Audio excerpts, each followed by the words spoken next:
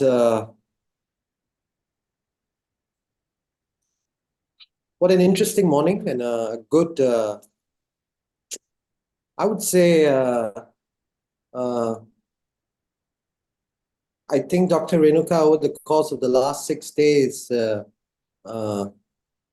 the great network of the GSFN, has come together and we have been able to connect a good amount of solutions uh, to people in the global south and then definitely to Pakistan as well. It was really great to hear so much about Pakistan today and to hear so many people speak the same language. And it's a little bit funny because uh, there are so many of us on the planet trying to do something good and working for soil health. And there are so many gaps that prevents us from working with each other. But, I think this morning, in fact, all of the sessions has been testament to the fact that if we share knowledge, if we bridge right way actions together, and so this uh, salon is symbolic. Firstly, it's the education salon, and Khwaja Farid University of Engineering and Information Technology, Dr. Muhammad Bilal Tahir, his team, evolutionary leaders. They jump right ahead and they dive into things, and they're always the forefront of sustainability, and their actions and doing multiple soil activities and kickstarting the meta-soil culture in Pakistan as an example for the global south. And right way actions, when we see each other do right way things, we all want to follow because there's intrinsic benefit for all of us. So I'm really, I think this is, everybody's excited about the salon, looking forward to it. And it's just an amalgamation of ideas. We're going to have some very bright kids also have their opinions because we need an inclusive voice. The thing about the summit is that by now, following the ethos of GSFN, which we share, everybody deserves their voice, no matter how young, how old, or what expertise. And I think the cross-pollination that we have achieved from hearing everyone has really made us wiser and more united in our belief that there are opportunities ahead for us to work on together. So with knowledge, we progress, and I hand you over to the vessel of knowledge, Dr. Renuka Thakur. Thank you. I would say thank you very much. Thank you, Turab, and thank you all who are present here. I would say I'm just learning from everyone. This journey was started especially for this moment that we bring everyone on board, exchange our knowledge, and also get inspired to do the best practices. And I think this summit has proven its purpose, is definitely fit for what we want to shape in our future, like co-create our future. That was our intention to go, and plenty of them are coming forward, like Egypt partners are curious to bring this type of summit on board. But it could happen that we are still liaising with the Arab League, and if they come on board, we may postpone it to July and make it a big one. But Kenya partners are already on board, and March summit is going on, will be certainly there. But not only these summits, this is an exciting thing that is okay, but the knowledge that we are gathering and the dots we want to connect is very important. And I would say whoever comes on this platform, please take your ownership that, yes, this is your platform, this is people that I want to work, and keep going and showcase that this is the platform for growing your leadership, individual and collective. And that is what we want. Please just take your ownership. And I think Turab has established an exemplary, practical example for that. Like he is exceptional here and pioneering this type of thing. So probably others will also follow. And I think many of them are following in their own way. Like Dr. Pranjal has been working with me since many times, now 2 years or more. And he has never said no whenever I asked him to come on board, that, okay, we need your expertise. And he has always come on board. And probably he has grown so much that he is delivering some very good innovative knowledge to entrepreneurs and individuals around the world now.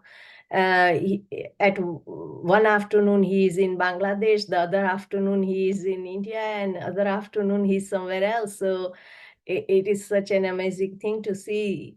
And likewise, I would hear from everyone today what they are doing and so on. So thank you very much.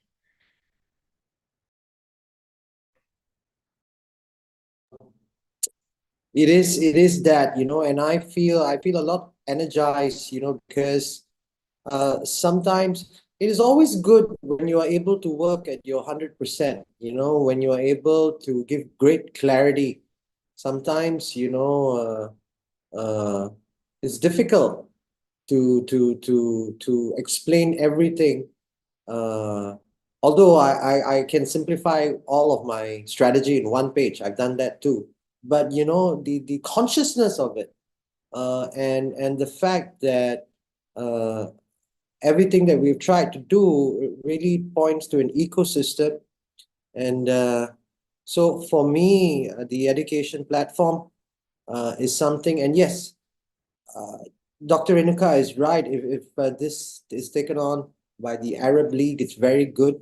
And the reason is why, because similarly, in my passion that I have for mapping things, yes, at the end of the day, the valorization of the global South nations will actually have strong connections with the Gulf countries. And by geography, we basically can support sustainable commodities from global South nations. And that actually is very much a possibility. So if you have any understanding of geography in terms of where the ports are, how goods are traded and everything. So actually, it is in the long-term interest of the Arab League and in fact Europe and all to help and work with the global South, because we are the new green economy basket of the world. If we get our systems and thinking right, if we work together to valorize our citizens, our teachers, our youth, our kids, Sinet, thank you so much for joining us again today. We've got a couple of people here back, and Ms. Sinet is a wonderful culture. She's developed a great culture for new systems thinking as well, knowledge about how we can educate kids. So it's perfect that she's back again. So we have a stellar evening ahead of us. Miss Alice is back again. She always loves to eavesdrop, and we welcome her eavesdropping. Dr. Pankaj, as Dr. Renuka said, he's a remarkable man, and he's always learning, and he is absolutely, he dives deep and he does connect the dots. So it's amazing that we have his wisdom here today with us. And nevertheless, we have a leader, co-commandant for Ark Vessel Kitab, Mr. Muhammad Bilal, who has been leading his team and has done marvelous things. In fact, he has done a tremendous amount of things, and the Khwaja Farid University is also a host of this.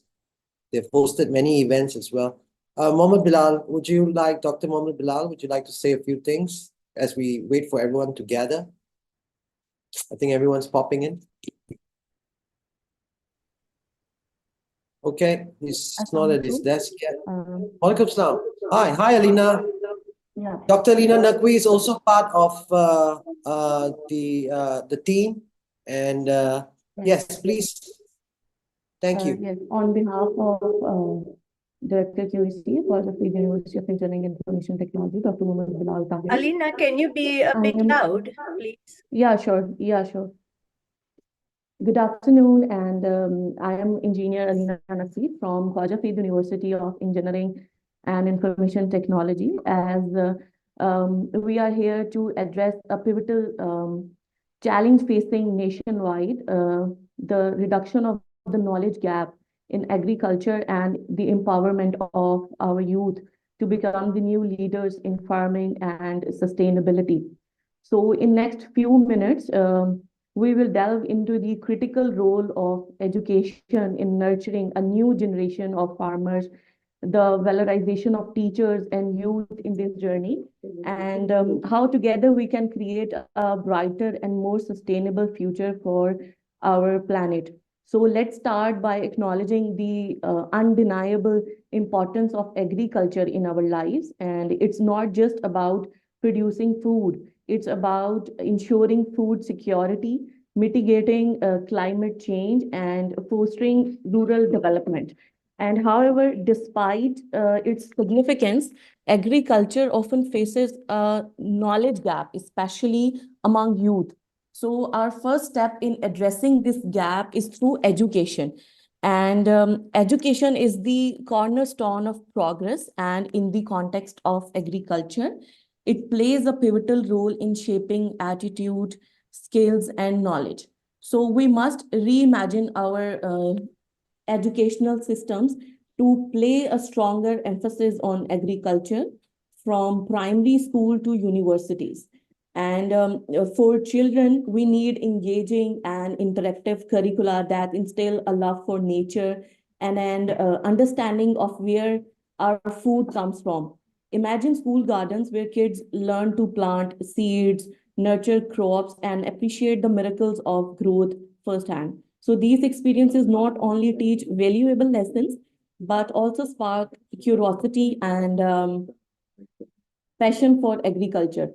So moving up the educational ladder, we need to equip our youth with the skills and knowledge necessary to thrive in modern agriculture.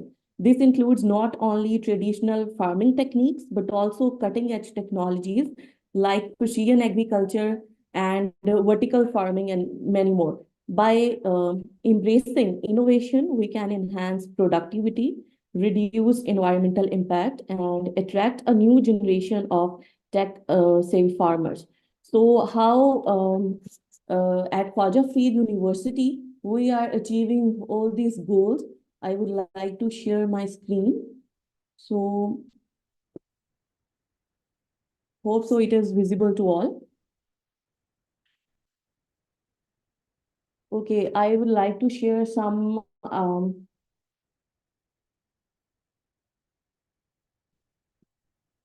okay, screen is visible now. So I would like to share some projects, some workshops, and overview of Khwaja Farid University.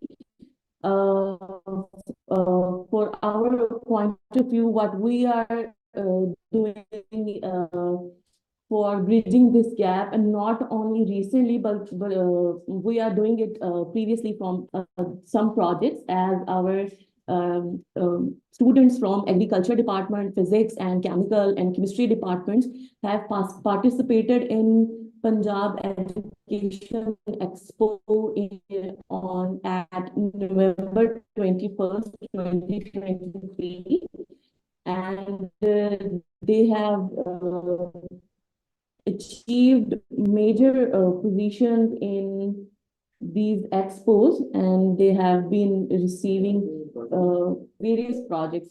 And recently in 2023, November, Khwaja Farid University also launched a climate smart agriculture excellence program, and it was jointly organized by KFUT and the German Ministry of Economic Cooperation and Development, BMZ.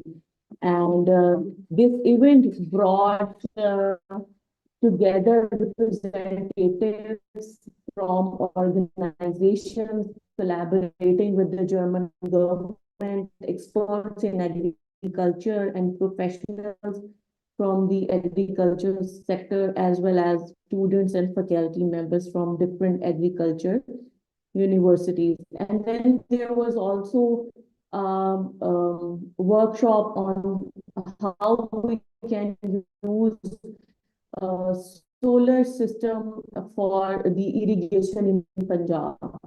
And for this purpose, we have collaborated with the International Water Management Institute and International Food Policy Research Institute.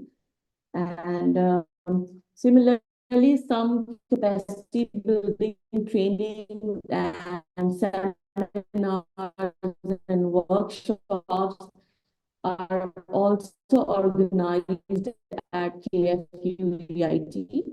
And just like on Global Fertilizer Day, we have arranged awareness and capacity building training on fertilizer management on crops.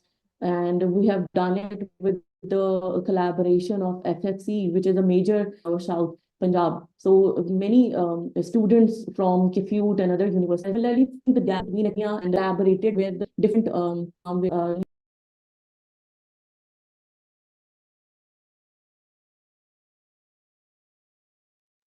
I think we must have lost internet signal. You can hear? Yes, yes. Okay, I have shared my screen again, and I hope you can listen me. So I was sharing that we have also organized various conferences related to precision agriculture, sustainable agriculture, and similarly, one conference was organized on February 16, 2023, and various and one of the major event was in 2022, Kisan Mela was organized, in which more than 50 stalls were set up by students and various companies, in which modern agricultural equipment, leaflets based on agriculture research, seeds of various commodities, and pesticides were put on display. And our provincial Minister for Agriculture, Hasnan Gardezi Saab, also visited our different stalls and appreciated the administration efforts. Similarly, Expo was also organized on the same date. And there was a seminar also elaborating ecological agriculture and sustainable resource management. Similarly, there was a seminar according to the role of agriculture in Pakistani industry. And our speaker participant was from China, Mr. Chen Lian and Mr. Huang Pai.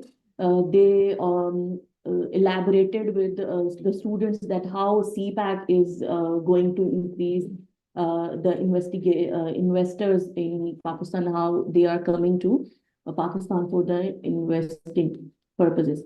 And similarly, one seminar was organized on the good water governance in the Indus Basin irrigation system, and in which integrated water resource management was discussed, that how it is a modern paradigm and how we have to shift towards these water resource management techniques. And similarly, sustainable agriculture, also we have conducted a seminar on. And there was an internship program for the students of undergraduate DS agriculture program with other universities and with the government of Pakistan. This was a collaborative internship program, and in which our students participated.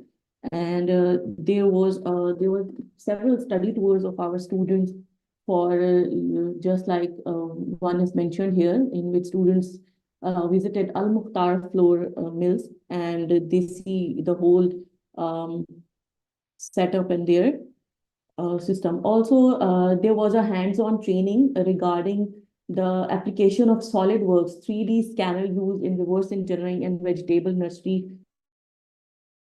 transplant operation. And Similarly, our upcoming event is on 22 to 23rd of February 2024, which is our second international conference on precision and sustainable agriculture under climate change.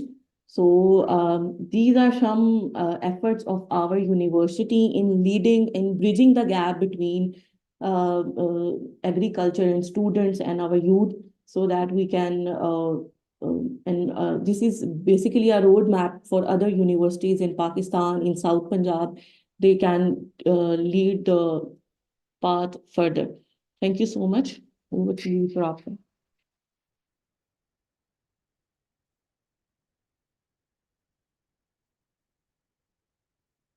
Thank you for that.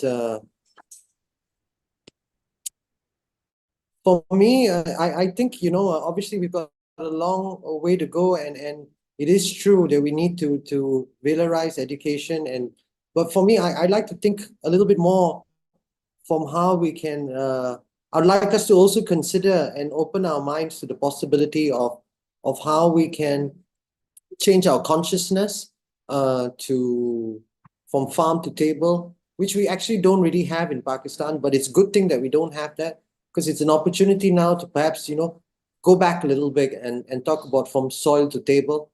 And we should be talking about having soil to cloud conversations and cloud to soil conversations. And at the same time, we should be talking about soil biome to gut biome, right? So at the end of the day, it's about, the connection between soil health and human health, because we've established that already, that the best litmus test of soil health is, are humans healthy? If humans are healthy, it's highly likely that the soil is healthy as well. So I think maybe the future is about, if we were to look at developing sustainable cities and economies and communities in the global south, we maybe should consider adding soil syllabus in our education. How do we include soil syllabus for everyone? Okay, Dr. Renuka, you have some thoughts. Thank you. Thank you very much. I can give my thoughts later, but I'm just worried about Luis. He is there up at 2 a.m. So please invite him to present his work. It is actually related to kids, but let us take it now and then so he can go. Okay, thank you very much. Thank you. Mr. Lewis is joining us all the way from Los Angeles. So he's in a different time zone. Let's hear from him right now, and thank you so much for being with us. Oh, hey, guys. Good afternoon, good evening over there. Yeah. My name is Louis Yun, and I'm from Los Angeles here. Basically, I run a company called Infinity 8 Productions. Are you guys hear me okay?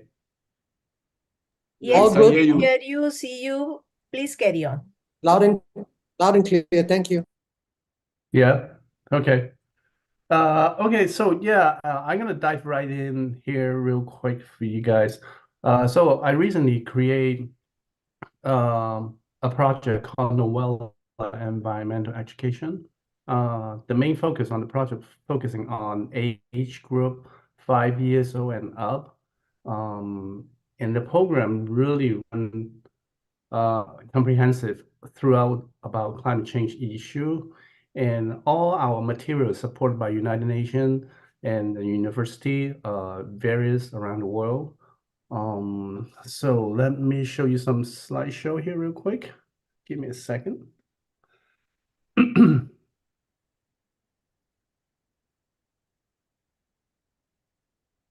So here's the project. It's called Novella. So what exactly Novella project is about? So this whole project basically started from the comic books. And what I'm doing here, basically every year, I coordinating with university around the world, like Harvard, MIT, Oxford, Stanford, Yale, Columbia. So collecting all the science data about climate change, and then turn those research paper become a comic. And then the comic is very comprehensive, friendly user, and informative for the kids to understand. So because I dumb everything down, so based on the fundamental knowledge and the kids can relate it to. And also what I'm using is I'm using character and then get the kid interesting about what is climate change, what is soil, what kind of soil issue we have, why is air pollution we have, what is CO2. So basically I create all this thing as a character so then a kid can relate it to all this issue easily. So and then after the comic, so I expanding the comic become a program right now. So the program basically have 5 different sections. And the first is a novella science comic. And the second is novella garden, pretty self-explanatory, is motivate kids go out to the gardening outdoor to plant stuff. So because like I know right now GS GSFN is very focusing on like a soil issue. So this would be the great tool for the kids because they have to go out to the gardening area, go out to the classroom to plant stuff. And during the section, I provide material to the teacher in the school and tell them say what kind of plant they can plant in the different regions school. And it's like it all depends, right? Because UK, it could be United Kingdom probably want to plant something different than Pakistan, and United States probably want to plant something different than and India, right? So I create this material and help this teacher and for the kids to understand like the character, what they're planting is important. Like green onion, they're important, because they plant this stuff later on, they can eat it at home and produce, local farming and they help the local farmer. And also like the soil, why is the soil important to them? So they explain it to them during the section. And then the next one is Novella match. So basically it's all game. This is because based on various university study, Harvard, Stanford, Oxford, they were telling us it's like, kids very easy to absorb knowledge through gaming. So like, match game, crossword puzzle, vocabulary game, board game, and then also and then other activities is through games. So that's why this whole thing section is all about gaming. I can show you a few here.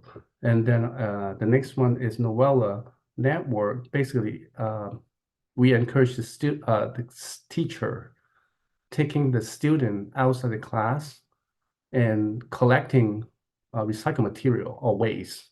Like go to not just public, like on the street, like go to like retail store, grocery store, and ask for the people, say, hey, what kind of trash you gonna throw away? So we're gonna collect those trash recycled material, and then use those material and go to the next one section called workshop, and then recreate using the trash or recycled material, create some kind of toys, artwork, accessory for the school, for the home use. So then they can understand, the kid can understand that circular economy is part of the important, in society. So it's not everything is waste, it's not everything is trash, so you can reuse those material, so that's what this whole program is about. Create something for the kids can easy to relate it to and then walk through everything. So yeah, so this is just the information for you guys. So there will be many indoor outdoor activities for the student to learn about the environment. Student can learn about climate change and vocabulary through games. So this is all the material we're providing for this program. So the comic book, outdoor activities, games, drawing, workshop, family activities, information video, indoor activities, vocabulary, site visit. So this is like a quick example for you guys. So when the program the school gonna use, so we're gonna give the school, the teacher, this guideline. Say, what's the course outline? So we're gonna tell them that, okay, what exactly this program, what a science comic is we're gonna use in the class. We tell them everything. So what type of program, outline, teacher. So currently I have in England, the school in England, they're gonna use it. And class duration, this really depends. Depends on the teacher and the schedule they have. So you can do one class to finish the entire comic, or maybe split two class, because the comic book had 6 different chapters, 6 different comics from different university on each ebook. So one program is one ebook. So this is the first program, which is the volume 1 ebook. Course description, and then go to the next one. We tell the teacher what exactly the objective we are aiming for, and then the learning outcome, what we want. So this is pretty much for the teacher, understand. And then so this is the game. It's one of the game. So and teacher can hand the sheet to the student or play on the tablet. And then also after the comic session, we have the class, we have like tell the kids create your own comic, see what they can relate it to the comic and to the environment. So, and the second section is about the gardening. So this for the teacher use also. So that would be also the same thing. We have the course outline and the course the objective and the learning outcome.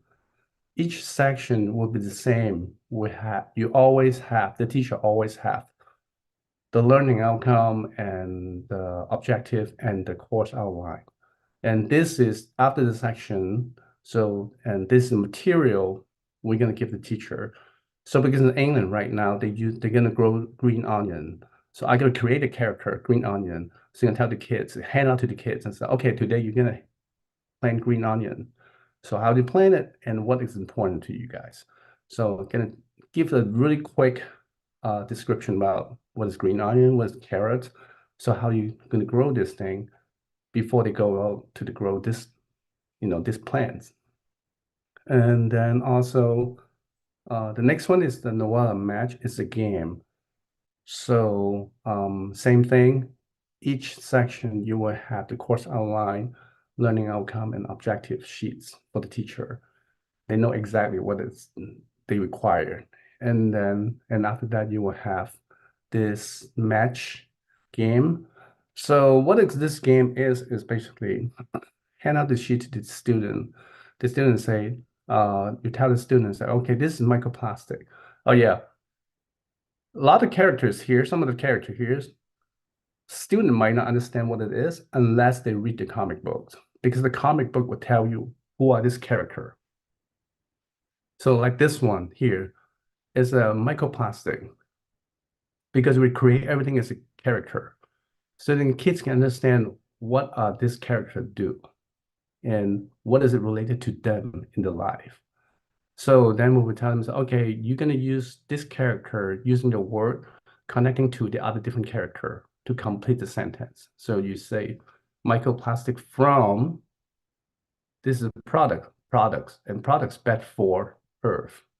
So that's how we have the kids kind of understand, okay, so what is this game is about? It's about connecting to each dot here. Each character has a meaning in our world, right? So, and in each character, it has an objective and also has a mission. So what are this character doing here? And it means so much to our world. So that's what we're trying to teach kids about this thing. And after all this, so you have match game, also the network, and then a workshop. So all those we have material provided to the teacher and also gaming. So we have 7 different games throughout this program. And one of the big game is the board game we have. I create a board game, so which is very fun. So the board game can have at least 12 to 24 students play together at the same time. So, and then after the whole program, so we're gonna, after the student complete the course, so we can give them the certificate. So the the boys have this one, the girl is a little different design of each certificate. So yeah, so then basically that's the program we currently running in England for one of the school. I think Malaysia, we're gonna talking about it too also. Yeah. You guys have any questions? I think it's really cool. In fact, just early on today as well, we've had a Sinet from Denmark also had ideas about, using art and design, and hers was more 3D, and obviously yours is more 2D. But they're both effective, right? And I think you're right there in terms of the ability for us to communicate this and integrate this in kinder farming and with school. And so I also think that we can adapt this to show different representation of different kids from the global south as well. Each country can have its own little character, because we need to be culturally inclusive, right? And at the same time, so it's actually a great opportunity to have heroes, in that way. And I think it's fabulous, and we certainly want, and I'm sure there are lots of partners in the global south who would want to take this on as well. I'm from Singapore, so I think it makes a lot of sense for Malaysia as well to do this. I think it's cool in general. Gamification is important. How we create what do you call that engagement, right? So kids possibly acquire that skill sets. We work with Planet Soil. They have this thing called Planet Soil Juniors, right? So if you embed the ability with the kid from very early age to how to interact with the soil, to understand that how the planet works with soil as part of it, right? I think what we'll actually do is build greater cognition, right? So I think the gap here is that if we can create that additional cognition, right? Which is what I think absolutely what you're doing, is great and a very useful part of media and culture and education that we can integrate. Yeah, so this program basically, because it's easily adapt to different culture, different region, because everything you see, the presentation I show you is basically I created. So like if the school in Singapore or Malaysia and Philippines, they want to use it and they want to add different like character or trying to like have the kids more related to the country. Yeah. Yes, I could easily add those in and then adopt it to the program. Yeah. So they just have to let me know. Yeah. That's fantastic, because just recently in Pakistan, they developed a animated character as well. I think it was Allah Yar, and the legend of 100 flowers or something like that it was. But it spoke about climate change, right? So animation is big. Pakistan's a film country as well. It's an art country. Art is very rich here, and art, even in Africa, art has got its own mystical culture about it. So I think it's fabulous. Anybody else who has some input? Mr. Mukhtiar is a high school teacher himself. Please, Mr. Mukhtiar. Hi, sir. Guys, I have one question. Your work is brilliant, no doubt. You are you are trained the age group. I think 10 to 8 to 10. I am right, sir? Oh, the age group? Yes, yes. What is The age age group? group actually is, well, I say is from 5 years old and up.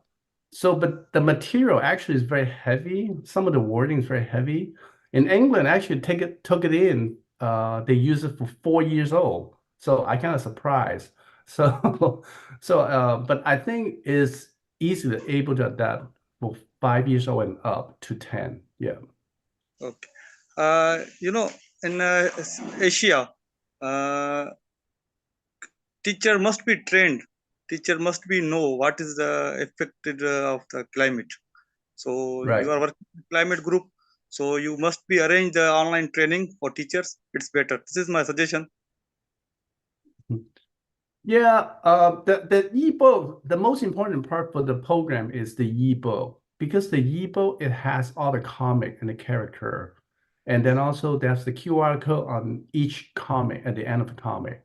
So whoever teaching the program, the teacher has to read the article first to understand what exactly is going on before they actually teach the kids. So then they relate it to the program completely, understand what's going on. Yeah. Thank you, sir. Thank you. You know, that's interesting that you said that, Louis, because, you know, at the end of the day, it all comes back down to the teachers, right? If Yep. we don't impart the knowledge to the teachers, and if we don't give them the right access to be able to share that knowledge, because you can't teach if you don't know yourself, right? Obviously, and obviously the goal about learning is to make sure that you learn the right ways so that you can impart the right ways, right? There are many agricultural students here, you know. Mr. Bilal himself is an agricultural graduate as well, well, he's graduated from an agricultural university. So Mm. the idea here is, you know, a lot of learning over the last few years has been based on systems which are broken, right? So we now need to create possibly a platform where the systems are designed in line with the planet, because we've got one shot, right? We've got one shot left to basically, you know, get our systems right and impart key knowledge. You know, just like how, as we all grew up, we were told that, you know, you got to drink milk, right? In America, right? They had that Got Milk campaign, don't they? Right? So everything was about advocacy. At one point in time, you know, there were subsidies for people to promote conflicts and stuff like that, right? So at one point in time, we were engineering the diets of societies, right? So we're very much part of all of this process. So we need to engineer the knowledge, new knowledge, right? For kids to be able to make right decisions. Yes, please. Thank you. Yeah, and also I want to add this, because when I creating a comic, I find it is very powerful, is because most of the family actually, when they teach the kids, there's like three types of parents actually, I find now. First type of parents, like they have no knowledge at all about climate change. They're afraid to teach kids because they don't know anything about climate change. So they try to avoid the subject. So, and the second parent type is like they know a little bit about it, but they can't find the material would support them to share with the kids. So because they think most of the issue, most of the climate knowledge they find out there is not real. So the last type of parents is obviously they know everything, they know all about climate. So, but they're still struggling to find this material and tell the kids like what is out there. So that's why I create this comic book, and then the comic book is linked to all the university science research paper at the end. So the family can easily to scan the QR code to read the article, and then before they talk to the kids about this thing. I like that, but here's another thought. Then I'm just going to go to Miss Sinette. She's got a question for you. But you know, there's obviously one aspect of knowledge where it comes from, you know, the family circle and it boils down to the kids. But there's also another more innovative approach, which is something which I think actually is very helpful. I'm a marketer myself, you know, so I think to a large extent, there's always a great deal of gratification when your kid comes home from school and he brings with him new knowledge and he's so excited to share that knowledge with the parent, right? You know, you know, at the end of the day. So I think there's also another way that we can look at it, that if we can empower the kid to make him feel, you know, care and passion to get their input into it, they start to have actions as well, you know. I think in many places, like for example, in America, they have anti-bullying campaigns, right? So they teach kids to stand up to bullies.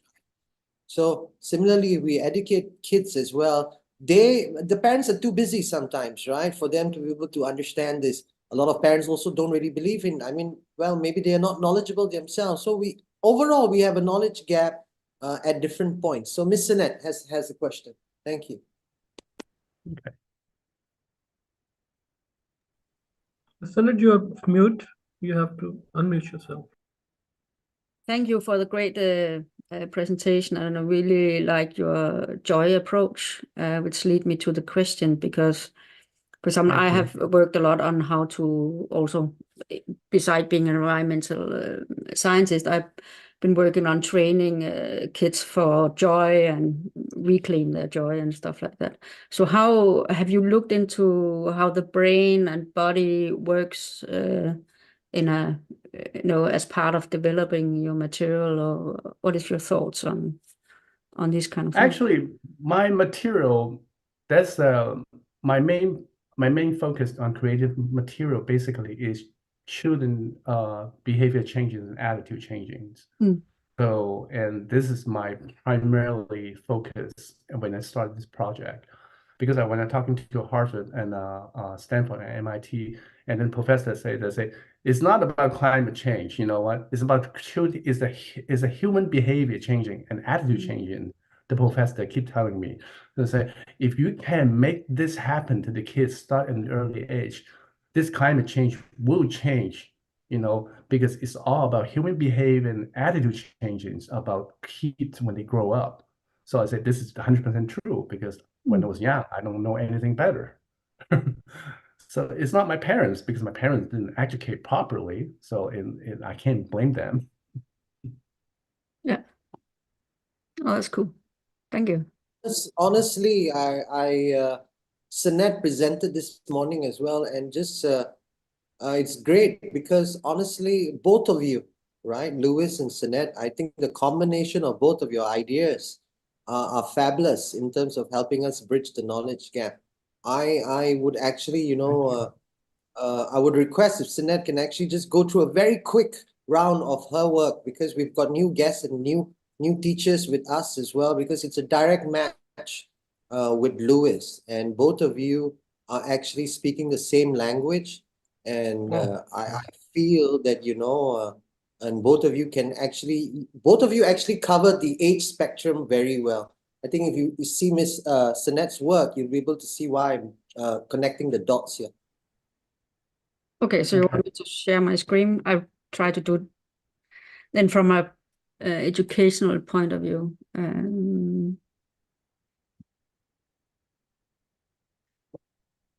Just here. Here we go.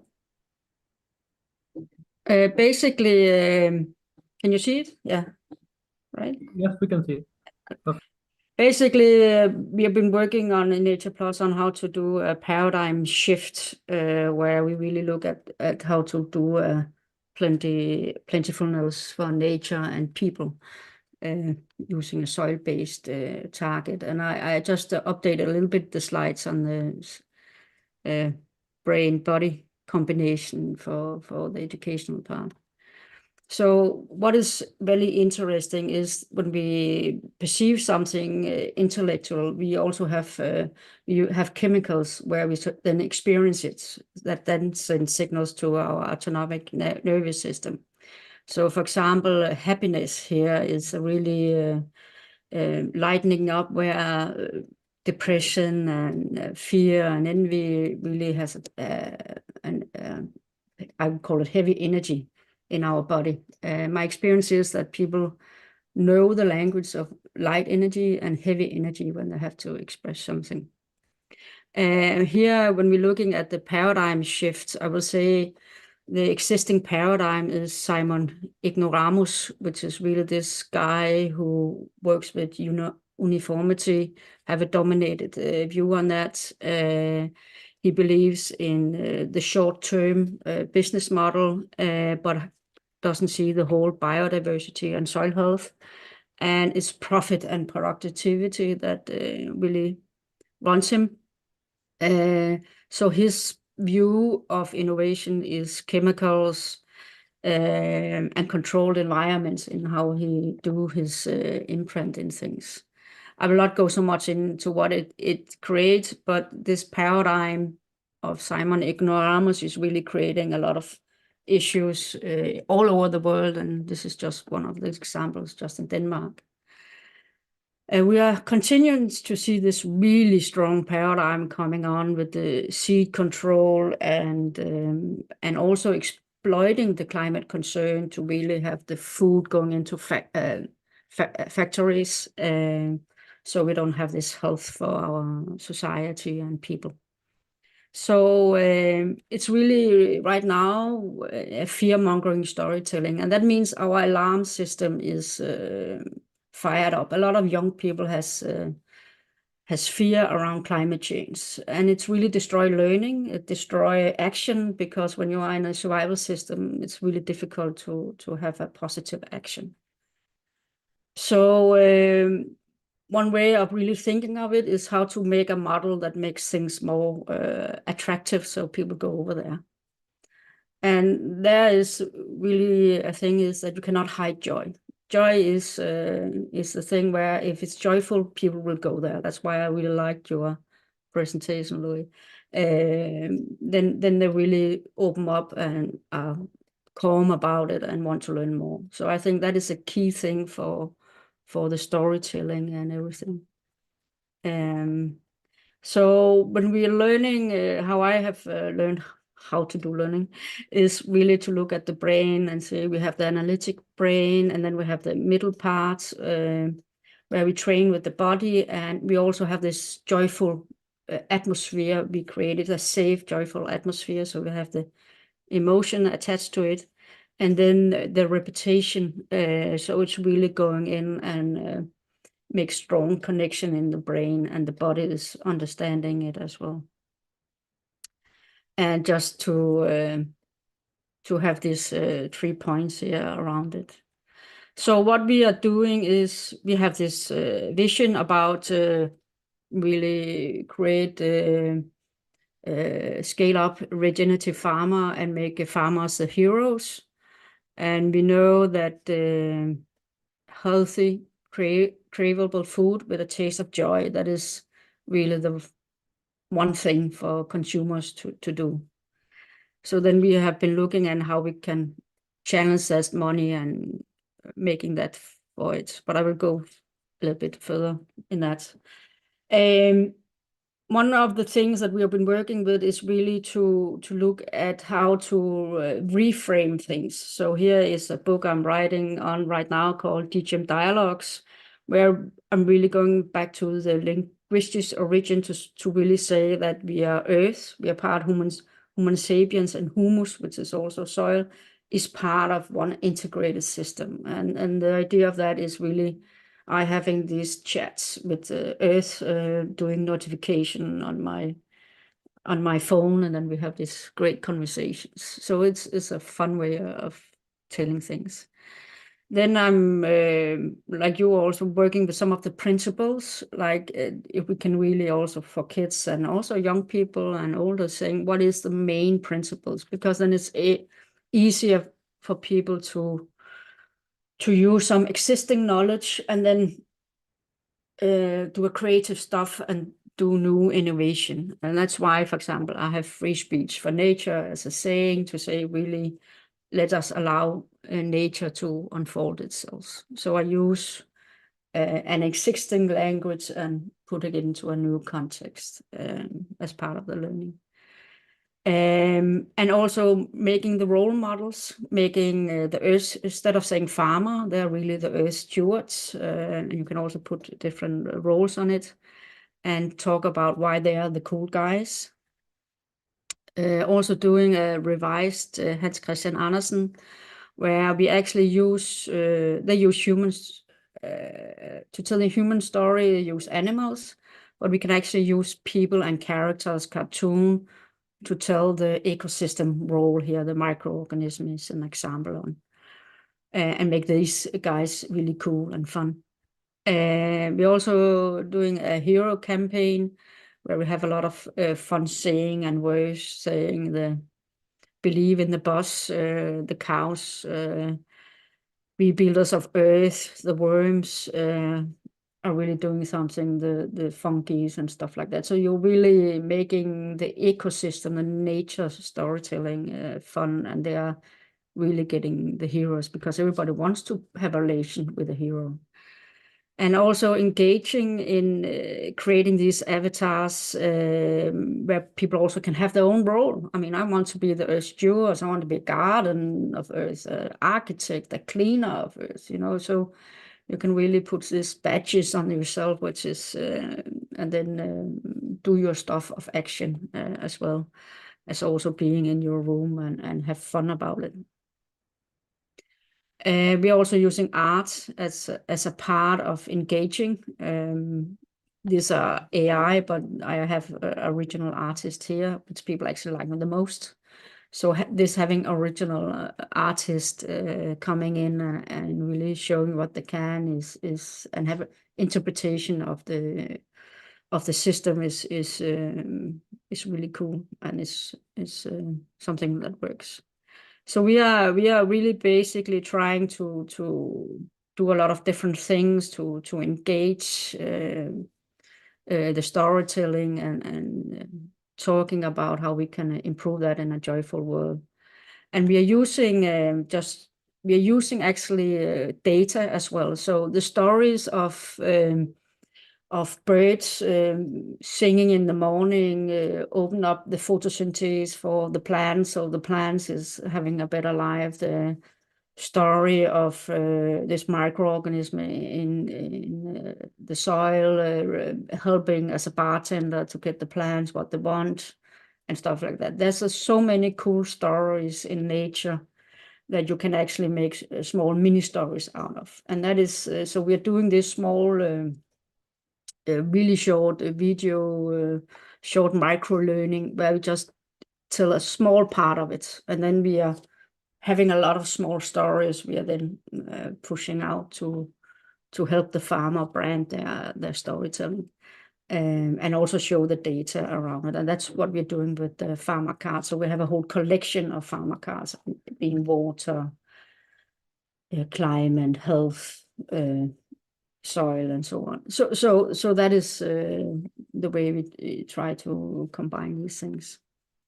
So yeah, that was basically an attempt to do it for the educational saloon here. And how do we stop sharing? Yeah. Thank you. So you can see, Louis, sorry, why it's just a phenomenal match, right?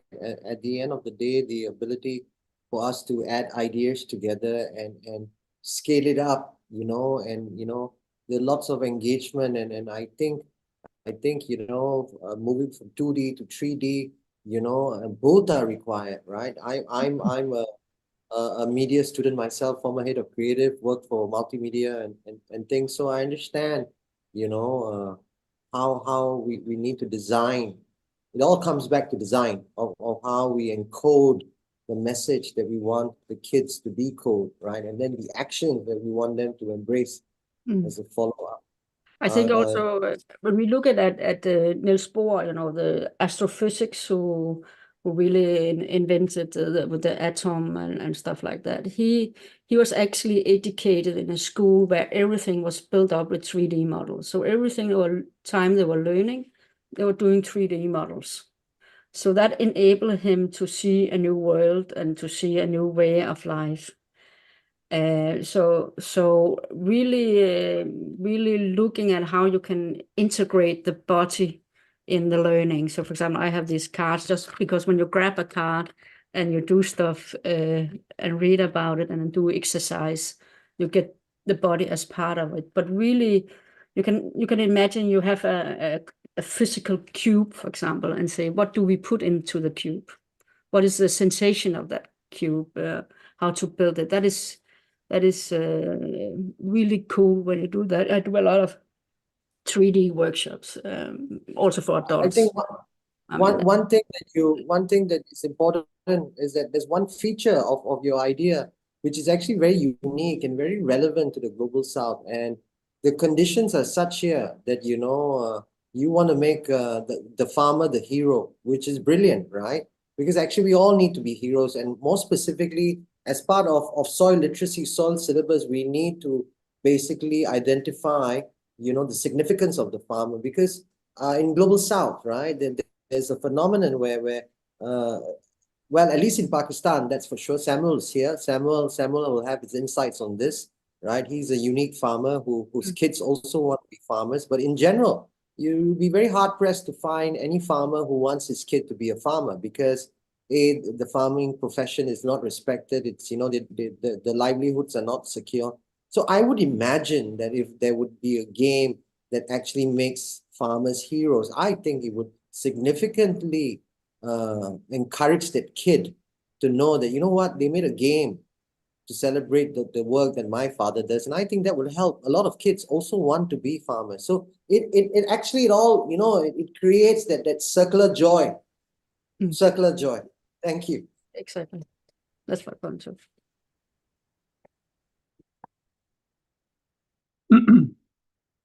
Any other questions for Louis and Sinet? I think Yeah, both actually, their I do. programs. Yeah, Yeah. I really like Yeah. the gaming thing, because myself had thought about this the novella program. There's the sixth section is called Novella Adventure. That was our original plan on is gamification, which is a mobile app, and then also a video game, and then also a VR. So, and I haven't get that far because I need to create all the story first. I have all the character line up with the story. So once I have all these components and the money and the funding, so then I can really go forward. But at this moment I can, So, but I love the gaming portion and what she presenting, and yeah, the character looks really cute. Actually, I really like it. The kids will love this thing. Yeah. Idea earlier of I saw in your presentation that you want to take science-based knowledge, right, and create content for kids. Actually, in many ways, soil scientists can help you do that, right?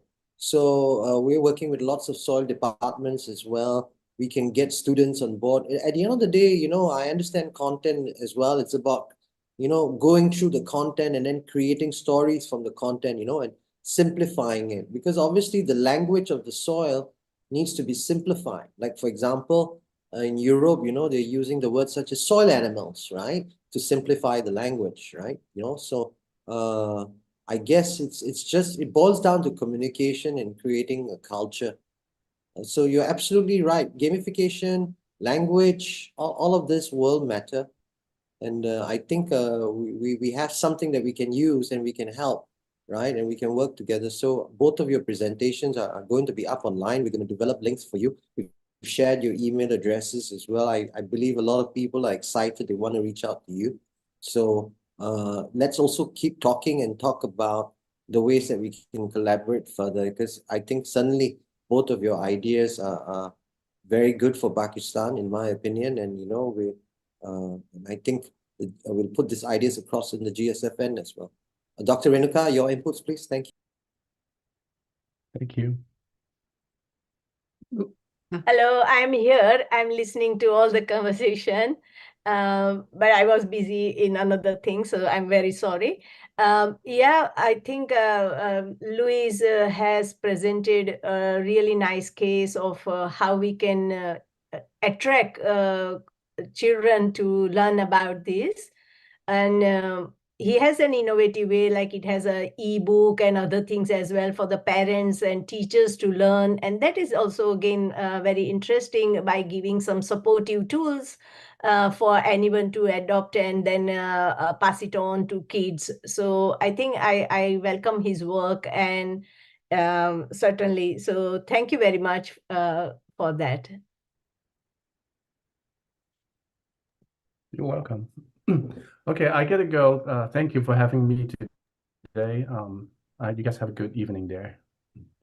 Will do. So we'll be in touch again, and Yes. definitely be in touch. Yes, please. All right. Okay, Thank you for joining us. Thank you so much. Ms. Sinet's email has also been shared as well. we will be working with both Ms. Sinette and Mr. Lewis to develop this wonderful ideas, which I think all of us are excited about.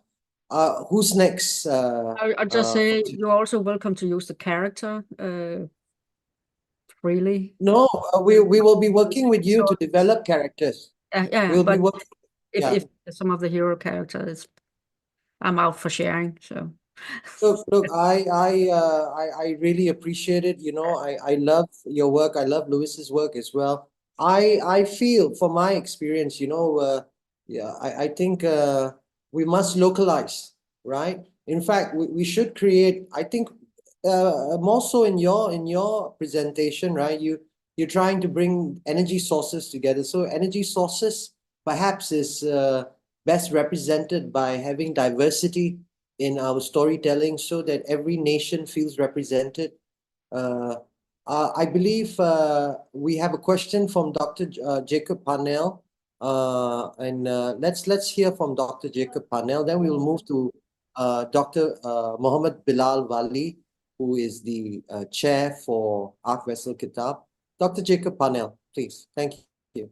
Yes, thank you. And thank you for these wonderful presentations. I love targeting kids that are very impressionable, that are the ones that are going to change the future. I guess my question is, a lot of these seem to be computer intensive type of programs, and the most vulnerable soils, the most vulnerable areas are those that often don't have access. How do you envision reaching out to some of those students, some of those kids? Well, from my point of view, we are going to make coloring books, right? And we are going to basically create characters for them. I agree with you, right? So we have a different strategy for the rural segment and a different strategy for the urban segment. But Sinette, thank you. I mean, we're actually working with a local school here, and we are basically doing test facilities, so they really can see the difference on the different way of doing things. So they're building up their own compost. They're really learning how to see things in the ecosystem differently and stuff like that. So it's really hands-on. So the job is, I would say, if you scale it up, is more to train the trainers to make all these. There's so many fun way of doing tests. So really train that up. So that would be my approach in a non-digital world, and we also do it here in Denmark. Great, thank you.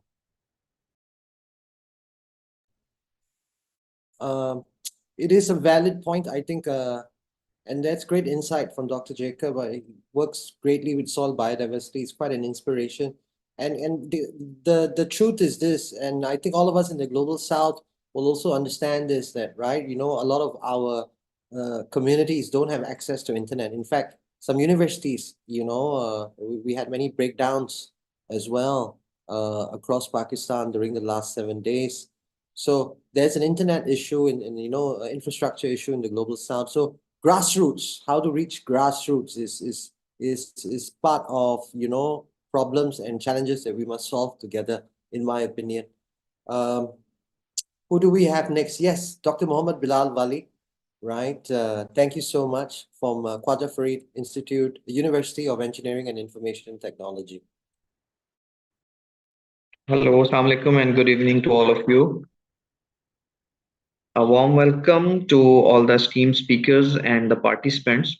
Your commitment to the cause is truly commendable, and we are grateful for your presence. I would like to express my sincere appreciation to Mr. Turab Randhawa for his pivotal role and dedication for the cause of soil health. Unfortunately, I would like to extend my apologies on behalf of Dr. Muhammad Bilal Tahir, who is currently engaged in an urgent meeting and is unable to join us. Sincerely and apologize from his side. And thank you for your understanding and dedication. Let's make this summit a platform for meaningful exchange and impactful insights. Over to Mr. Turab Randhawa, please. Just so that everybody knows, a refresher, the KF UEIT has taken on the goals for creating actions for reducing the knowledge gap, right? And while we were busy preparing for the summit, they took the lead and they have activated 5 knowledge activations already. They had a Save Our Soil activation on the 16th of Jan. They have been to communities. They have engaged with females. They have been, you know, on hyperspeed, right? So they are certainly they've set the benchmark. So we're very appreciative to them, and we look honestly. Thank you very much, KF. Thank you very much. Most welcome, sir. And there is one speaker from our side, Dr. Hassan Mahmood. Absolutely, sir. Thank you very much. Okay, Dr. Hassan Mahmood, please, are you hearing me?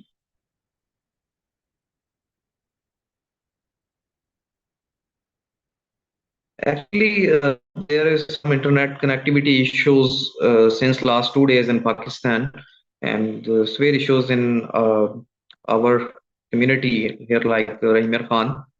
So that's why we are facing some problem, and I'm very sorry for this. Dr. Hassan Mahmood, are you hearing me?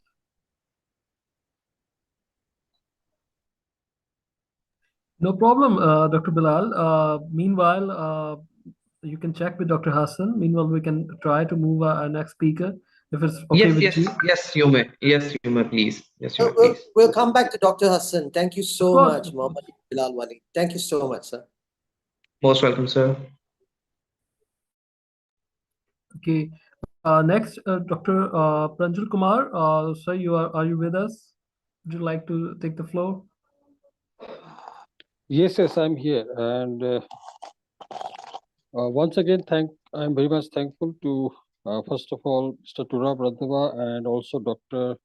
Renuka ma'am for giving me this opportunity, and I'm always grateful to both of you. So whenever you have the opportunity, you have given me the chance to speak to you, and I'm also humbled with Renuka ma'am's and Turab Randhawa's statement in beginning. And because your words inspired me always, and due to this inspiration, I'm trying my best to provide whatever I have as an experience, or you can say knowledge, or you can say the things which I'm doing, and different aspect of knowledge domains. So today, again, I'm here to speak on the knowledge gap regarding agriculture, that is reducing the education gap or educating farmers for sustainable agriculture. So let me share my screen.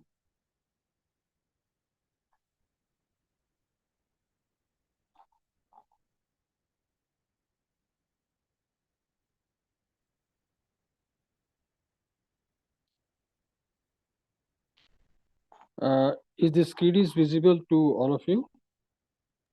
No, Dr. Dr. Pranjal, we can't see the screen yet. No? No. If you are having any problem with screen sharing, you can share the file with me and I'll put it up for you. Okay. Let me try once again.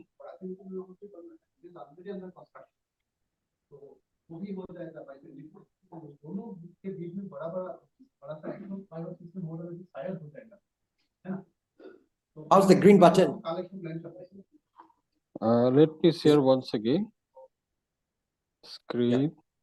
Start now. Share. Then I'm sharing this. Sorry.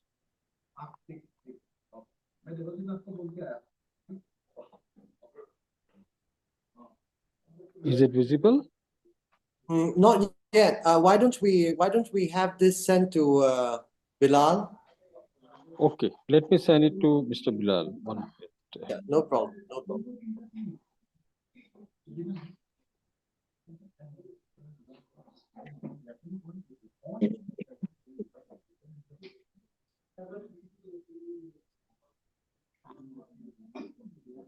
I believe Mr. Mohammed Bilal Tahir is here also. If he wants to I jump have in sent with it a to quick. Mr. Bilal, Mohammed Bilal. Yeah, no problem, no problem. Yes, sir, I'm trying to share it, but I have told you that there is some connectivity issues over here. No problem. No problem, no problem, no problem. Thank you, thank you.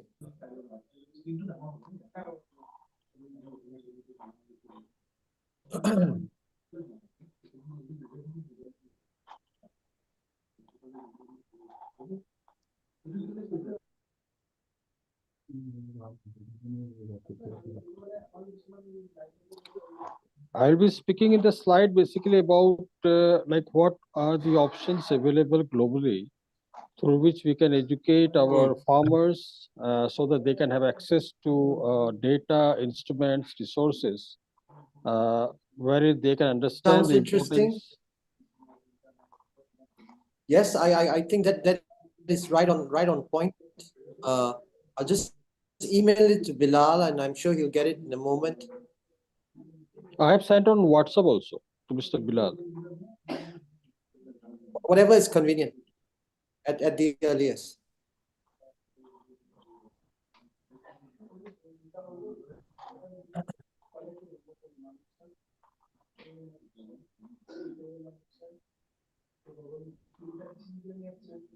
Dr. Pranjal, do you want to send it to me? Ma'am, can I send it to you on email or WhatsApp? WhatsApp will do. Okay, I will do it now itself. Meanwhile, we are also trying to share the screen. Yes, Miss Lina have shared. Miss Lina have shared the screen. Okay. We have it's visible now. You have, yes, you have. Okay. Your screen is live. Thank you so much. Yes, once again, good evening to all of you. And thank you to Mr. Turab and Dr. Renuka ma'am and organizing committee for this session. So my talk is on the soil health. That is the topic of this symposium, seminar basically, and closing the knowledge gap. Series, this is series K, educating farmers for sustainable agriculture. So going to the next slide, Mr. Bilal. Yes, in this regard, these are the following reasons why soil health is crucial globally. First is nutrients availability. Second is carbon sequestration. Third is biodiversity support. So if these things are very much required for a sustainable agriculture and also for the food security in the global south. So if you say for the nutrient availability, then obviously healthy soil is required. It is essential. Carbon sequestration obviously is plays a very vital role in carbon sequestration, and biodiversity support means we have to support the diverse microbial communities. In the second slide, means next slide. So this need to also have some, we need to have some sustainable practices so that our farmers can have a good understanding what does the soil health means. And this needs to be adopted because doing the research in the research labs won't work unless and until we make this technology, or we can make these things happening at the ground. So for this, the agents are the farmers who are doing the activities on field. And secondly, the environmental stewardship. We need to educate farmers so that they are having knowledge and information, so that that environmental impact of their agricultural activities, or due to the activities they are doing for the agriculture, that minimize the environmental impact, that is the climate change, like reducing nutrients runoff, soil erosions, and implementing some scientific conservation practices. Then also through educating farmers, we can be in a position to have a resilience towards climate change, because this will allow them to adapt to some changing climate conditions like drought, heavy rainfall, and they can implement proper scientifically designed soil management techniques. And food security, because once farmers are acknowledged, they are knowledgeable and acknowledging that about soil health, that will help them to produce higher quality, more abundant crops, and this will be supporting in sum for the food security at local, national, and global levels. In the next slide, so for this, how to, 1 minute. So this slide is basically the slide which was in the first, so we can skip this. Now coming to the next slide. So these are some of the impact which is happening on agriculture productivity and also affecting the long-term sustainability. So if you see some statistics according to FAO, that is Food and Agriculture Organization, the soil degradation is basically affecting about 24% of total land area in Africa itself, which leads to estimate loss of 8 million tons of cereal crops annually. Similarly, in Asia, we can see the soil degradation and nutrients depletion is also reported, which has reduced the crop yields up to 50% in some areas, thereby impacting the productivity of staple food crops like rice, wheat, and maize. Thirdly, the World Bank also estimates that due to land degradations, which include soil erosions, nutrient depletions, may affect 65% of the agricultural land in sub-Saharan Africa, which will be reducing the agriculture productivity and food insecurity. Next slide. Continuing with this impact, which is being forecasted, that soil erosion, which is a key indicator of soil health degradation, is affecting over 1.5 billion hectares of land globally, with significant impact on agricultural sustainability and ecosystem. And if you see the economic impact of soil degradation in global south is substantial as compared to global north. So according to United Nations Conventions to combat desertification, UNCCD, annual economic loss from land degradation and desertification in Africa is around 68 billion USD. Next slide. So how to educate farmers? That's the most important thing, because this needs to be done at the ground. The first we can do is going for the knowledge transfer. So knowledge transfer means education system of programs through which we can transfer knowledge on soil health management, which may include the benefit of conservation agriculture, regenerative, including the regenerative supply chain, or you can say regenerative agriculture, organic farming, soil fertility. So how we can do this, we will come next in coming slides. Second, we need to educate farmers in adopting sustainable practices so that they adopt all the sustainable soil management practices which are being established globally, maybe the global south or global north, so that we can improve upon the soil health, reduce erosions, and enhance our productivity. There's one more approach is there, which is very, very known globally, that is called Farmer Field School FFS approach, which is implemented by FAO and some NGOs, which has been successful in educating farmers, specifically in Global South. So this provides hands-on training on sustainable agriculture practice, which includes soil health management. Next slide. So through enhancing or educating the farmers, we can enhance the economic impact, like reducing the input cost and improve livelihoods. Like in Bangladesh, for example, they have started an integrated pest management, IPM, which is part of Farmers Field School program. And this has shown a positive outcomes. Like a study was made by FAO. They found that farmers who participated in this Farmer Field School program, they have successfully reducing their pesticide use by 30 to 40%, which led to improved soil health and reduced environmental impact.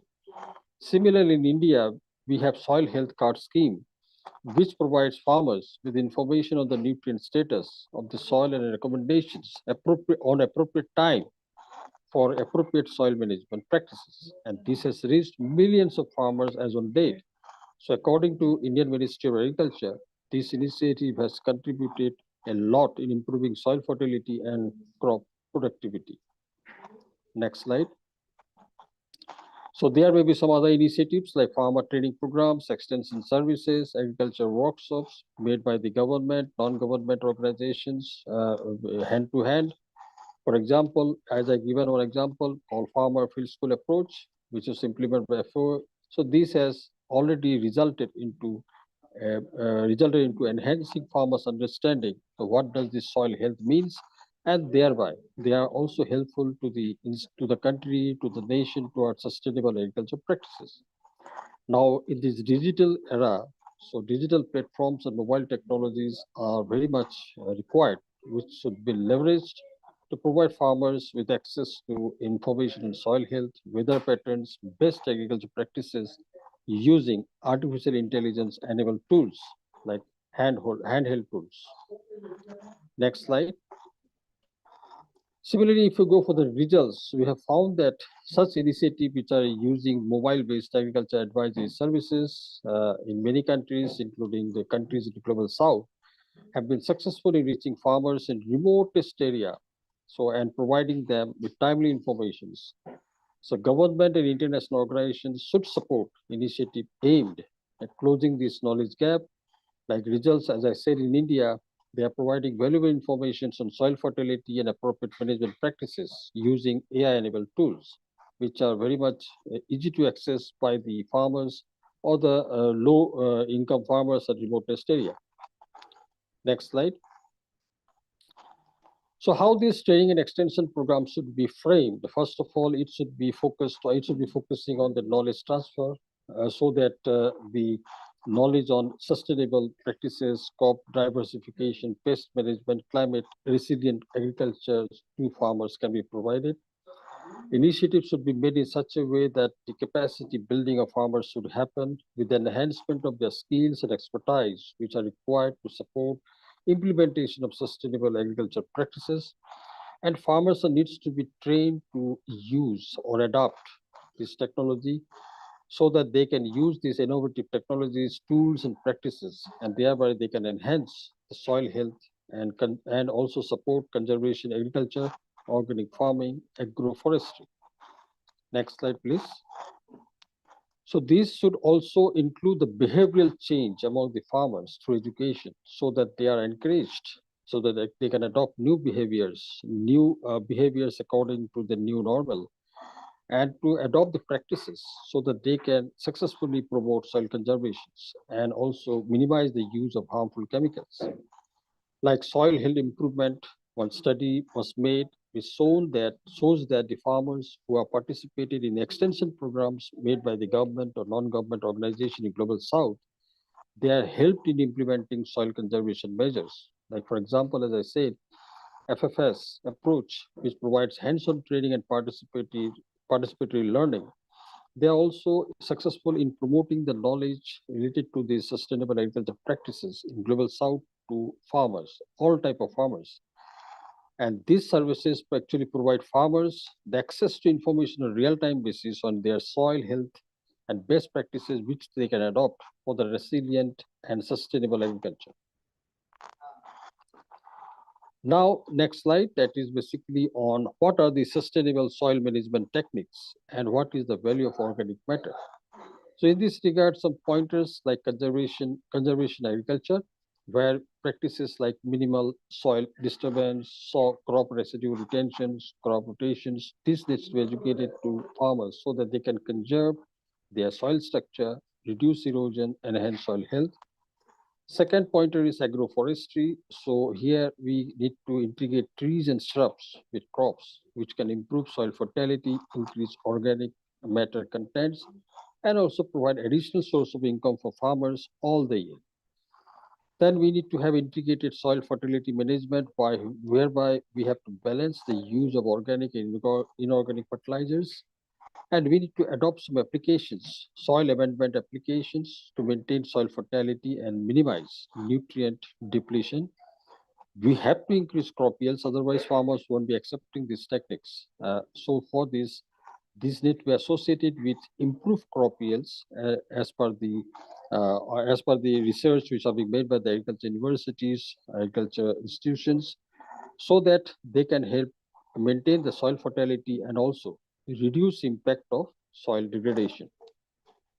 In next slide, I'm speaking on soil health improvement because studies have shown while we implement this conservation agriculture and agroforestry practices, this has positively led to development of soil structure, increased water retention of the soil, and also improved nutrient cycling.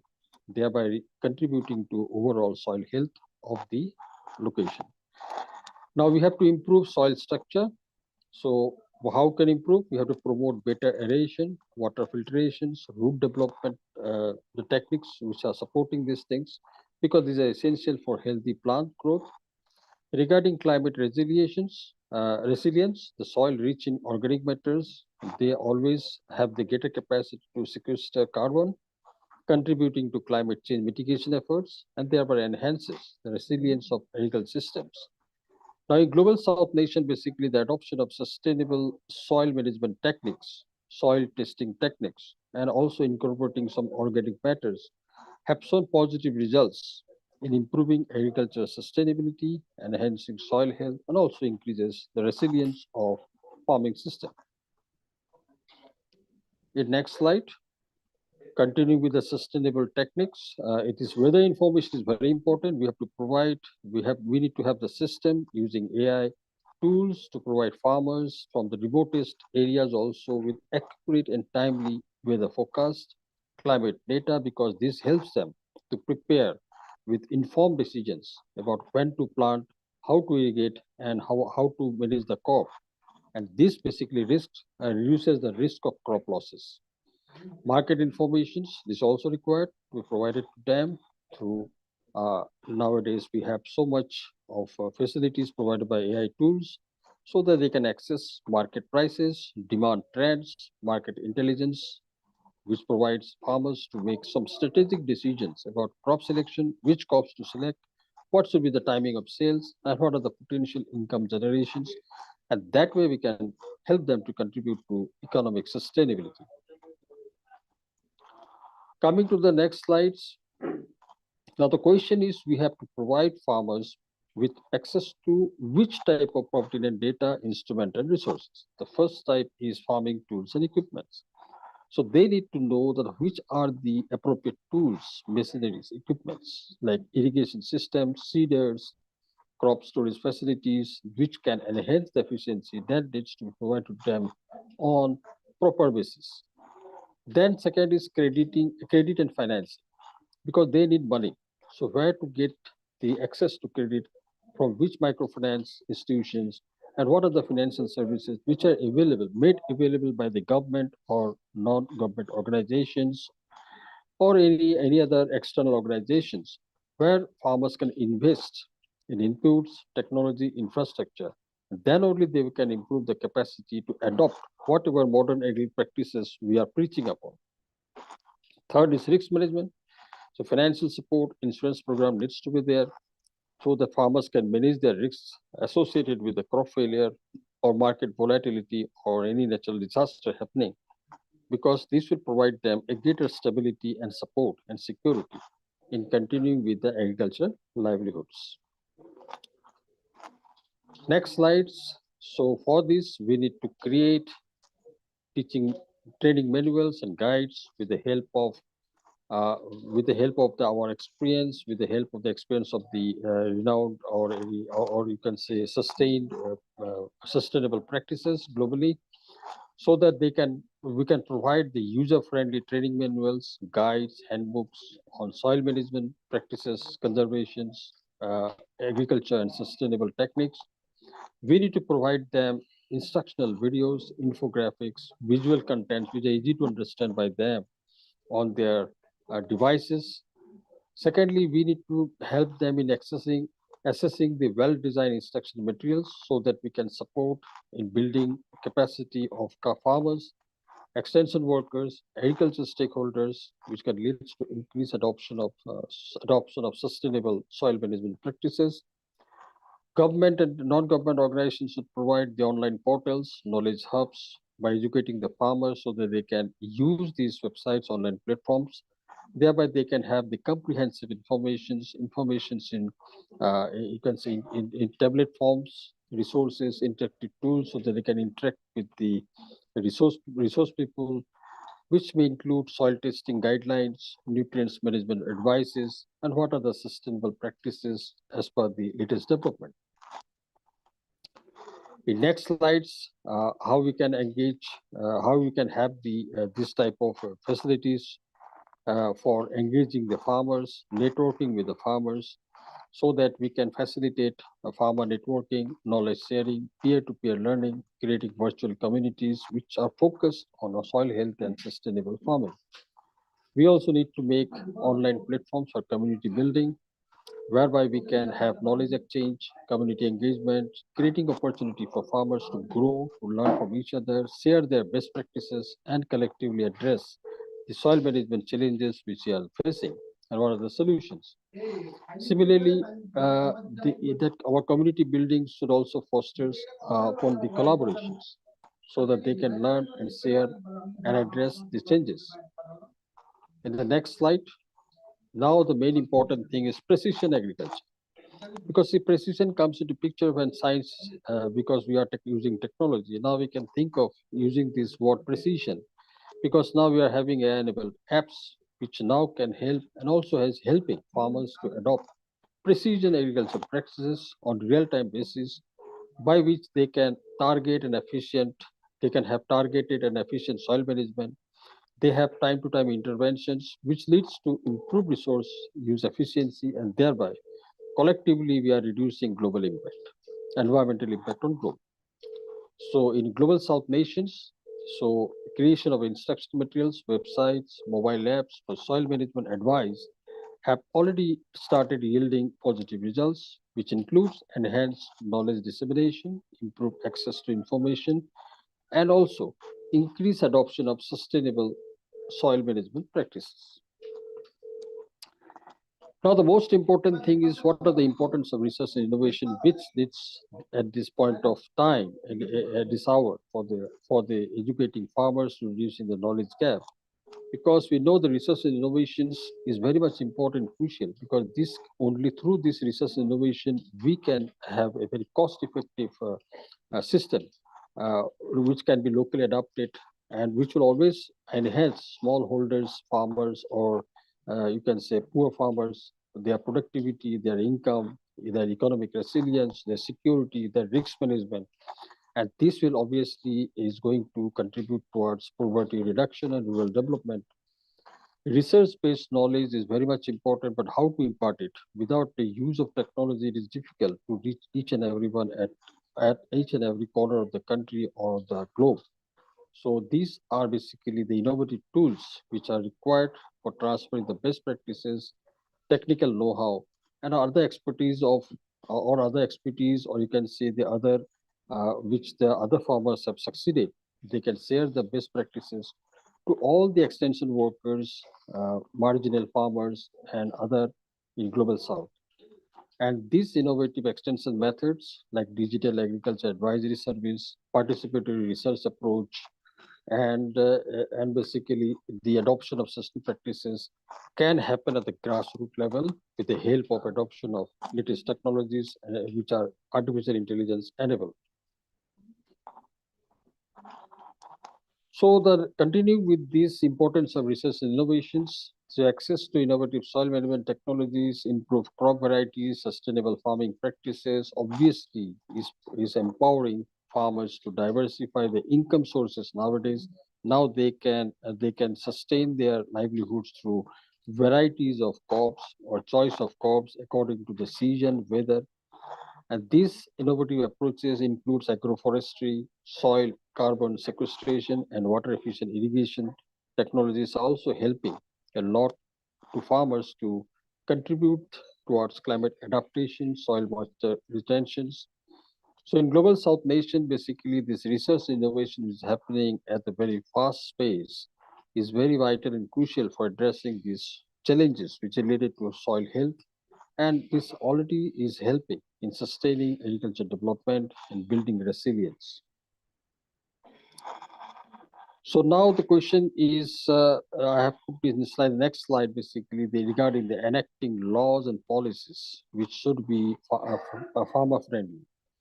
Like governments are establishing agroecological zoning regulations and land use planning frameworks to delineate suitable areas for specific agriculture activities, considering soil suitability, water resource, and ecological considerations. Like an example I've told, in India, these things are happening as part of the soil health process. Now, zoning policies should aim to prevent environmentally sensitive areas, like we need to categorize which are the wetlands, forest lands, biodiversity hotspots, which needs to be converted to, from being converted, they should not be converted to agricultural land before, because we need to protect those environmental sensitive areas. But we need to promote sustainable farming practices. Incentive schemes are there, which may include subsidies for organic inputs, tax breaks for sustainable practices, financial support for agroecological training, capacity building. Policies and regulations need to be put in place to control the use of agrochemical, pesticide, fertilizers, and our focus should be more on minimizing environmental contaminations and thereby preserving soil health. So governments are investing in the agroecological research, knowledge generation, technology transfer, so that they can promote sustainable farming practices. So the next slide, continuing with the enacting laws. So government has mandated in many countries in Global South in environmental impact assessments for agriculture projects, land use changes to evaluate potential ecological, social, and environmental impacts happening due to conversion of the agricultural lands or for any urban developments. Compliance standards, regulations are established to ensure that agricultural activities should adhere to environmental protection law, conservation requirements. Policies and initiatives are designed or need to be designed to promote climate smart agriculture, a resilient farming system, adaptive practices, so that we can enhance agricultural sustainability because of the climate change aspect.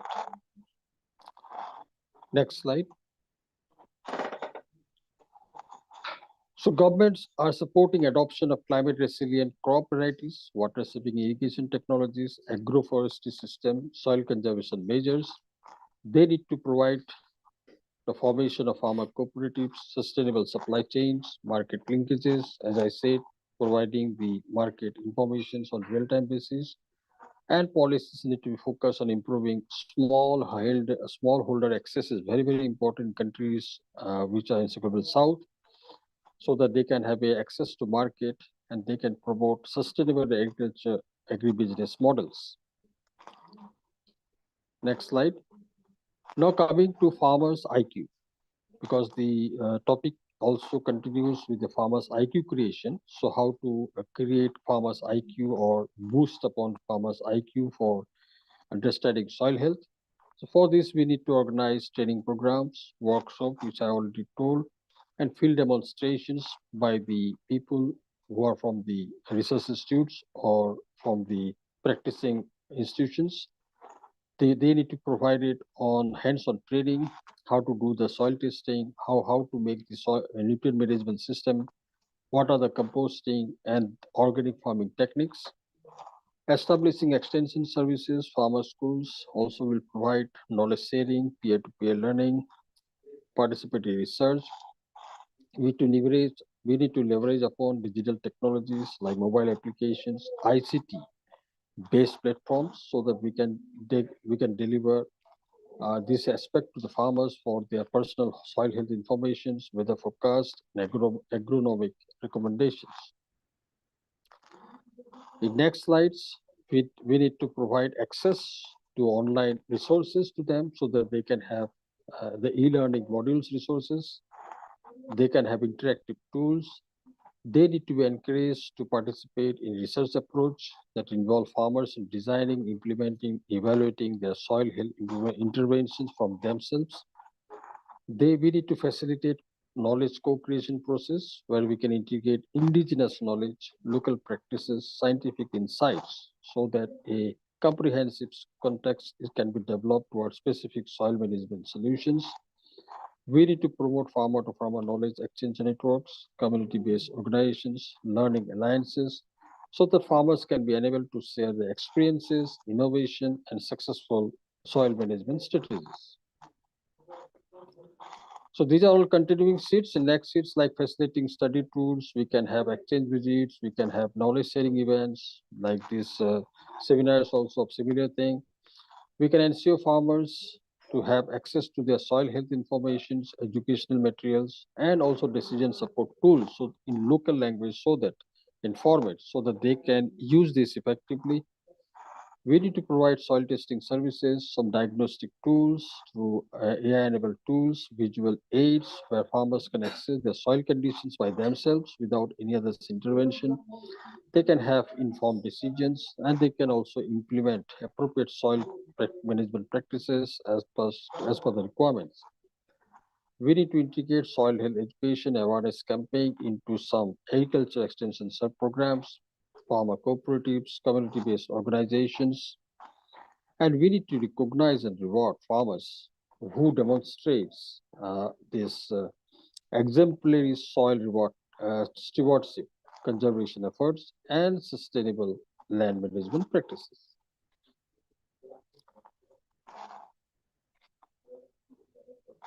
So next slide.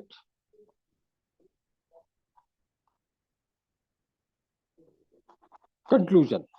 So in conclusion, basically what I tried to say is that government and agriculture agencies in Global South nations should establish basically the most important thing they need to establish extension services so that farmers can be provided access to technical advice, training, information on the most important aspect of soil health, conservation, agriculture, and sustainable farming practices.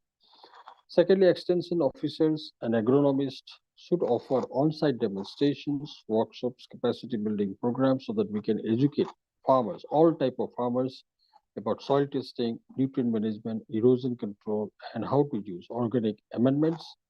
Soil testing facilities needs to be established to access the soil fertility, pH level, nutrient deficiency, soil health indicators.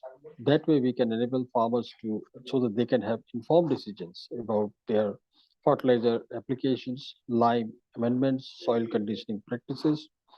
And these training programs should be organized to enhance farmers' understanding of what is soil health, what is soil conservation techniques, what is water management, and how they can understand what is climate smart agriculture practices. So farmer field schools in next slides, farmer field schools, workshop, demonstrations, plots needs to be utilized to facilitate hands-on learning, peer-to-peer learning.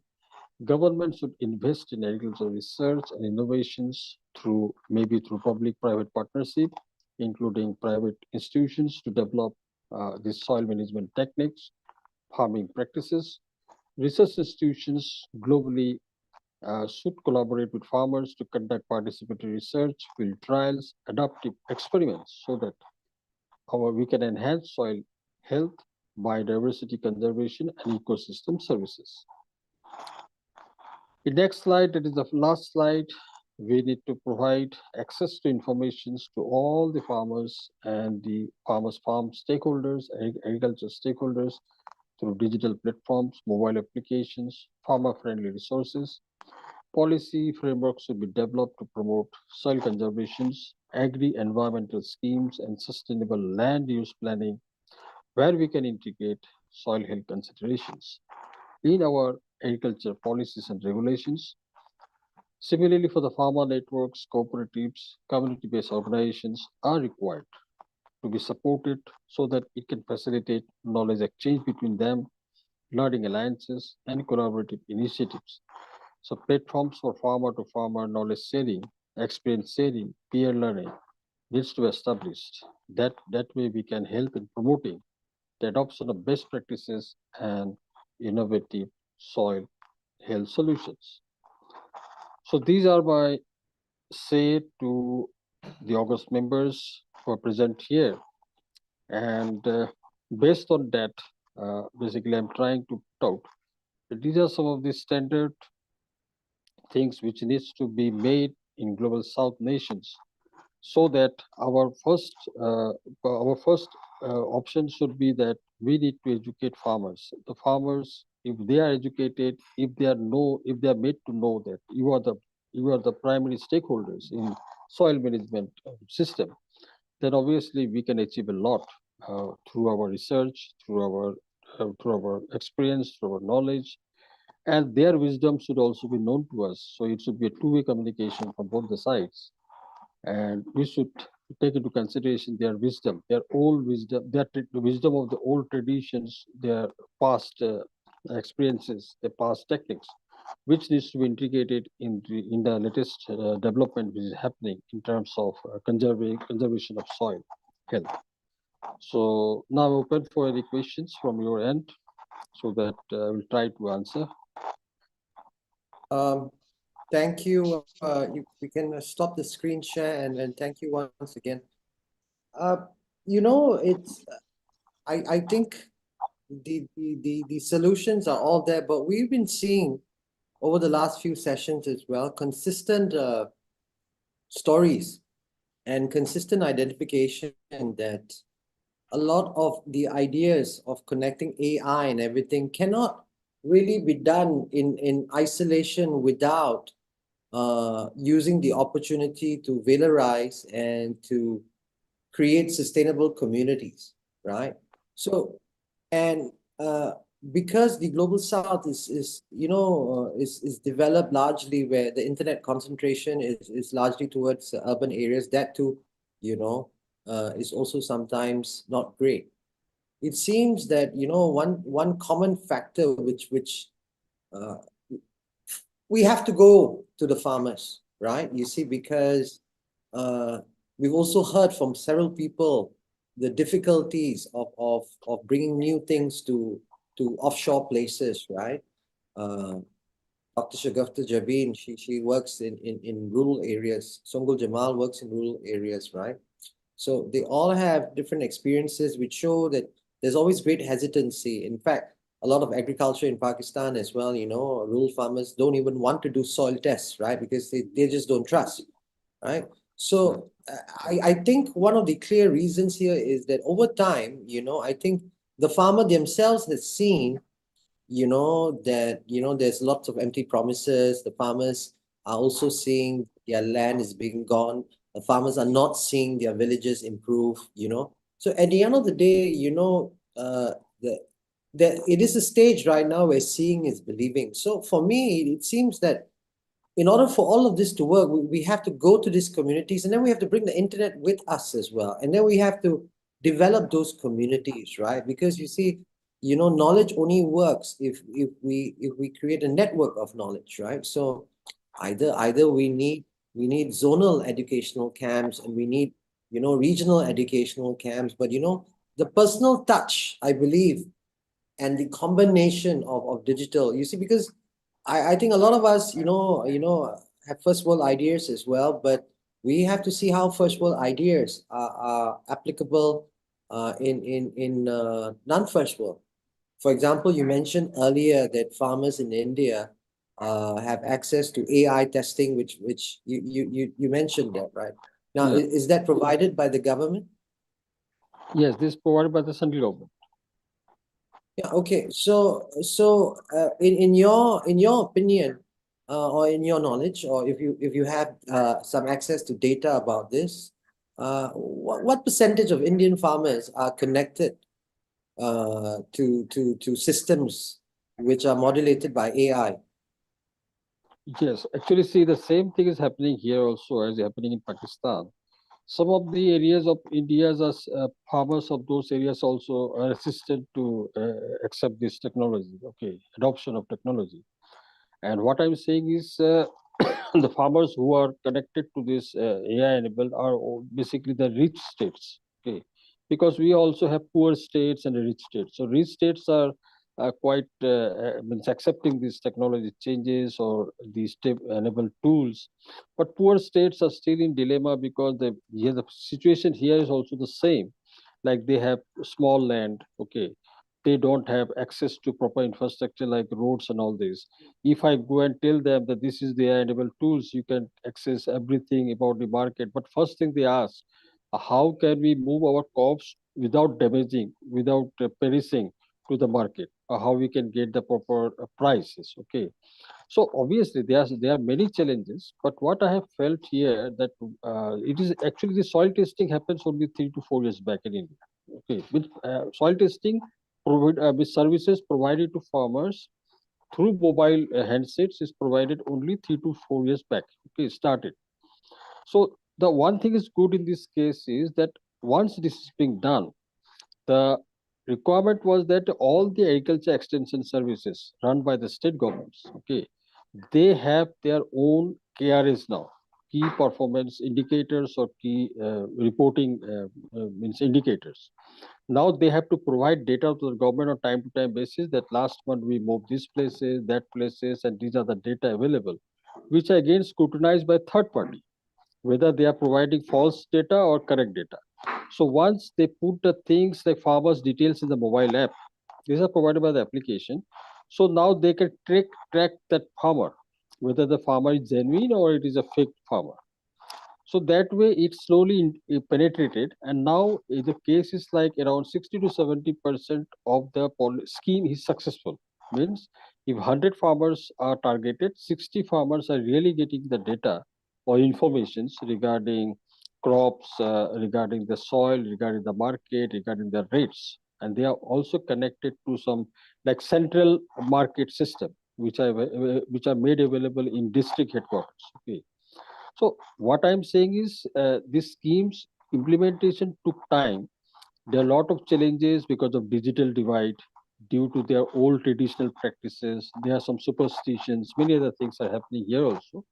But this has proven that through this process only, the government can actually reach to the grassroots farmers. And once they tasted the results, then they actually word of mouth, they are starting collecting the informations by some other way, and they are also getting connected. But slowly, I must say that this will be a very good system, which will to help in integrating like with each other, not with the government maybe, but farmer to farmer, peer to peer connection is happening, and thereby without much of cost, the sharing of knowledge or sharing of best practices, like we have types of land like wetlands, we have deserts, we have biodiversity hotspots, we have normal land, so they are sharing. And through this, I'm surprised in my location, which is totally wetland basically, that is not extreme northeast of the country.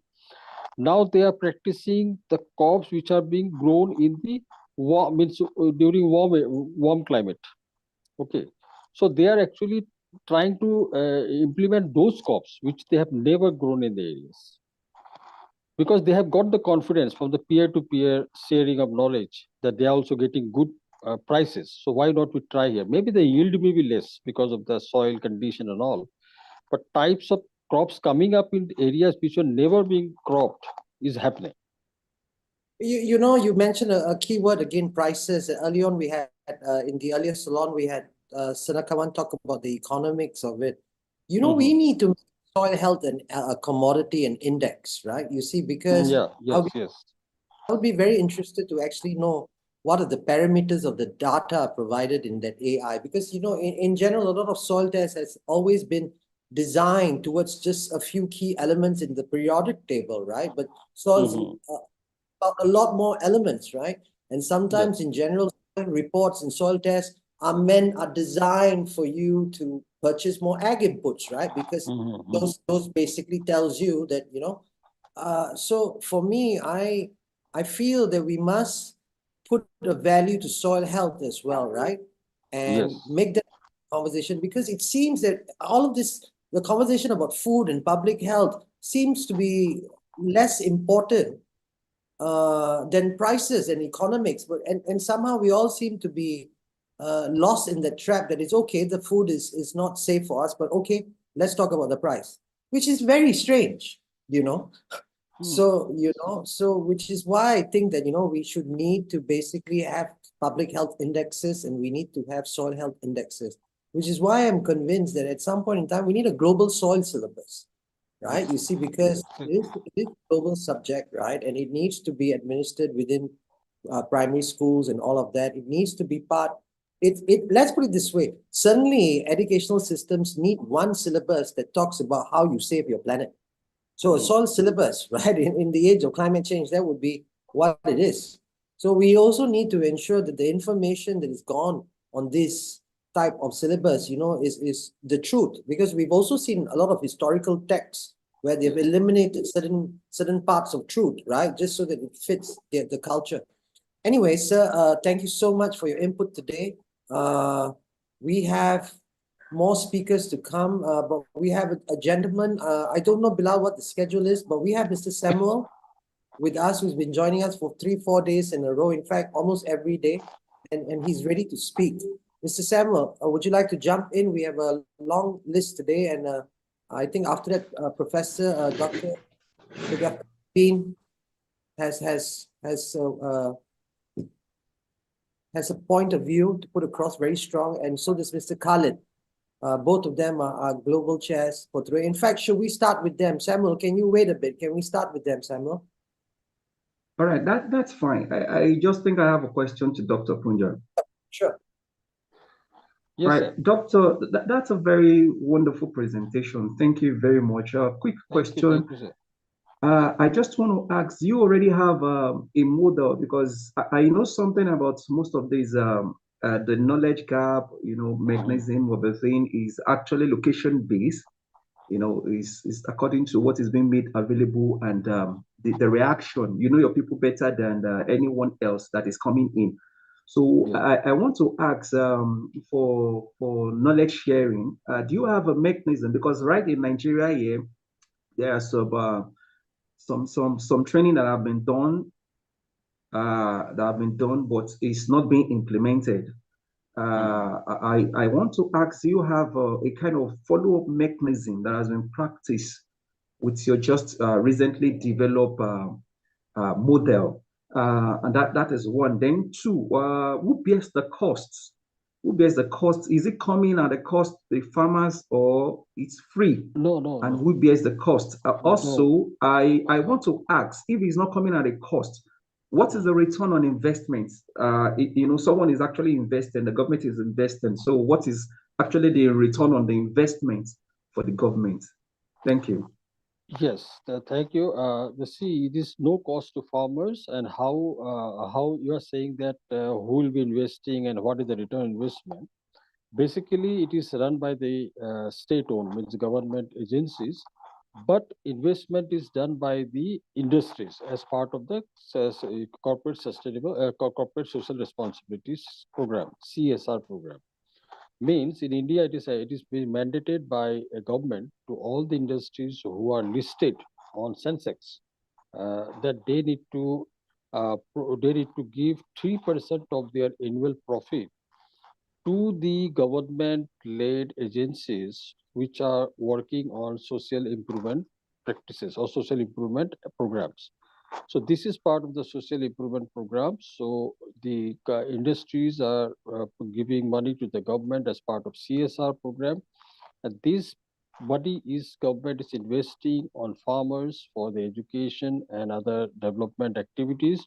So farmers need not to pay anything, but only thing farmers need to confirm and they need to maintain the things which are being learned by them, which are being audited on time to time by some third party appointed by the government, so that it can be looked into whether that area or that particular locality has improved upon the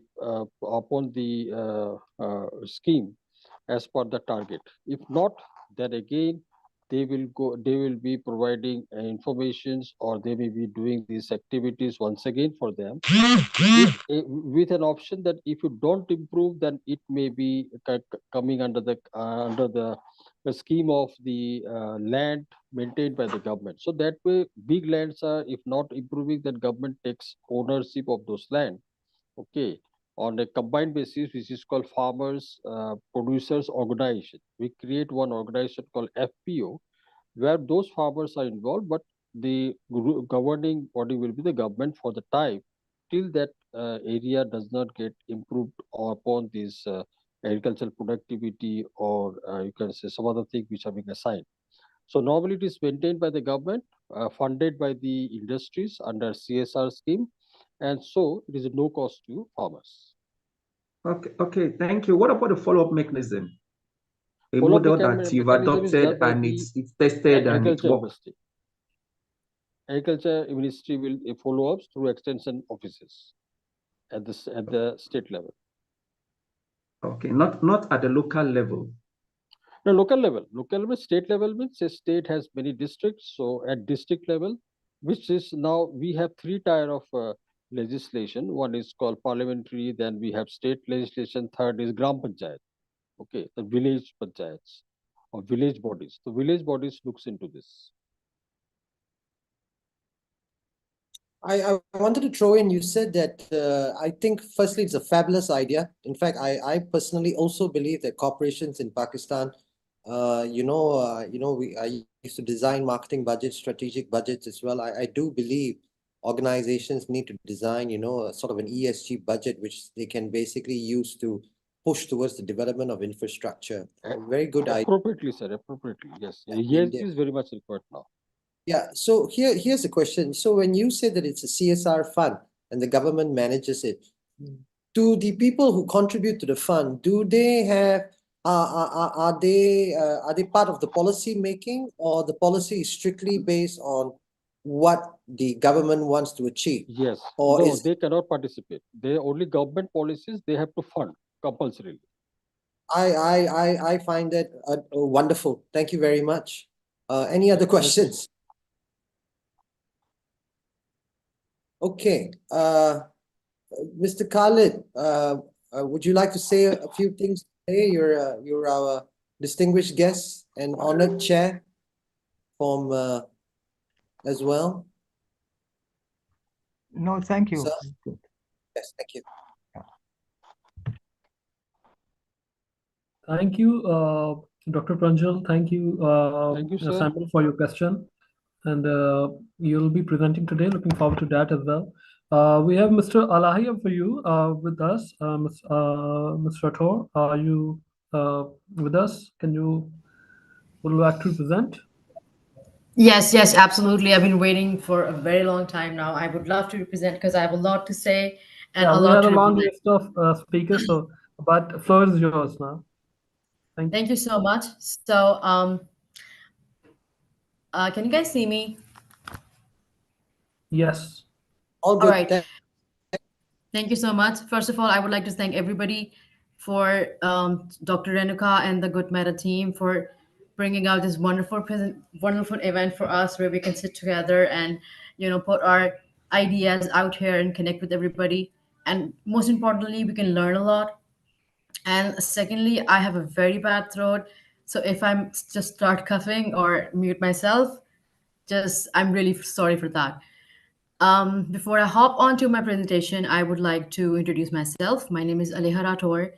I have a bachelor's degree in environmental management.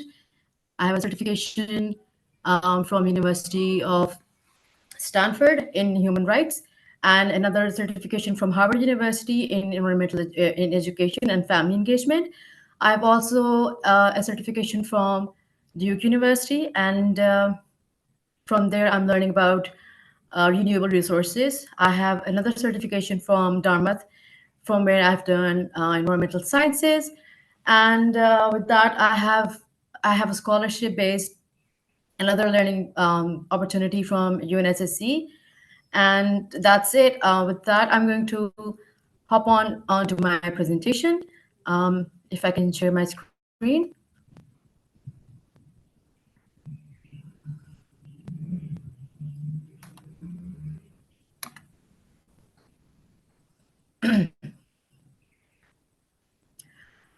All right, is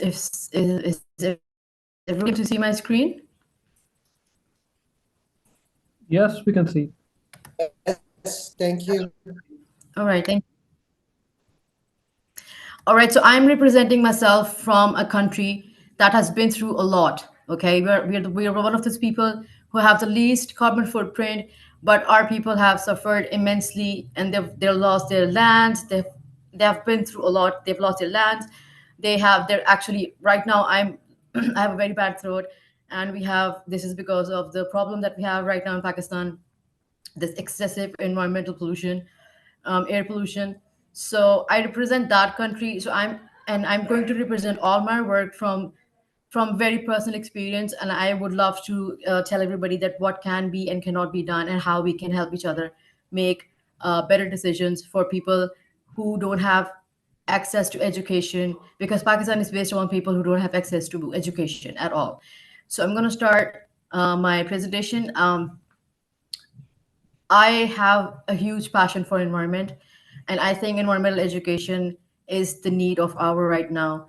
I have been working on this since past 4 years, and my first ever project was with European Union and Asia Foundation.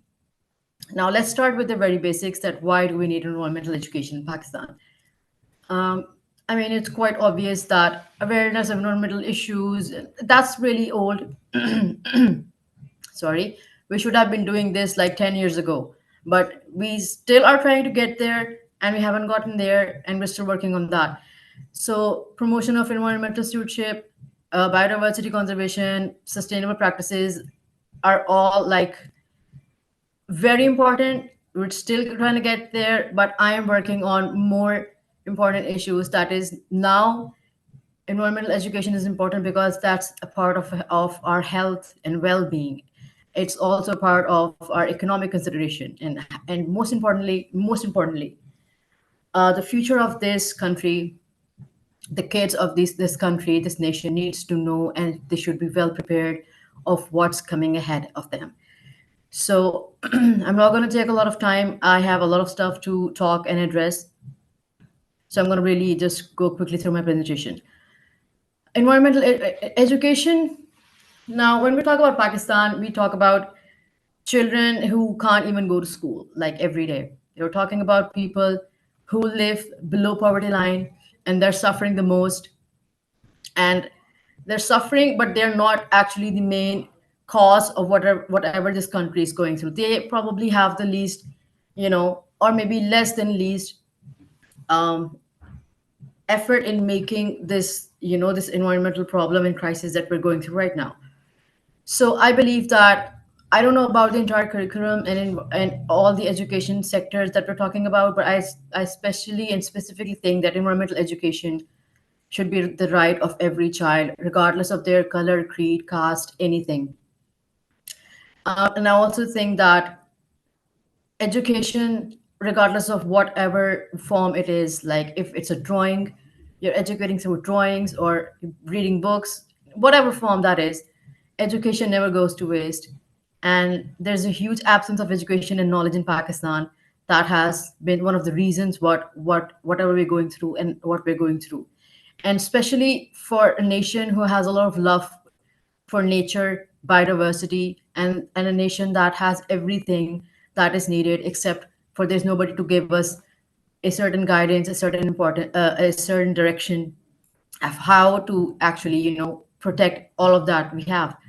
So it's crucial that we address this issue, because this country has a lot of population of young, children who are growing up, teenagers, adolescents, and young children who should know what we have to do and how we have to do. So my vision and my goal is that we should offer environmental education, particularly to children of age 6 to 16, because it's a psychological fact that children from age 6 to 16, they are growing up, they tend to take everything more sensitively, they tend to learn, they will remember, if they draw something, if they have a visual aid, if they're involved in a project about environment, they will always remember that, once I had this environmental project, they taught us about recycling, they taught us about how we can protect Pakistan. So a certain age also matters when we're talking about environmental education, because I'm giving my example. I was young. Excuse me.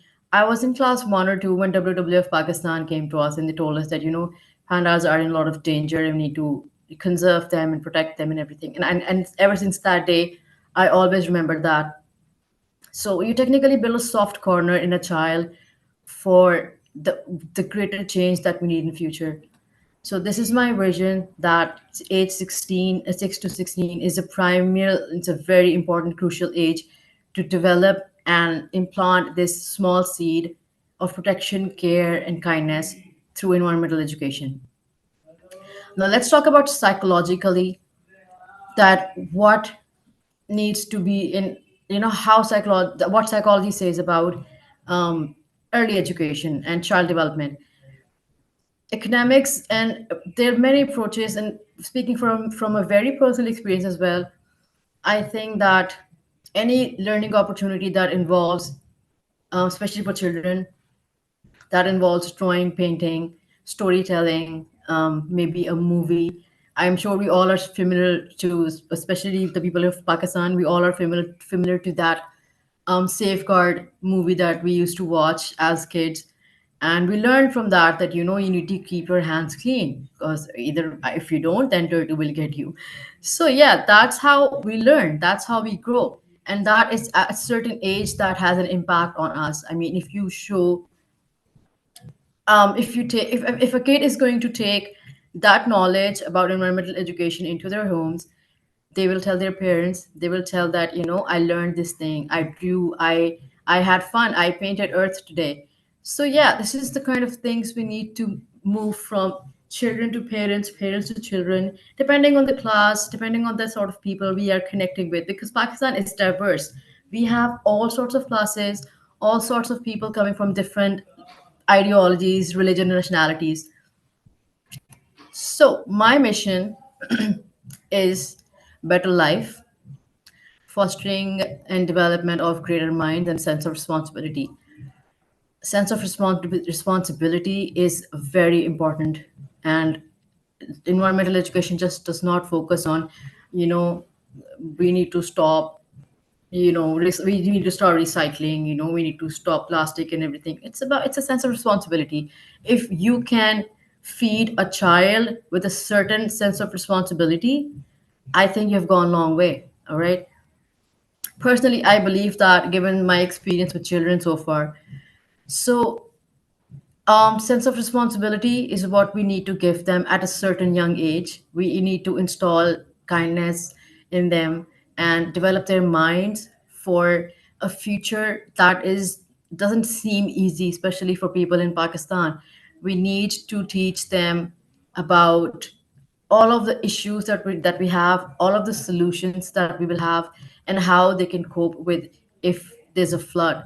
Okay, because we're not in that stage that we can talk about let's recycle, let's uh, do stuff like that, because that's really far away in time. I mean, that would have been nice practices like about 10-12 years ago, but we have come really far away. We need to be realistic to our children. They deserve to know that they need to be prepared. They need to be the ones making a very positive change for the future generations. So maybe one day, I always say that one thing in all of my conferences and all the events that I attend.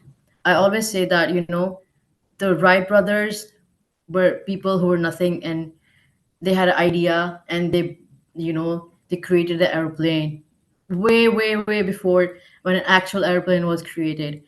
So maybe educating children now will, maybe one of them will someday, grow up and become this very big environmentalist who's creating a lot of change and doing a lot for the country. So that is my biggest hope, and I sincerely hope I make the most out of it. So what have I done so far in making this possible? Well, I started my project initially. My first project was with WWF. I was a team lead, and I worked on organic fertilizers, and I taught of a group of farmers in a village in a remote area, because quite frankly, we don't have that much facilities in Pakistan that we can, you know, they don't have laptops. They don't have they might even have the small little tiny phone and nothing more than that. They don't even Some of them, they don't even know how to use technology. So I think the best way is to go and teach them. So my first ever project was about to teach the farmers that organic fertilizers is way better than the chemical fertilizers. And if we will have time, I have a 5 minutes video that I will share with everybody. But then in 2021, I actually loved what I was doing when I was teaching the farmers in a remote place. So I fell in love with it. And then in 2021, I started my first ever project with European Union Asia Foundation that was about educating children about COVID-19 and its impact on the marine life, and how it can cause problems for those who can't speak for themselves. So that was I engaged with schools in Lahore, expanding my reach to schools in Karachi later. And then Alhamdulillah, I had connections with the blessing of Allah Ta'ala. So I had the chance to contribute more, and not just in Pakistan. Then I expanded my project, because I believe that if you aim on doing something, nothing is impossible. Okay. So I expanded my project. I collaborated with schools in Kenya, India, Uganda, Sri Lanka, Nigeria, and obviously Pakistan was the host country. I taught children about about whatever I could from my books. And we initially, as a part of the project, we kept English the basic language, but obviously Pakistan does not have English as their basic language. So we also had Urdu as our first language, since we have this as our first language. I don't know if you guys can see this book in my hand, but I'll show this to you later as well. So we have all the books translated in Urdu. So it's affordable, reachable, because all the education that I'm providing on my end is on me. I'm not taking any money from anyone. I'm not taking, I'm just doing this because Allah Ta'ala gave me this talent that I could draw, I could write, I could educate. And then that's what I'm doing so far. And this is what I have done so far. I might want to take you guys to the resources of what books that I wrote. And the most important part is that, because I'm trying to make sure that, because my focus is children in Pakistan, if I take this globally, that's a different matter. But I am working for children in Pakistan. If I can, I will take it globally as well. But for our children, I wrote this book based on two characters, Amna and Ali. So another psychological fact, the more you can relate, the more you'll understand. So this was the first book that I wrote. It's called Fish Don't Wear Masks. And this was by the Asia Foundation and European Union. So this is a disclaimer for teachers and parents, that it's important for us to teach our children about the issues and everything. Now, this book is typically written in a format with the easiest English, and also trying to make sure that we have, Pakistani outclothes and a little bit to represent a middle class family background, because this is what Pakistan mostly consists of, middle class family background. You should have characters that you can relate with. So somebody might want to be as smart as Amna, somebody might want to be as questionable and as excited and as learning about how Ali is. So this book was packaged for the COVID-19 part, and I did make the most out of this book. For example, if you can look at this, the parents are wearing shalwar kameez, representing a typical Pakistani family. Anyways, this was book that tells about, how you should cut the gloves, or else they will end up into the oceans, and how they will be stuck on the fishes and other creatures in the ocean. And but my I personally loved this book, The Sad Forest, the most, because this book is really close to my heart. It's also based upon the same girl, Amna. I have created all the illustrations myself. I have created each and every illustration in this book myself from Canva, and also wrote all the content myself. So this book basically talks about how Amna goes into a forest where she finds out that a fish is crying because one of her friends died because she ate plastic. And she's saying that tell humans to stop plastic pollution. And on top of that, most importantly, I have mentioned the definition of every difficult word that was I thought would be difficult for a young kid to understand. For example, water pollution. So we have a definition for water pollution here.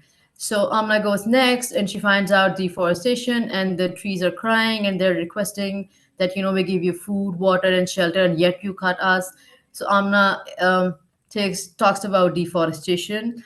So I mentioned deforestation's definition right here. So for this book's, talks about all the issues that we have in a typical forest life of animals who are not able to advocate for themselves. Similarly, we talk about water scarcity here, and again highlighted the difficult word with the meaning.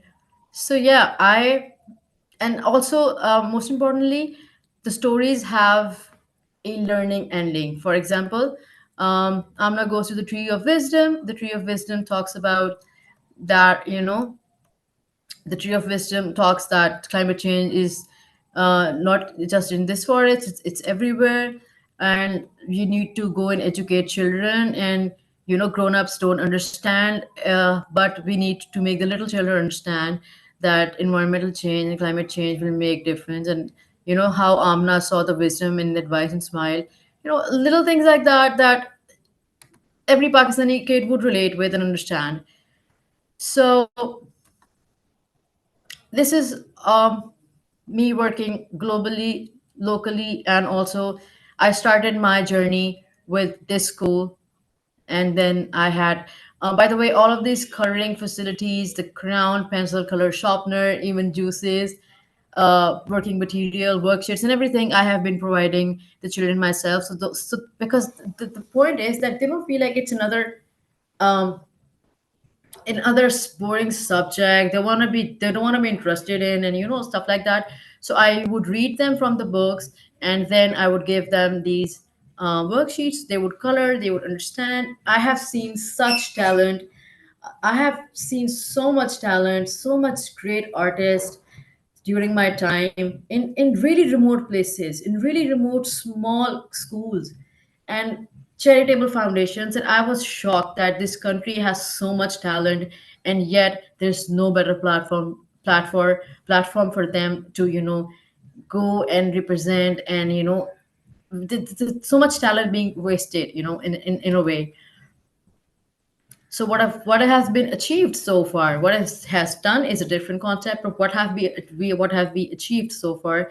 I conducted an in-person training, and by that in-person training, I mean that I have been to each and every school, each and every low income organization myself. So I think that the way I would explain to them reading from the books, I think nobody else would do that way. I had a team of people. I would take them with me, and I would guide them and teach them to do it in a certain way, that the way I'm doing. They should be interested. They should be like feeling the story. And I can tell you with 100% assurity that almost none of the children had any idea about environmental education, about deforestation, about water scarcity, about how throwing masks would cost marine life so much. So I trained 12 schools in Lahore. I provided approximately 1,200 students with environmental education, and I also conducted online classes in Karachi with various organizations, and including Zindagi Trust, which is an organization owned by Shahzad Roy. And I had, when my work was being appreciated, when my work was being getting what I wanted. So I thought, why not? I have friends, I know people, I can connect with them. Why not take this globally? So I also reached five different countries beside Pakistan. And on a total level, I made a significant impact on roughly 11,000 children in 1 year, under my instruction, under my guidance, under my books. And I haven't charged anybody for anything, because I don't believe environmental education should have even tiniest cost. When we talk about environmental education, the awareness, at least awareness, should be free of cost. So formulating what I'm doing right now is I'm creating two more books. On one is about how to mitigate the impact of floods. What can you do when if there's a flood? Because Pakistan has been through this like million times, and people die, and farm animals die. A lot of people go through losing their homes and farmlands and so much more. So I'm working on formulating one book that is about the mitigation of floods, and another book on deforestation, because it's time that we stop deforestation, most importantly. And I'm also currently working with WWF Pakistan and creating 4 more books with the superhero format, that the superhero saves the world. I'm going to show it to you right now as well after this. So I say education free for all. And I'm a personally, I'm a project manager. I'm a content creator. I'm an illustrator. I'm a writer. I don't pay anybody else to do all this work, because I can do this myself. And if I can do this, I can do something free. I can provide something free as well. So environmental education, all the books, all the content that I have is free for anybody around the entire globe, in any country, anywhere, to go and teach children. I would be more than happy. And also, so yeah, what about my personal achievements? I have been the first proud female of Pakistan to be writing books on regarding the impact of COVID-19. And this is me living my passion, doing all of this out of passion and love for the nature, because I absolutely love nature.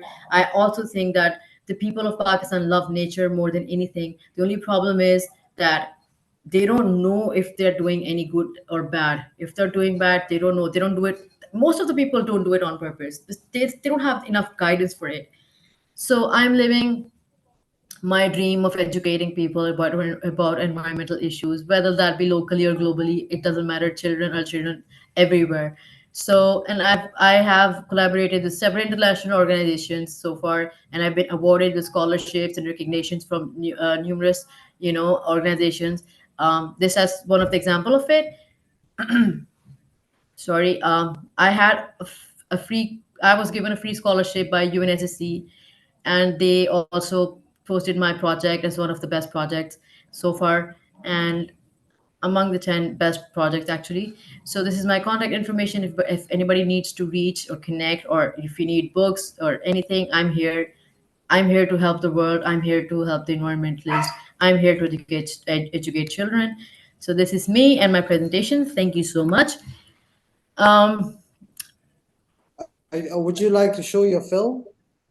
Yeah, I'll show my film. I'm just gonna. Do we have time for that?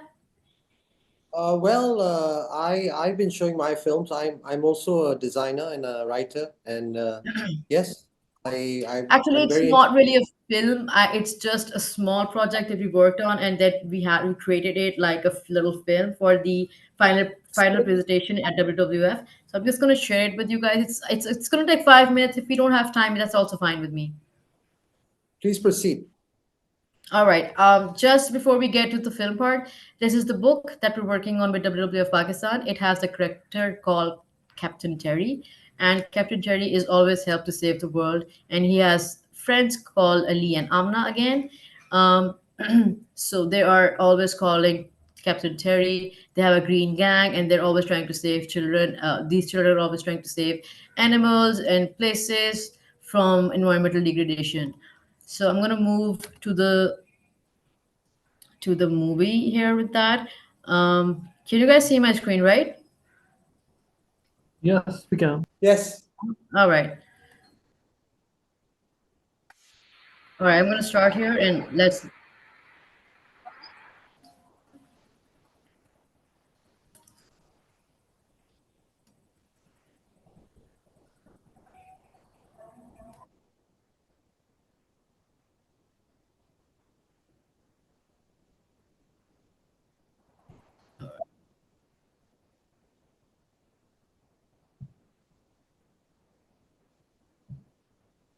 Don't forget to share the sound. If you switch it off again, share your screen, click the sound button. All right, just give me 1 second.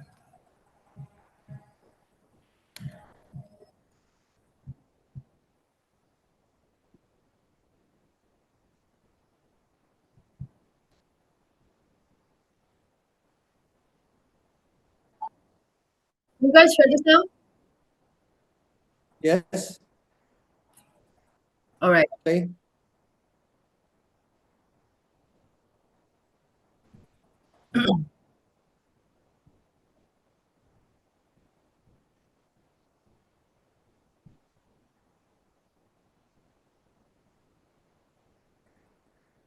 I tell you what, why don't you email this link to us? We'll look at, we can download it and play it from outside later. How's that? Because the sound's not coming through. Or can you All right. click the sound?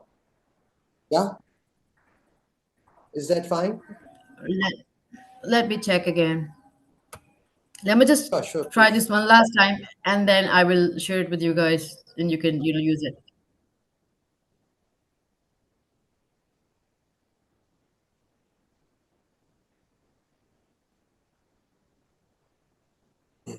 Does it sound better now? Oh, we can't hear it. You have to, when you share the screen, there's a sound button on option on the left. You might have to click on that. Why don't you just forward this if you want to try it, or Oh, okay, I found the button.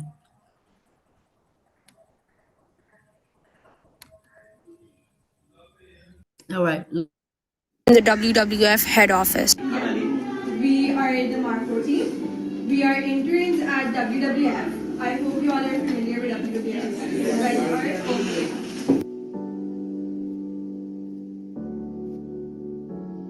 आपका जो fertiliser होता है chemical fertiliser, which I'm talking about is chemical fertilizer.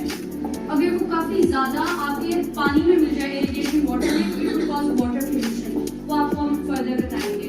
Also, what we have introduced is organic fertilizer. आप लोग ऐसी चीजें use करके fertiliser बनाओगे जो even after use आपको benefit करेंगे. आपका खाना healthy हो जाएगा and plus आप लोगों को like other than that you won't be affecting marine life. The time taking procedure, it may take like 6 to 12 months depending upon what materials we want to compost, and basically it's inexpensive in the way that any leftover food materials or scraps such as like vegetable peels or fruit peels, eggshells, tea bags, coffee filters, anything can be added to it. And garden waste such as the grass that we cut and the leaves that fall, they can also be added to it. After a journey of 2 hours, our team reached the village of Pindi Bhatia and approached the farmers working in the copious farms. जो आप लोग पानी ऐसे इस्तेमाल करके नीचे शहरों में भेजते हैं, उसमें आप लोगों का केमिकल फर्टिलाइजर चला जाता है जो हमारे लिए किसी काम का नहीं रहता. प्रॉब्लम ये है ना कि अब मैं आपको बताता हूँ, मेरे पास तकरीबन 100 एकड़, लेट्स सपोज मेरे पास 100 एकड़ ज़मीन है, तो मैं कितनी ज़मीन को वो जो अपना वेस्टेज है वो मैं कितना यूज़ कर सकता हूँ. आप ये देखें ना कि मतलब वो तो बिल्कुल, मतलब उससे ये होगा कि वो तो पुराना, जैसे आज से तकरीबन मतलब जो है पुराने दौर में वो जो यूज़ होता था, थोड़ी सी फसल होती थी, मुश्किल जो है फसलें वो कोई 1 एकड़ कोई 2 एकड़ मतलब गंदम होती थी. नहीं, मुझे ये प्रॉब्लम आपको पता है, लेकिन अब लाहौर शहर में पता क्या हो रहा है, शहर में ये हो रहा है कि जो कचरा इकट्ठा करते हैं ना, जो खाने का रिवर में फेंक देते. नहीं, अब वो जो खाने का कचरा होता है ना, वो बाकायदा उसको फर्टिलाइजर उसका बनाते हैं और वो बाजारों में बिकता भी है. एक दो जगह हमने खुद भी लाहौर में देखी है जो फर्टिलाइजर बनाते हैं. फर्टिलाइजर वो होता क्या है कि आपकी सब्जियों का कचरा, रोटी वगैरह जो बच गई उनका कचरा, आपकी जो फसल का कचरा होता है वो सारा इकट्ठा करके उसको सेव करती है. उनका प्रोसेस होता है वो सेव करके फिर वही फर्टिलाइजर यूज़ करते हैं. देखिए, अगर हम लोगों ने अभी से पुराने थोड़े तरीके ना अपनाए तो फिर हम लोग कुछ, ये आपकी एकड़ों की ज़मीन भी फारिग हो जाएगी. जब वो उगाएगी नहीं तो उसका आपको कोई फ़ायदा नहीं, फिर हम घर ही बना सकते हैं. So Bismillahirrahmanirrahim. First point that is regarding what is compost.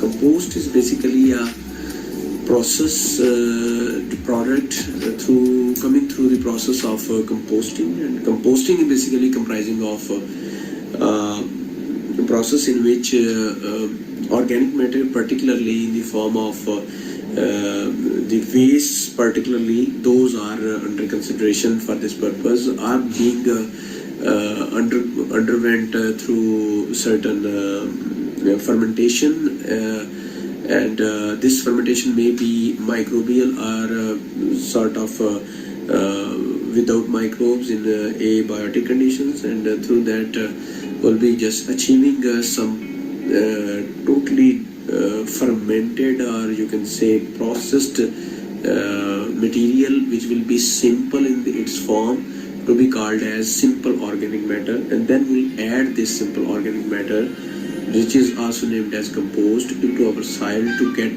beneficial impact on soil health as well as crop growth.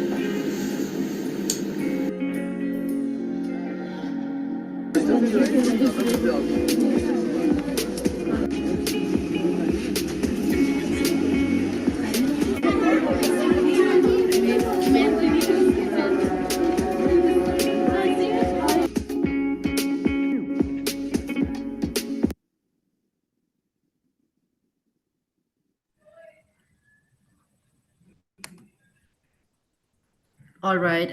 This is all that I have from my side of the presentation.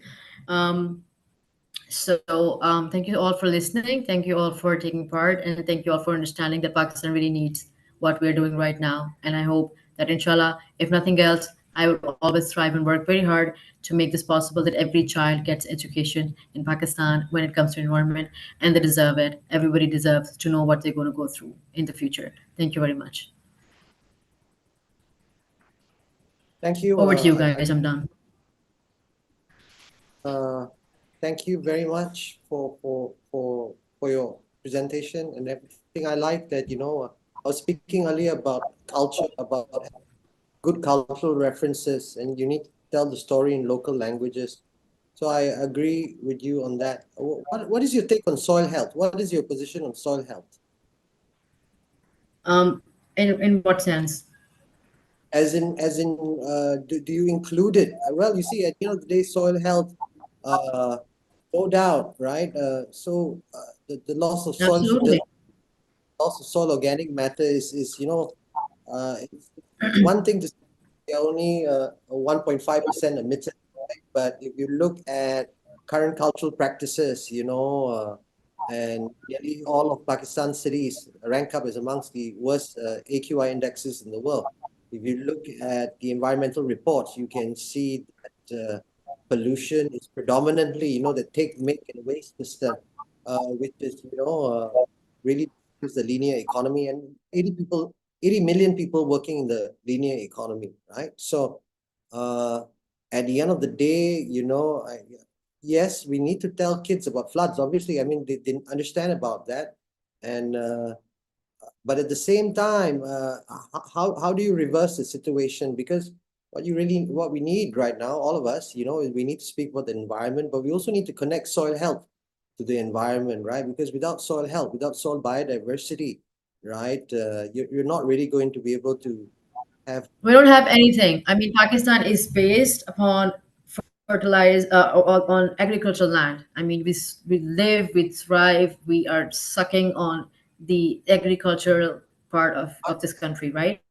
I'm aware of that. I mean, we've had, a very high increase of chemical inputs into the soil of Pakistan, right? We've got very high deforestation rates, right? We've got forever chemicals in rainwater. We've got melting glaciers. We've got waste that is going into landfills, right? So we have all of that. But in essence, I mean, I would like to include soil health in the work that you do, right? Because I would love to do that, actually. I would love to do that on a level, because I have been listening and watching everybody, learning from you guys about this issue particularly. And I think that if I was going to work on this, which I am going to, inshallah, because I've got wonderful ideas about this, then I'm going to work on this, on not including the children level, but specifically targeting the villages of Pakistan. And for that, we don't need book education. The internet is far away from the point of view we're talking about educating. All right.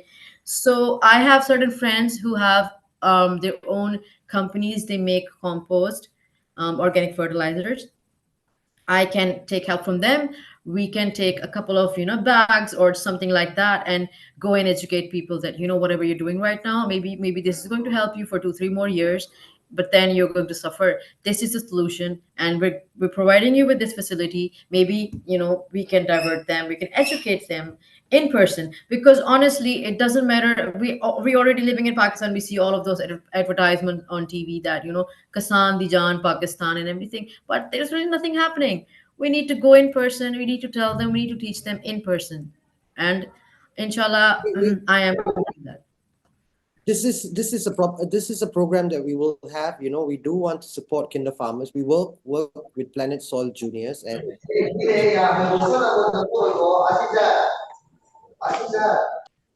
as mentioned earlier, right? We basically want to create like a puppetry.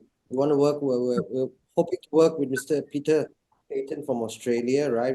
For Sesame Street of soil animals, right? We feel that we need to bring culture, right? So the art of storytelling is very much important. I think it's also about understanding what's in the soil, right? Compost comes later, biofertilizers come later.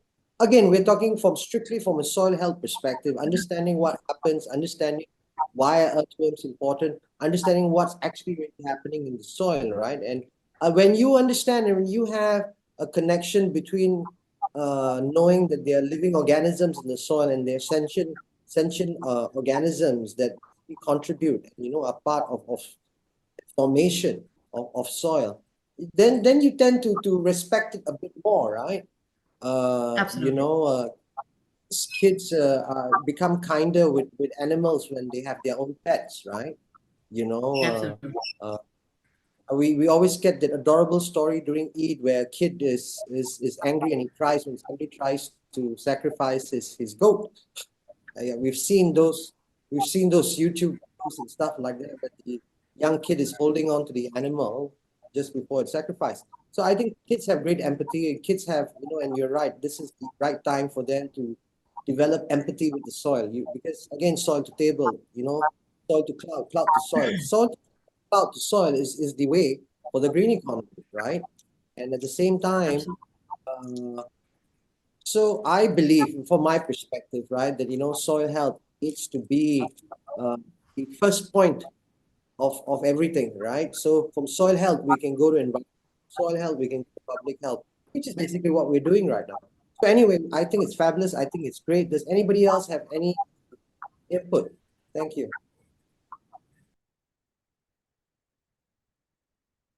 Okay, Bilal, who do we have next? I think Dr.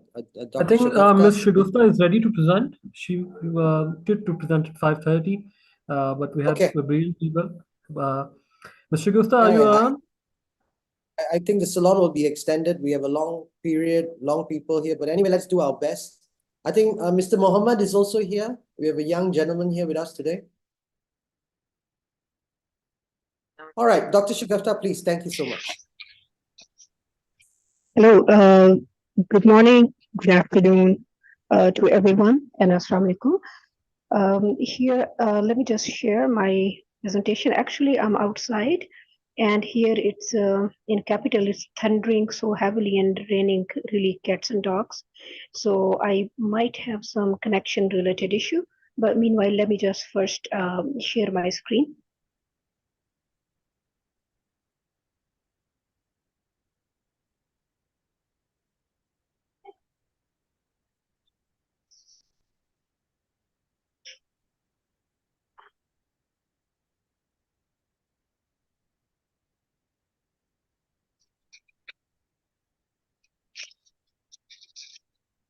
So is it visible?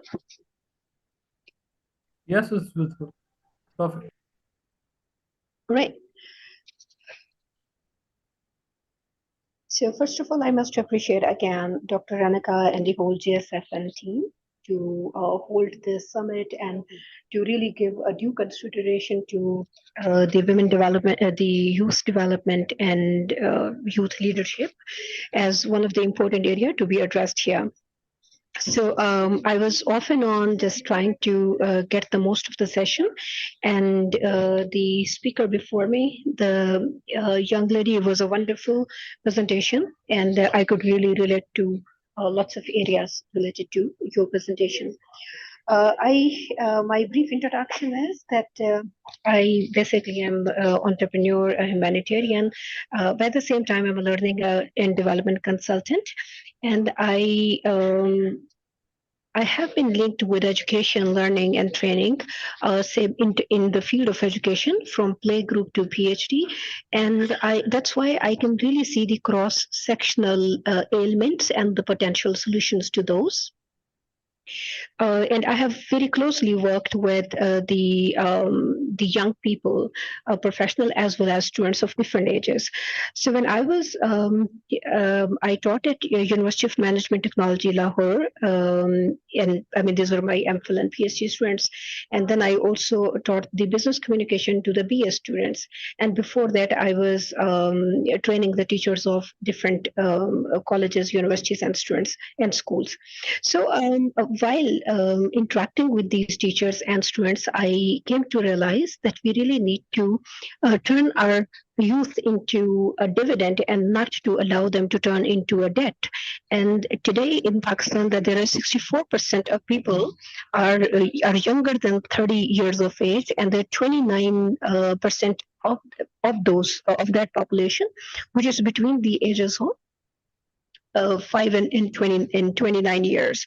So, I mean, you know, when you talk to this group of population, just the other day I was invited at the university to talk to the students, and to be honest, I felt as if I was an alien. I felt like I was not one of them. You know, I felt like a stranger, because all those, and I believe most of us, those who have already entered their 40s, they have roughly the same feeling when you interact with the whole group of youth.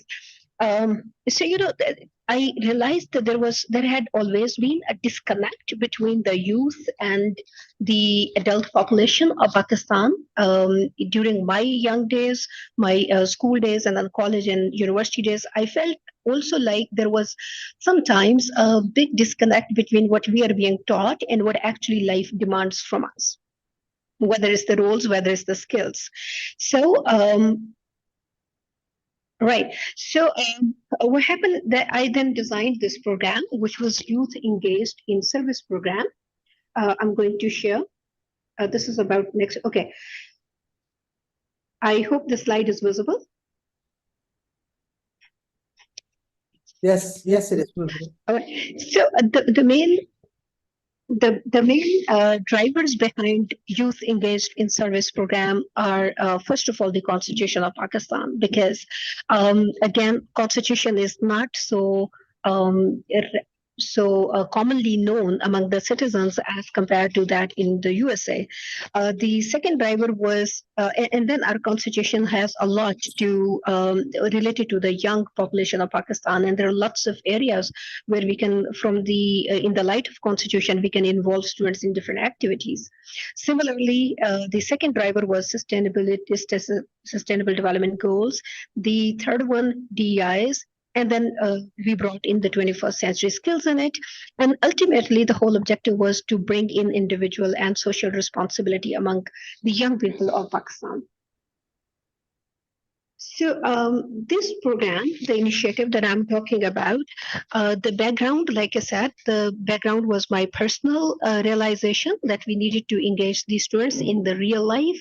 The other thing was when we started working on the curriculum of Pakistan back in 2019, I again felt that there was a big disconnect between, between the available skills and the utilization, the potential utilization of those skills and energies in terms of youth. So this program actually involved the college and university students, and we have these students from schools also. They're given 300 plus activities. With each group, we discuss those activities stemming in 6 distinct areas related to education, health, entrepreneurship, communication, environment, and civic education. So although I'll very briefly talk about all the 6 domains, but I'll mainly focus on environment because that is what our today's focus is.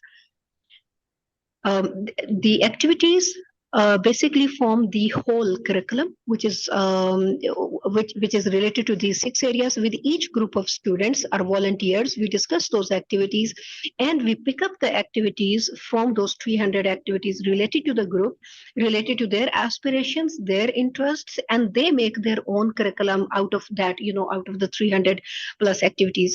Their level of involvement is in 2 hours. we have three kind of groups. One is the 40 hours commitment in community. The second is 60 hours commitment in community. And the third one is 100+ hours commitment in community. These are the glimpses from some of the activities that we do. So I will very briefly talk about, and meanwhile, I'll also try to turn the video on. The signals are weak here, so I was keeping the video off.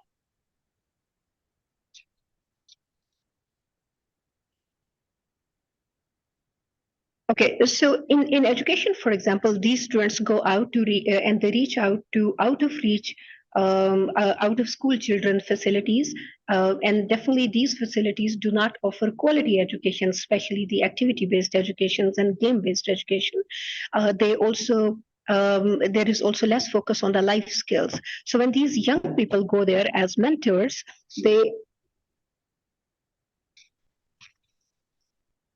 So these young people go there as mentors. They work sometimes as teacher assistant, but most of the time they work on the hygiene, concepts related to hygiene, cleanliness, the concepts related to recycling, repurposing, although at this young age they do not know how to repurpose, but at least the importance of cleanliness and to let them know that not that everything is just disposable. The other activities, I mean, you may see here, for example, there are some students visiting the patients. These activities are stemmed into empathy, and the children are again involved. The students, when I say children or students, it's actually the volunteers. They are taken to different charity hospitals, and they have to give only 10 minutes of their listening time to the patient. So they follow the complete protocol, and we get permission from the hospital administration. They go and visit the patients, in the areas which are safe for the children themselves. And they give only 10 minutes of the listening time. It's active listening, and the whole purpose is that the patients, they tell the life lessons. And we all understand when we are sick, when we are not feeling well, there is so much that we want to share. And especially the charity hospitals where the patients are from poor families and the family members are not always available to attend upon them because they are busy in earning the household. So when the students go there and they make cards for them, they take sometimes very small, healthy, a healthy snack for them. But the main purpose is to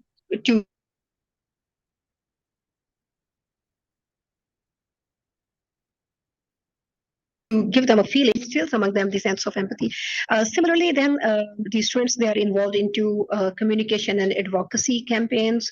Then they are involved into environment-related activities, and that is what I want to explain here in a little more detail. So the environment-related activities, not directly related to soil health, but understanding how important the soil is, how important, and all the other allied concepts, because again, there is a knowledge gap. Schools, like the previous speaker was focusing on the want of the awareness at the school level among children. Yes, that's true. Although very recently, there have been some initiatives and some interventions designed in terms of national curriculum. However, it will take some time for the people to really see the benefits of that. So it's too early to talk about the impact of the new curriculum.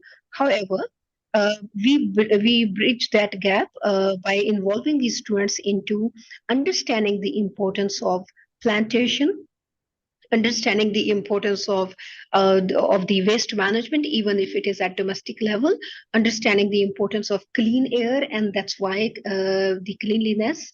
So some of the activities that I would like to share with you that our students did. So here, this is not just a trail. All these students, it was a combination. It was a trail as well as cleanliness campaign. And there was a treasure hunt also designed in form of activity. So all these students, it was a big trail, Trail 5 of Islamabad capital.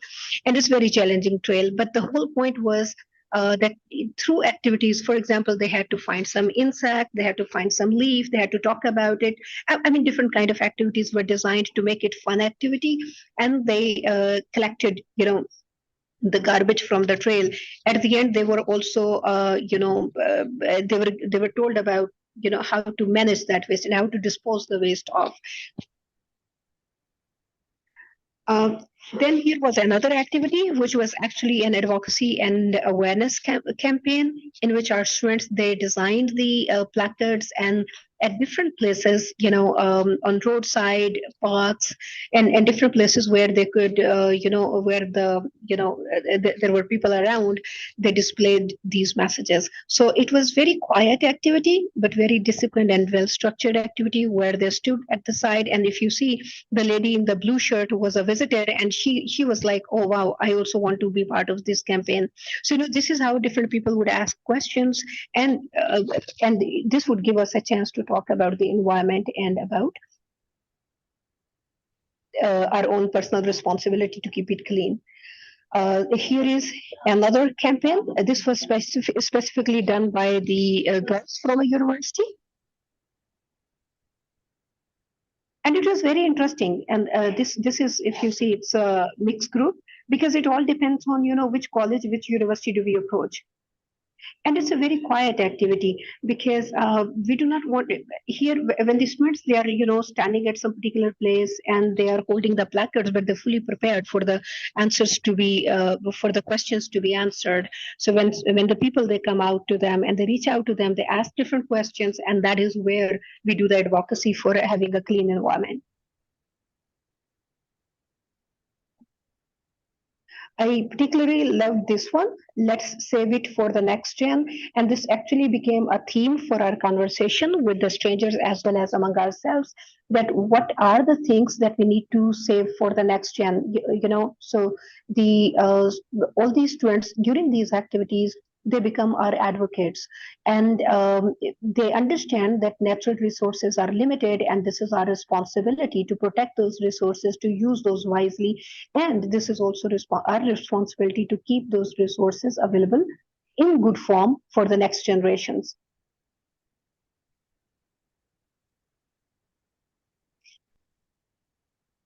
All right. So then the other kind of activities are holding certain displays. Some of these students, they were interested in having the kitchen gardens. Some of them were not. And those who were not interested in holding the kitchen gardens initially, even they learned from their fellows. And then eventually we had a sort of small display of whatever they had grown in the kitchen gardens. Then we collaborated with different universities, which for different kind of displays. And these agriculture universities, they sometimes have annual exhibitions, and we took our students there. Our students also put up the stalls, which were related to the preservation of the food and different other concepts related to the related to environment, especially when it came of what kind of. Okay, this is another one.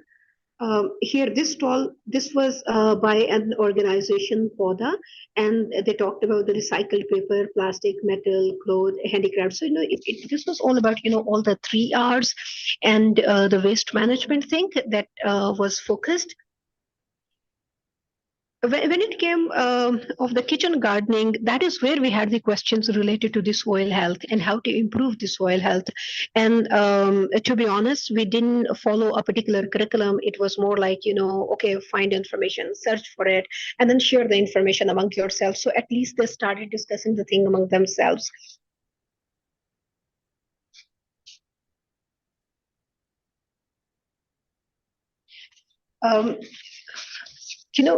After having all these activities, whether it is 40 hours or 60 hours or 100 plus hours, the young people, they recognize the value and service of social responsibility. And usually these social responsibilities, in one way or the other, are connected with SDGs. Then they also are able to identify community issues, their needs, problems, strengths, and resources. I talked about the 6 areas that we were referring to, whether it's health, education, civic education. Otherwise, here, just imagine if this is only about environment. That is one of the 6 strands that we follow for our activities. So there are lots of questions that they have, and then they do some research, they share knowledge. They also organize themselves to pursue their personal and professional life goals, which usually we have seen they get related to all those 6 areas, and they get related to the SDGs. And when we talk about SDGs and the individual responsibility, these students, they also get some clarity on how on determining their own future professional lines. So it's a good platform for them to have networking and to apply their interpersonal skills. They also take initiatives. It's very recent that one of these one of the groups that got graduated from our program, they got back to us and they said like we want to start some entrepreneurial initiative, and that was related to health and environment. Moreover, we have also involved some volunteers. Like yesterday, I was talking about our project in Azad Jammu Kashmir with the women. So these volunteers also, go there and they talk to the women about farming. I mean, the farming-based businesses. Because and then we also add some entrepreneurs, the seasoned entrepreneurs with us. Because we do understand that academically speaking, environment has never remained a focus in our curricula overall. Although it doesn't mean that there is no conversation of environment at all. Unfortunately, perhaps it wasn't realized that it's necessary to prepare the children on this topic, but the adults, the professionals, especially the humanitarian organizations in Pakistan, the philanthropist organizations in Pakistan, they work a lot. So there is an organization, Rashid Memorial Welfare Organization, who are building actually the green energy towns in the country in all the 4 provinces. One is already built with the name of Rashidabad in the interior Sindh, and the other one is in the process of being built. And the green energy means like they actually keep in mind they really practice all the concepts related to the waste management, and they're very innovative in how do they do it. So we do take our volunteers to these towns also. They learn a lot, and then they apply it back to their life. So this is how we bridge the knowledge gap, which they don't get at the schools, colleges, at universities, but being part of this program, they get that gap filled.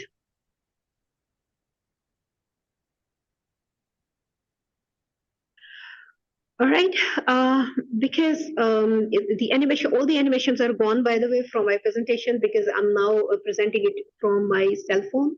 And here it was like, yes, they exhibit their learning through different reflectives, through writing journals, through having discussions, and they go out in the industry and they meet the gurus related to all those 6 areas. And this is how, and then eventually that gets reflected in their own learning also, because we always get the reports and feedback from their universities and colleges about the impact of the program on the young people.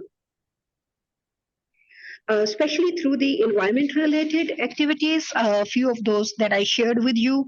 I wish I could share, but I'm going to share some of the, the links to some videos of our program so that everybody can download those later and they can view it. But, the programs related to the environment, the activities related to environment, they focus on these SDGs. Whether it's good health and well-being, which definitely we relate with the clean air. It's the quality education, like I said, that we fill in that gap, which actually, we address the knowledge gap otherwise. Decent work and economic growth, because we relate, especially the farming-based businesses, with economic growth. And that is where the concepts of soil health and literacies related to the farming industry, they come in. We believe that if environment-related activities are taken, that definitely adds to the sustainable cities and communities, because natural resources, we need to really value the natural resources. And then the all other SDGs that we touch through our different activities on the environment, they're flashed here. Actually, this was supposed to be an animated thing, and there was a slogan that the students were chanting, and that was "Yes" slogan. I can't show that here now. All right. So, well, I can't display the video here because I'm just not getting hold of it. And that's all that I wanted to, I could briefly discuss with you, but I'm open for any discussion points or any questions. Thank you. Thank you. Thanks a lot, Mr. Gupta. And if there are any questions, the floor is open. Yes, Mr. Trump, would you like to say a few words? I've heard. Hello. Yes, thank you. Dr. Sagupta, if, please stop sharing your slides. Thank you. Yeah.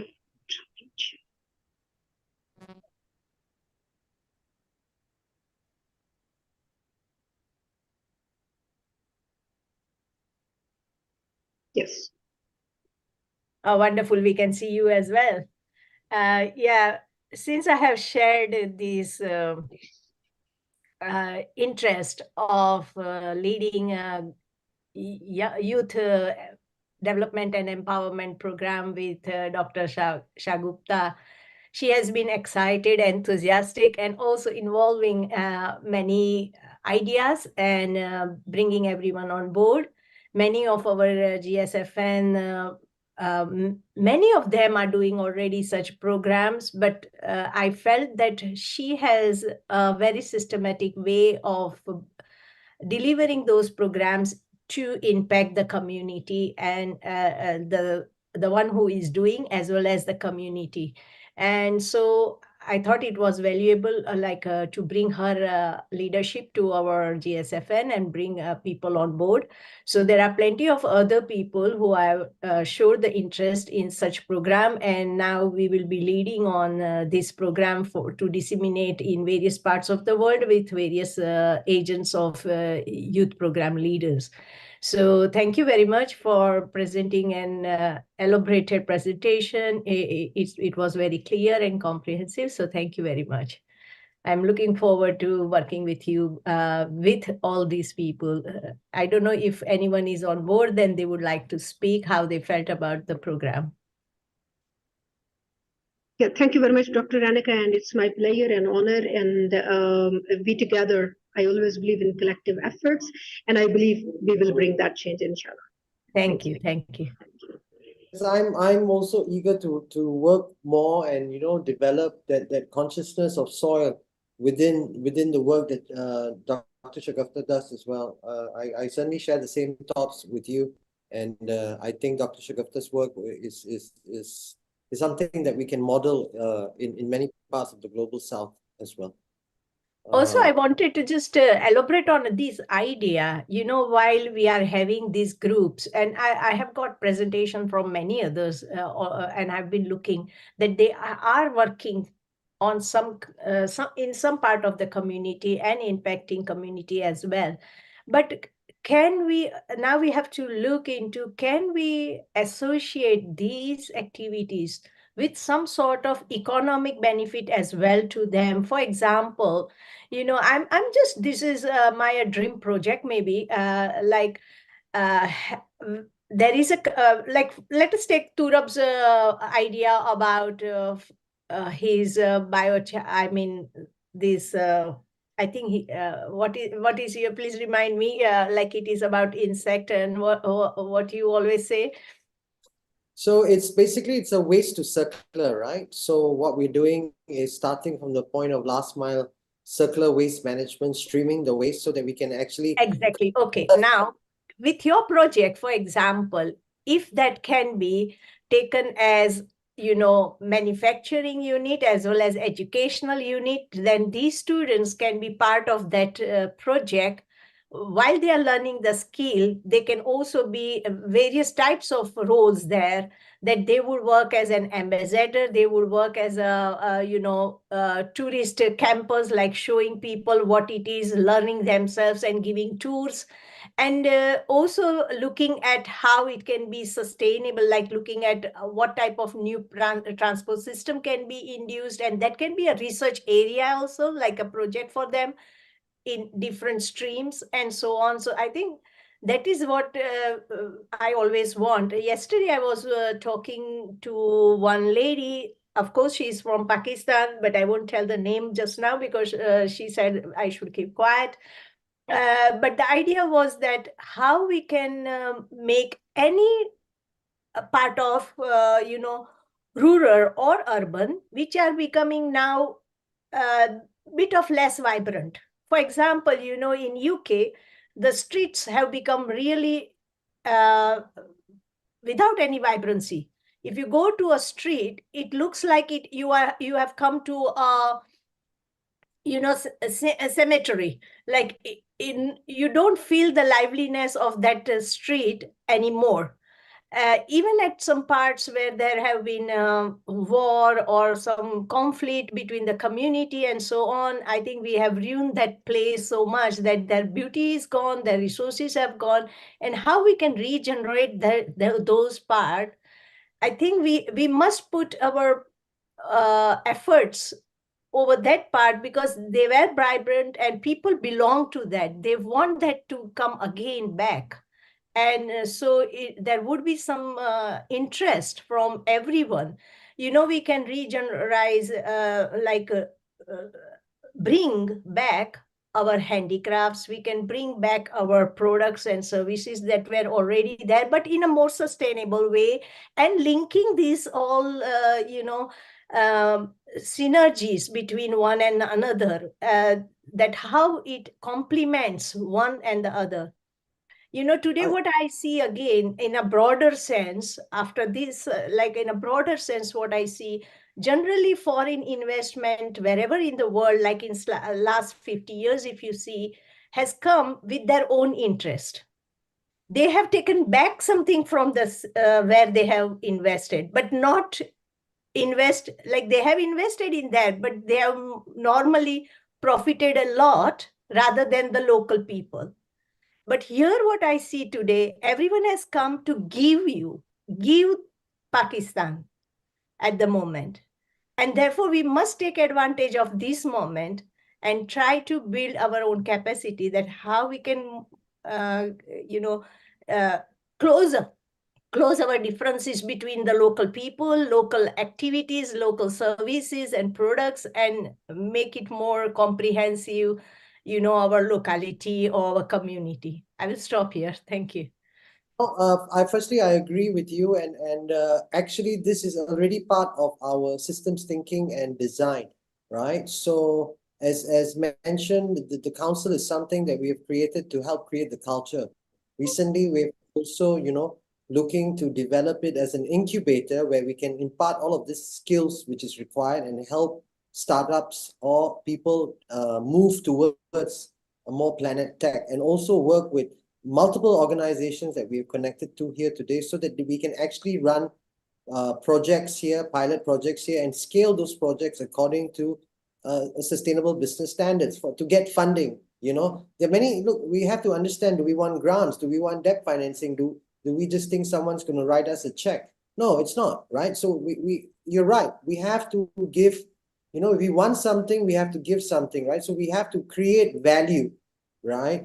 Although we shouldn't have to, because it should be part of it, but it is still, there are thousands and millions of people who have ideas. So we would want to basically make sure that, through impact vessels, we are able to help package, right? And design and work with existing startups or existing projects and programs, and make sure that, they reach the right years and they connect with the right people, so that, for example, connecting your GSFN with a particular project like EcoWays, or with Plan for Prosperity and all of that, these all adds value and adds the learning to it. With regards to how we are looking at integrating local youth, as I said earlier, we don't have an exit strategy. So for us, it's about building and sustaining a long-term business. A lot of the things that we want to do, there's no technical expertise here, right?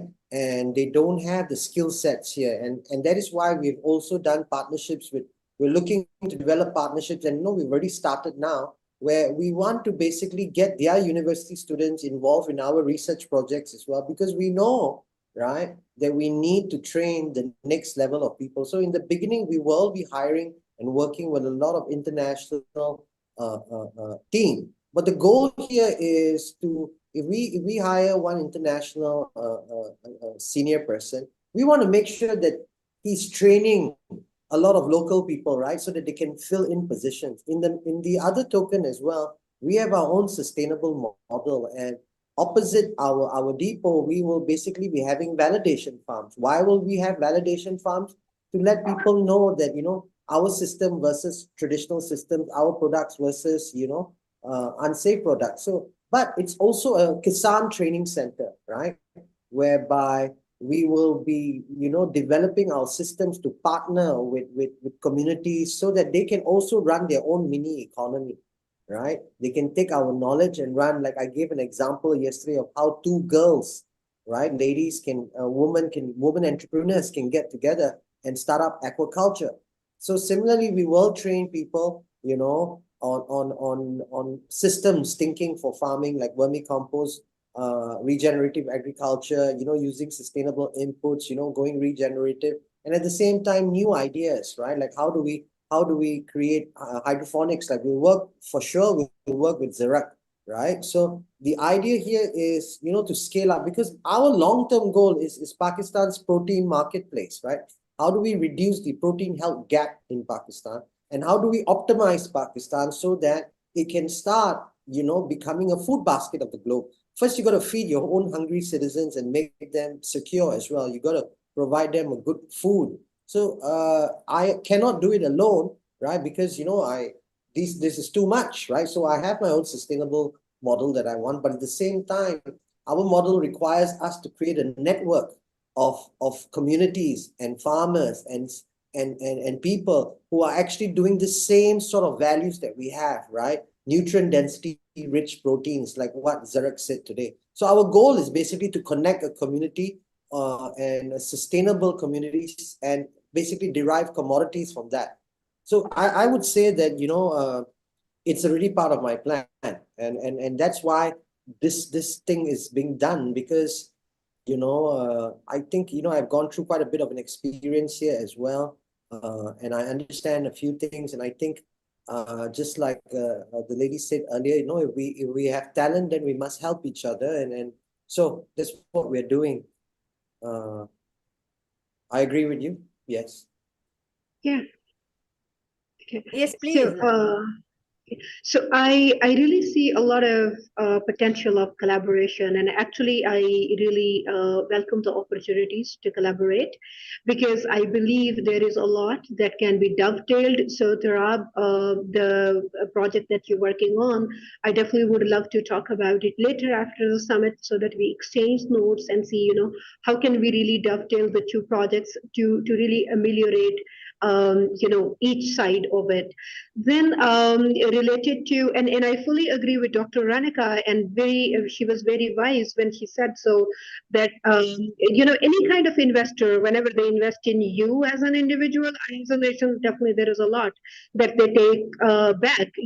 So my whole purpose of holding youth engaged in services is that Pakistan's future is the youth. When we talk about sustainability in Pakistan, there is no other measure but its own youth. So until and unless we train the youth, until and unless we, bring them at the same level of responsibility, we cannot talk about sustainability, to be honest, because it's the human resource which actually is more important. So that's why the 6 strands of the program that I talked about, there was one which was entrepreneurship. And that is actually entrepreneurship and marketing. We have small discussions. Our last discussion in the entrepreneurship group was about the design thinking, because without design thinking, you cannot really measure the what the market needs. So we are also then linking, yesterday I had shared our program with women. So we also link our YES program with WELSA program. And these students, because they're educated, they have passion, they have interest, those who have their interest in farming, we link with the women who are involved in farming. And, it's more like the young mentor telling them, what do they need, and, helping them out with the stuff. So I definitely welcome any offer to collaborate, and I'm open for discussions. And yeah, because it's all for Pakistan and I think, thank you very much. I agree with you. I'm still thinking about how do we incentivize men.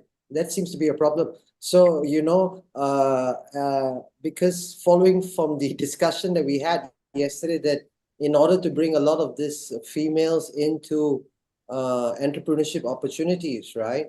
They need a lot of culture, requires the men to be involved as well. We spoke about this yesterday, I believe, and this whole concept was highlighted, that the reason why a lot of females can't get into entrepreneurship because they have to take care of their families, and they're not paid the right wages and things like that. So there are a lot of things to think about. So, but that whole consciousness remains with me, right? That we have to look at it from that point of view as well, that we need to create startups by females that are sustainable, right?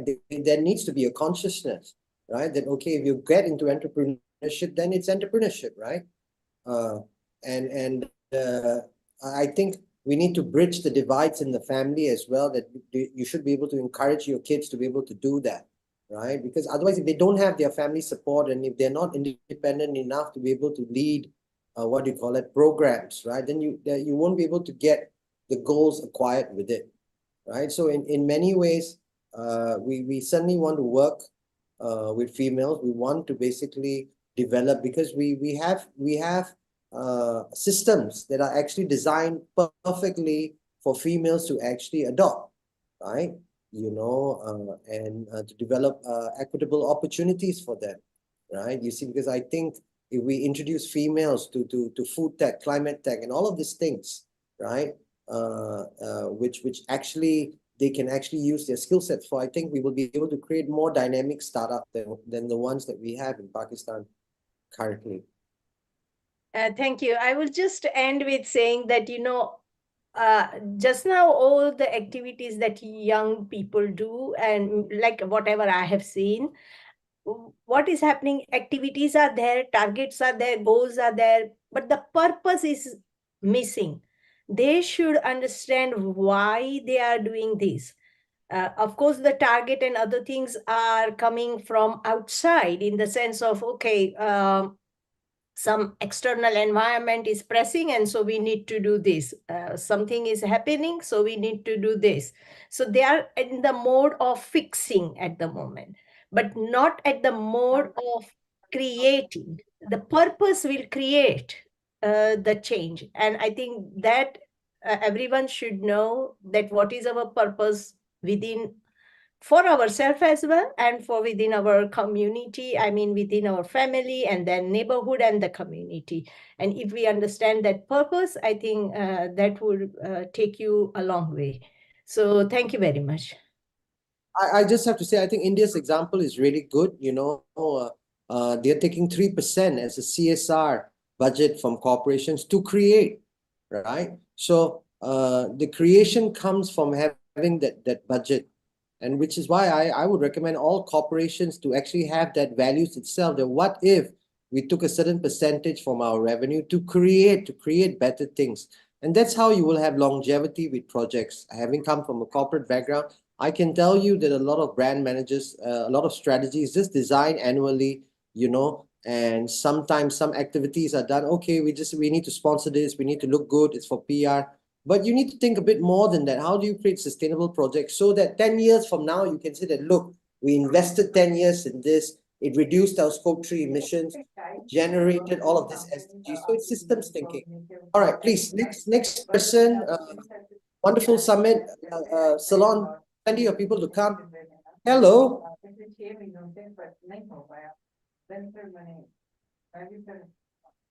Okay, so we have a very special guest with us. Actually, he's a very bright young boy, and we had a challenge. We had a challenge online, and we asked kids to basically answer challenge questions and pick up challenge questions, because I believe this is an inclusive summit. We design something for everyone, because we think even young people's voices are important, as we've seen before. And so, Mohammed, would you just care to introduce yourself and take it away? Thank you. Assalamu alaikum. My name is Mohammed Ali Khan. I was given the opportunity to present today by Mr. Tarab, so I'm very grateful for that, because I honestly think that the youth perspective on climate change and sustainability especially needs to be heard more, because eventually the youth will be the driving factor behind most of the actual adaptation of sustainability. Now I have a presentation prepared here, if you give me a second.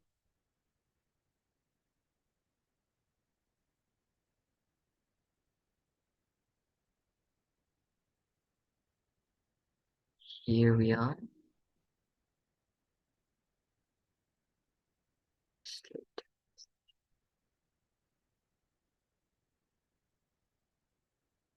So this is my presentation, Sustainability Deconstructed.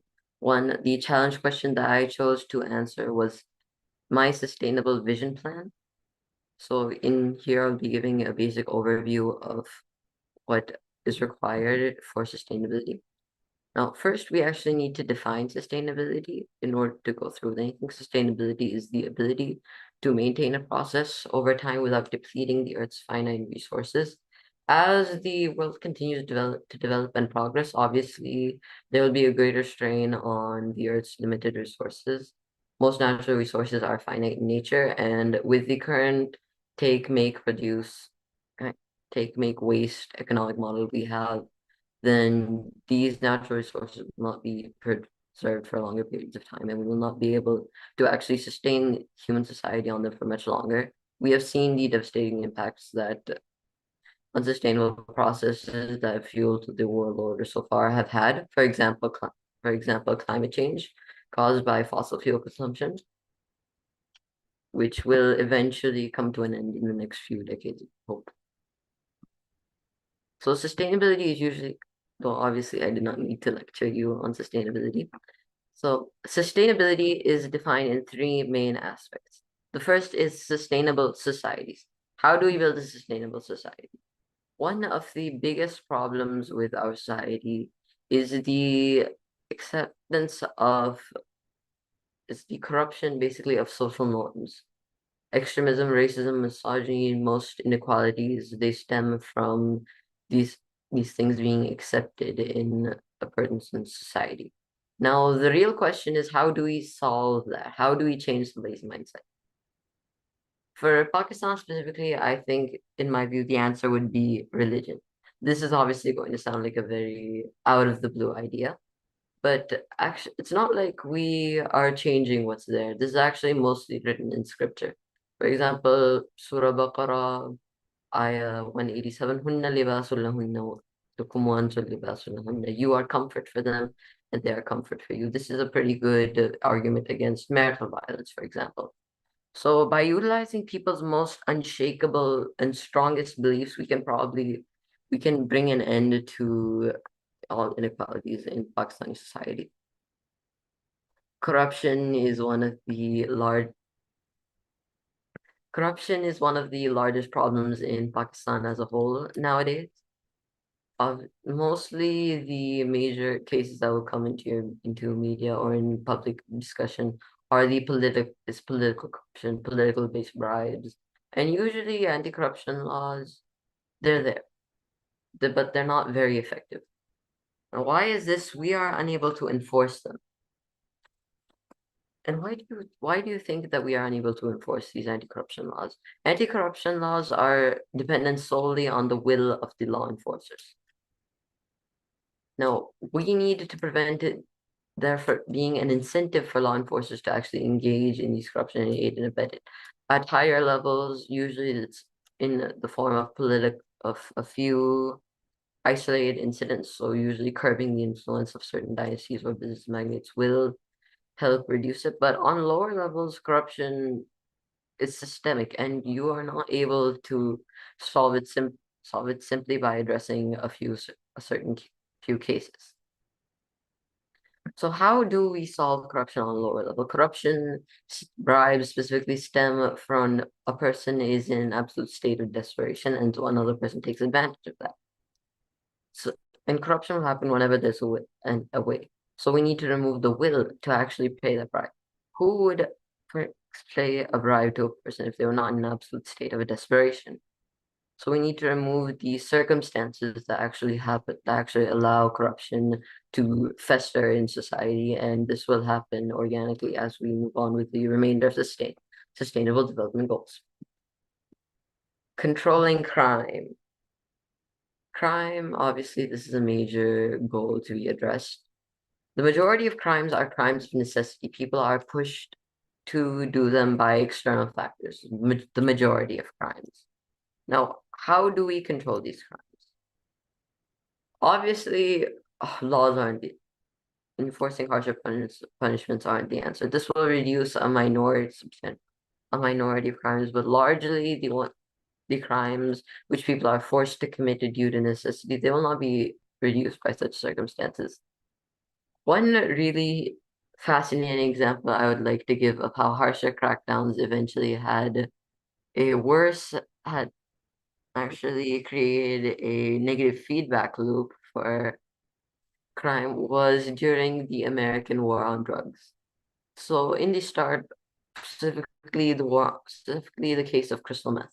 So in the American War on Drugs, obviously to prevent meth production, more chemicals were regulated, more cartels were dismantled.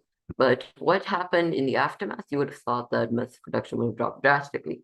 But these crackdowns failed to eliminate the demand, the necessity, the factors that lead to addiction.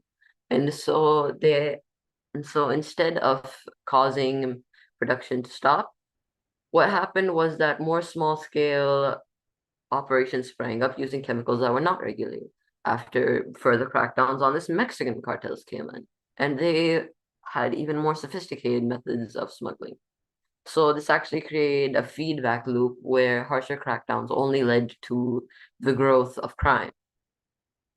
Therefore, so we actually needed to remove the demand, the cause, the necessity in these crimes, the factors that push individuals to commit them. Sustainable.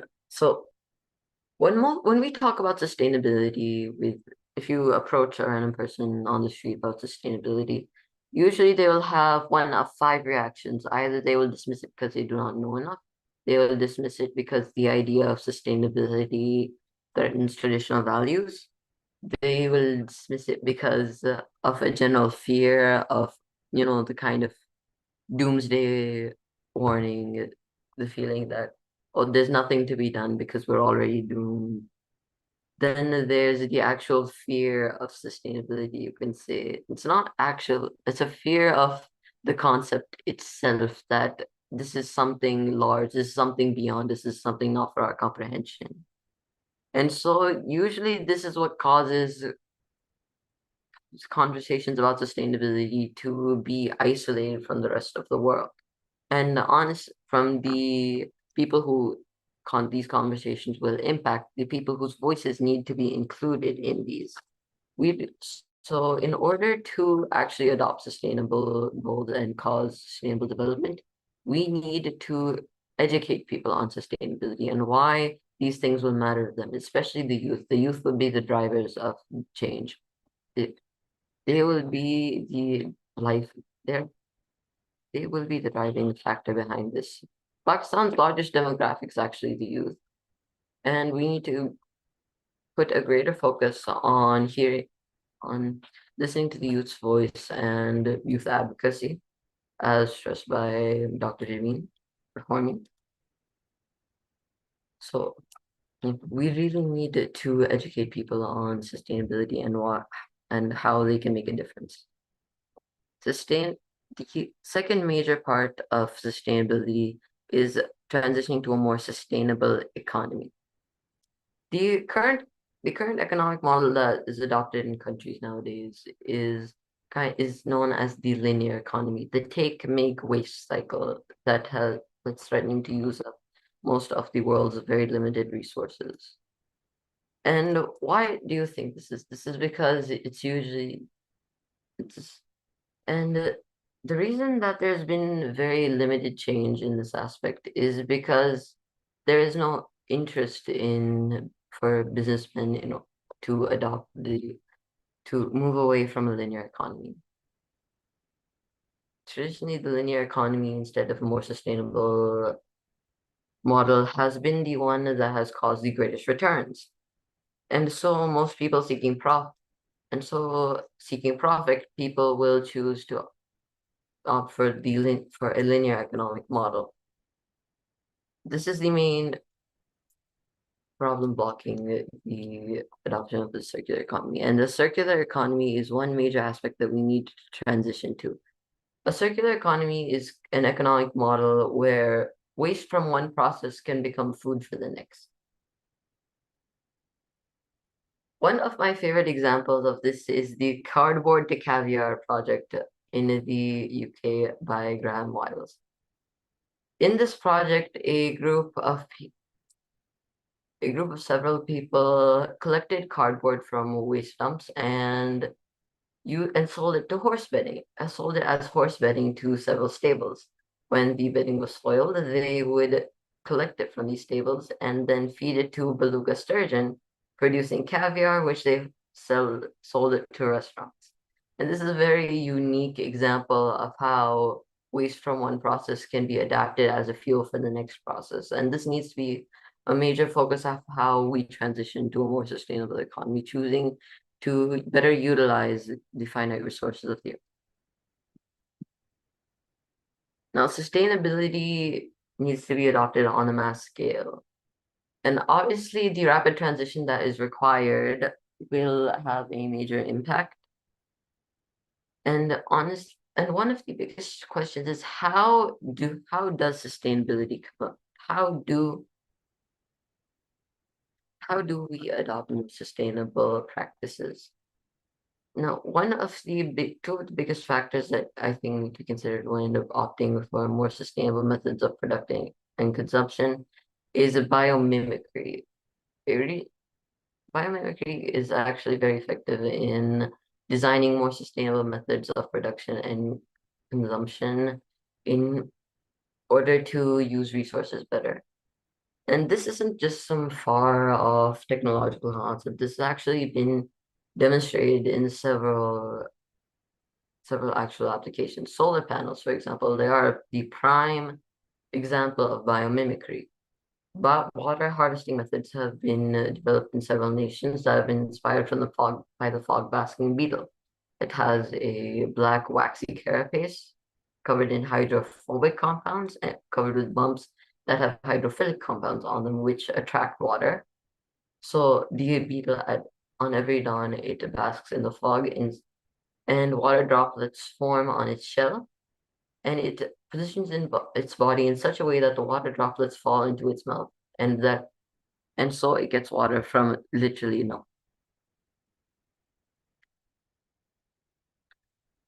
Obviously, so poverty reduction is one of the UN's largest sustainable development goals. And what I think is wrong with the traditional approach to poverty reduction is that it creates a sort of cycle of dependency, where the poorest and most marginalized populations who are already bearing the brunt of climate change are not actually able to sustain themselves. They're not able to stand on their own 2 feet. So we really need to move more towards programs that emphasize allowing the poor to support themselves and earn their own livelihoods. And this actually creates a sort of hope in their communities, which will be the greatest factor in helping them to move out of poverty. Pakistan is a primarily agriculture economy.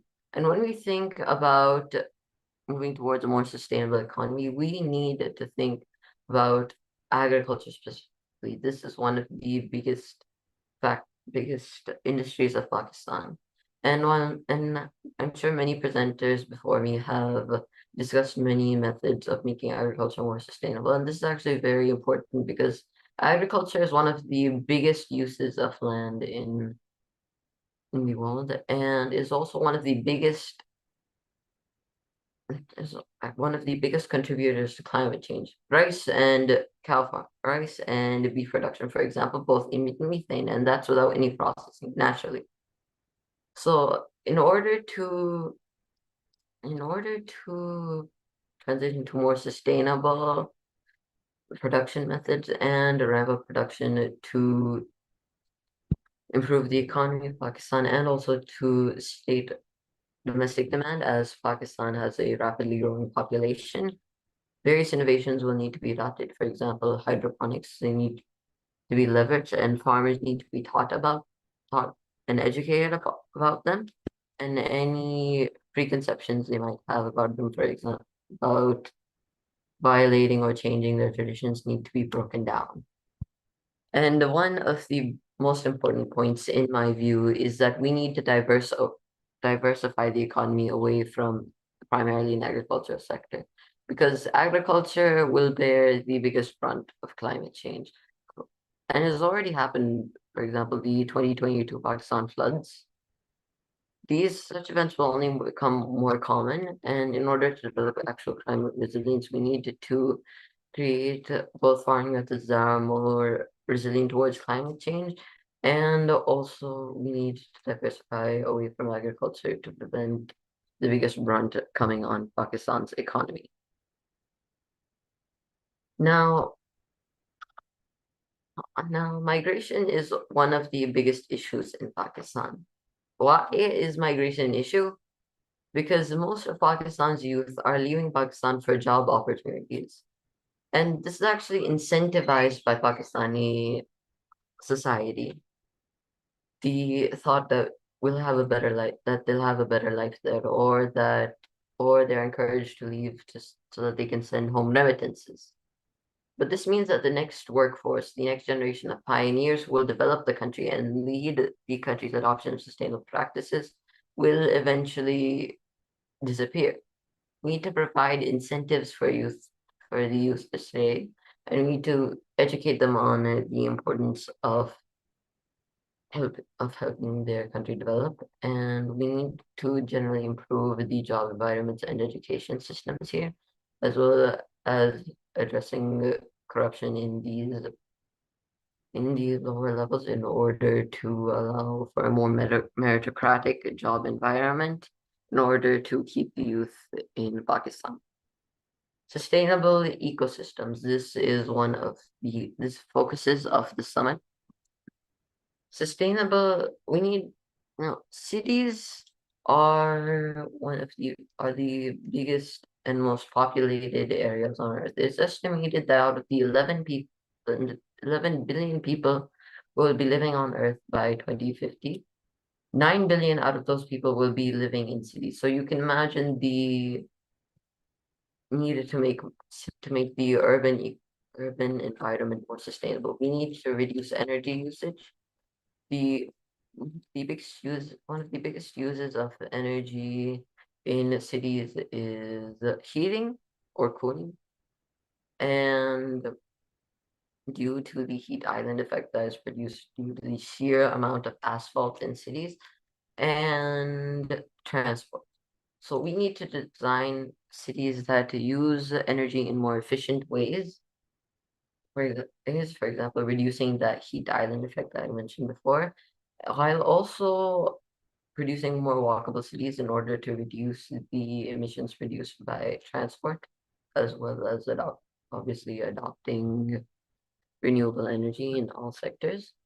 We need to obviously improve the quality of life that's faced in slums. They are an area where crime and poor living conditions can sequester, and therefore a major barrier to the achievement of the Sustainable Development Goals. And we need to make cities more eco-friendly and more resistant to the effects of climate change.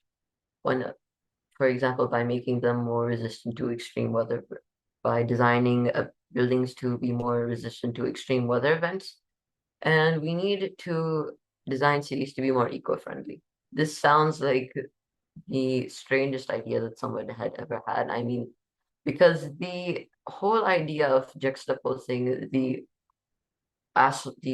concrete jungle that most cities are known as with something such as environmentalism seems like a very shocking idea, but there are actually real life examples of such products being undertaken.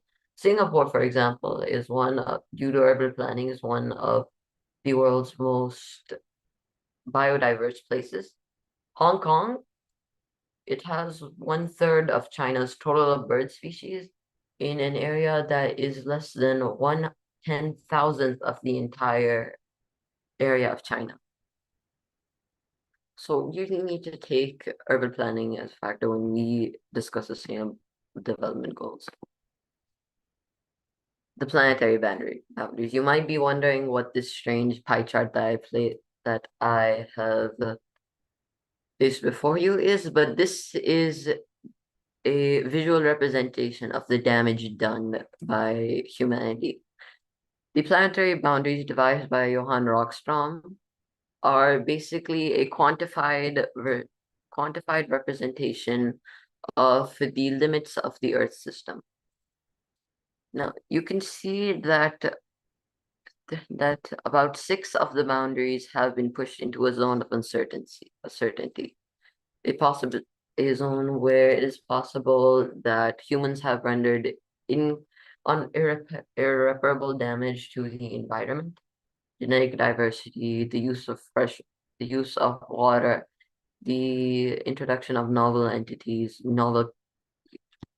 of pollutants into the environment. This is like an illustration of the harm caused by humanity to the ecosystem, and we really need to take this into account when we realize the urgency with which we need to adopt the Sustainable Development Goals in order to preserve the Earth system and it develops our societies in a way that the Earth system will be able of handling the strain of resources. Conservation is one of the most important aspects of the Sustainable Development Goals, and there has been not nearly enough action on this account. So it is very important in order to create more protected areas for wildlife to preserve biodiversity, and we also need to create more breeding programs, for example, to protect endangered animals. Rapid afforestation projects are needed in order to repair the damage caused to the ecosystem, and we need to minimize human interaction with the ecosystem in order to prevent further damage. For example, economic processes that take place in ecosystems needed to be replaced in order to prevent too many resources being taken from those ecosystems and the eventual collapse of those ecosystems. For example,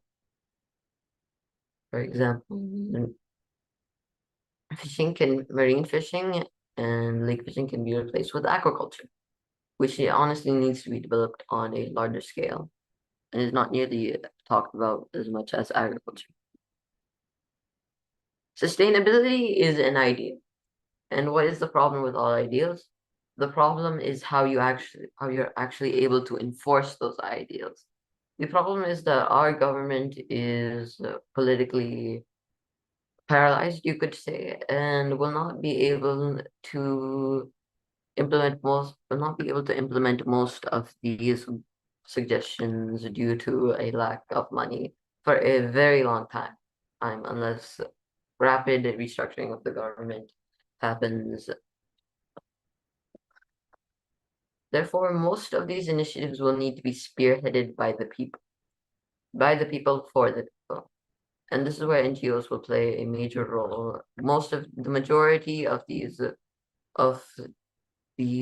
goals will need to be acted upon by NGOs. Individual projects will need to be taken in order to enforce these goals, because it's likely that our government will not be able to do so, again, due to lack of. There's one Ilham Iqbal shared that I would really like to quote here. We cannot just stand by here waiting for something to happen. We need to take this into our own hands and actually need to be change. We need to spread knowledge about climate change, sustainability, and we really need to create a mass movement for people to adopt these goals. Thank you. That was the end of my presentation. Any questions? You can stop your screen share. Just give me a minute. No problem.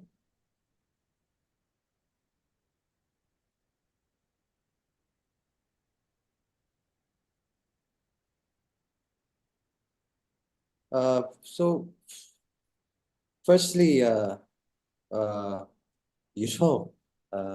always brings me great joy to see something as remarkable,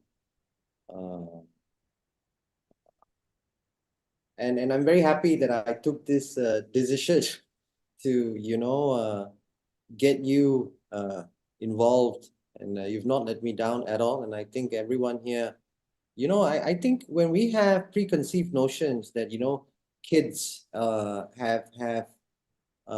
can't make sense, or they should listen to their elders. Yes, of course they should listen to their elders, but if we give them an opportunity to provide insight from their voice, their perspective, I think we will be able to see that, I think, what Mr. Muhammad has said here today should be repeated in every school. And I think it'll be very nice, right, for kids his age to see and hear from his point of view, right? Because in many ways, kids are also not trusting the system anymore. They're very well aware of what's happening, So I am truly appreciative of the effort that you took, and the composure. You are 13, yeah? Yes. Remarkable. Okay. So does anybody else want to share their thoughts on this remarkable young man? Thank you. Sure. So Ali, you wrote a line in last of your presentation, I guess. We must not stand by for others to decide our future. And I think that's the bottom line. Everyone needs to know. I actually wrote an article last year as a journalist, and I wrote a similar line in it that either we have to do something, or the decision will be made by tons of CO2 floating above us, or it'll be the water that will be washing our homes, or the homes of our loved ones, So because South Asia mostly, when we talk about climate change, South Asia will be mostly seeing floods, right? We'll be having droughts in the Americas and Europe, and heat waves. But we'll be having floods, basically, other things as well. So that's the basic line that everyone needs to understand. The government, all the stakeholders, even the public, that the future is gonna be there. It's inevitable. Somebody has to do something. It's gonna be either us or the other side. So that's the comment from my side. If anybody else has a question, I think what do you call? Yes, please. Of Okay. course, I cannot stay quiet when such a thing is going on. Sure, Congratulations, Mohammed. Congratulations. It was very, very comprehensive presentation, and the way you laid with a passion, and the flow of your presentation was really good. I really it was commendable. So I have no words to say that. But again, as Turab said, and we shouldn't underestimate anyone, and not the children at this age. They are playing, and they are looking, they are absorbing what's going on in their environment, like in the home and school and where elsewhere. So that is that you are the example for that, and you have proven a better one. So you must take this over, and you should share with your friends, and you must think and tell them everyone that you were on a stage where many experts were there, and I presented this. This is the story to tell everyone and be proud of it. And I what you said, that how children absorb, I can tell you something which was in my house, and my grandson was listening to one story, like a discussion that was going on about money. And next day they went to school, like her mother, that is my child, my daughter, and grandson went to school, and her teacher, just I don't know what was the context, but asked that boy that why did your mom did not come on that day, something like that. And he said, oh, she needs to go and earn money. It was 4-year-old thinking about that her mom has to go for money and all that. So we never told him or anything like that. But out of that, just absorbing what is going on around the environment, you don't know what they catch up. But you have catch up plenty of good things, and I think although the appreciation also goes to Ghazala, Dr. Ghazala, for carrying and promoting such values in you. I completely agree that parents also play a good role. Teachers, schools, everyone can play a very good role, and they have played. And so you are an example. Thank you very much for being here. Thank you, Mr. Mohammed. We would love for you to stay with us. We have some ideas and plans for you. We really want you to keep working with us, right?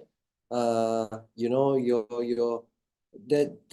you can do and how you can contribute is tremendous, and we would really welcome you to stay and hear other speakers as well and give your comments. You have a wonderful ability and cognitive ability, and we celebrate this. Thank you very much.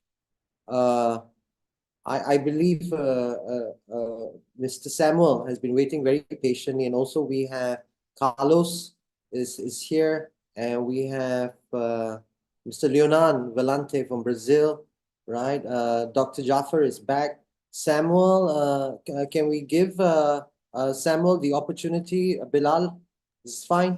Sure. I'm just gonna put up his presentation. He has sent it to me.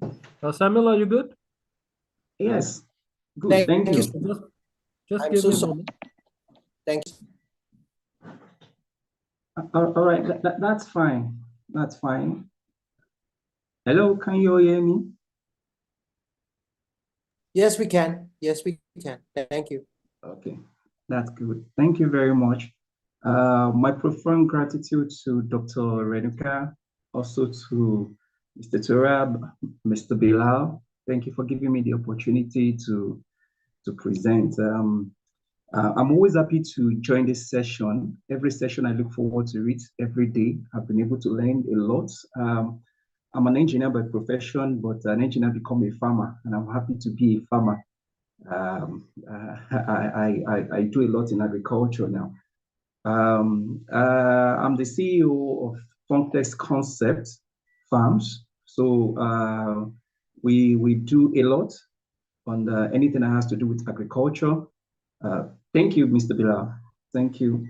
And what we do is that when we started this, something came up, and we're actually looking at how can we actually bridge the gap in between, bridge this very gap in agriculture. And so that gives back to Vortex Concept Farms. Vortex Concept Farms is actually 60% owned by my wife. So you can see the integration of female now. I won't call that gender inequality. I call it gender equity. So being owned by 60% by my wife, and I has 40% share of the farm. Thank you very much. So I'm to speak on soil health and the future of agriculture. And I'll be having a subtopic, the effect of synthetic fertilizer on soil health. Actually, that was one of the factors that drive us to actually have the farm, give birth to the farm, because we discover it's a big problem in Africa because of communal problem issues. We have a lot of lands in this part of the world, but nobody is actually making use of it. And when you try to seek for the consent of the community heads to actually make use of it, we encounter a lot of problems. Tell you they can't give it to you, and coupled with the fact that we have some terrorism problem in Nigeria now, that some people cannot actually go into some deep forest to farm. So they have to make use of what they have with them. So, and continuous usage of that land actually make the health, the nutrients to actually depreciate. So with that, they have to sort to how they can actually replenish the fertility of the soil. With that, I can quickly just go on with that of my slide now. We are what we eat. That's true. So the produce of any plant is dependent on the health and the nutrient that is being made available to it from the soil or any plant medium that is being used. The type of nutrients fed to the plants will be evident in the fruits and the crop produce. That we've been able to we've witnessed severally, and that affects the shelf life and also the juiciness and the nutrient that is being made available in the crop. Come to think of it, we've tried it on tomatoes. If you actually have so much of fertilizer in your tomato, the tomato will not be as juicy and nutritious as of the one that is being done with the organic fertilizer. So quickly, no unhealthy man, because agriculture contributes a lot to societal development and contributes to the economic sustainability. So no unhealthy man can contribute to the society development. That is very true. If you have anyone at the sick, the person cannot actually contribute to it. So next slide, please. Next slide, please. Mr. Bela. Okay, can you move a bit up? Hello, up. No. Just take it up so that, no. The second slide. The second slide. Okay, that's good. No. I need to see the circle. Scroll up. Scroll up, please. The second cycle. No. The soil table cycle. Yes, good. Taking a look at this. Thank you very much. Taking a look at this, the soil table cycle. So you can see that if anything actually affects the soil, the animals cannot actually do well. So because the effect of what is being made available to the animals from the soil will definitely have an impact on man that actually uses most of these animals as food and also as raw materials to the industries. And if there is heavy deposits, of melter from this very industry to the river, which actually serve as source of water, the water to this very plant, you see that man stand at risk of health issues. So going by the terminology soil to table, so definitely this cycle can actually give a depth knowledge of what it definitely means. And this, when looking at this, like I said, I'm an engineer and we believe in so much of practical application of scientific findings. So we look into this, and this actually give birth to form text concepts. Next slide, please. Can you scroll up, please? Mr. Bilal, thank you very much. So when looking at this, what are the effects of synthetic fertilizer on soil? What are the effects? The effect number one is the soil health. Soil health for sustainable agriculture and security, it's definitely affected. How? Because the chemical fertilizers were infected majorly to help with the growth, with the fertility and the growth of plants. But instead of doing that, the chemical composition and the byproducts contribute largely to the carbon footprint. And these actually have negative impacts on health and crop quality that I've explained, and that we've seen in practical. That we've actually seen in practical on my farm. Can you scroll up, please? Thank you.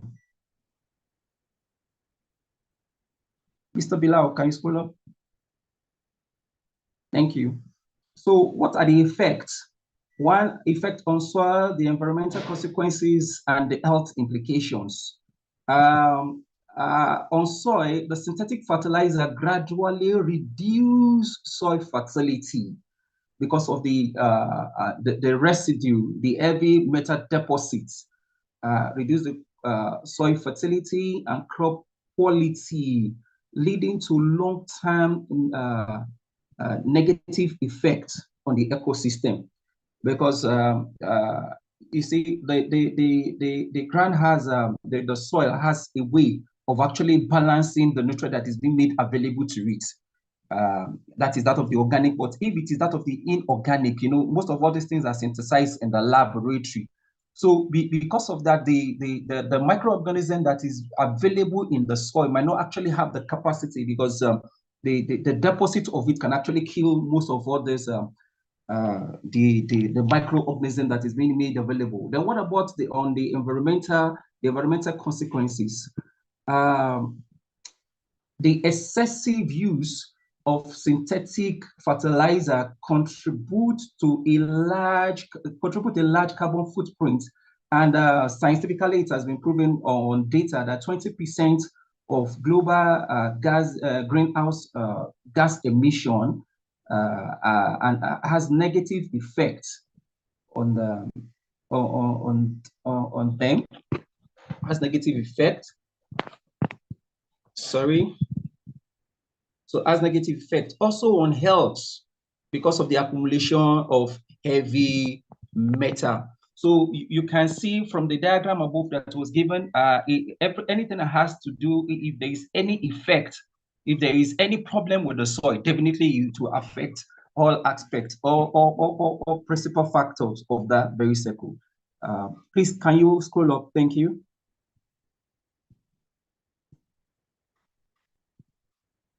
Thank you. So this problem we discovered because in this part of the world we are consumers.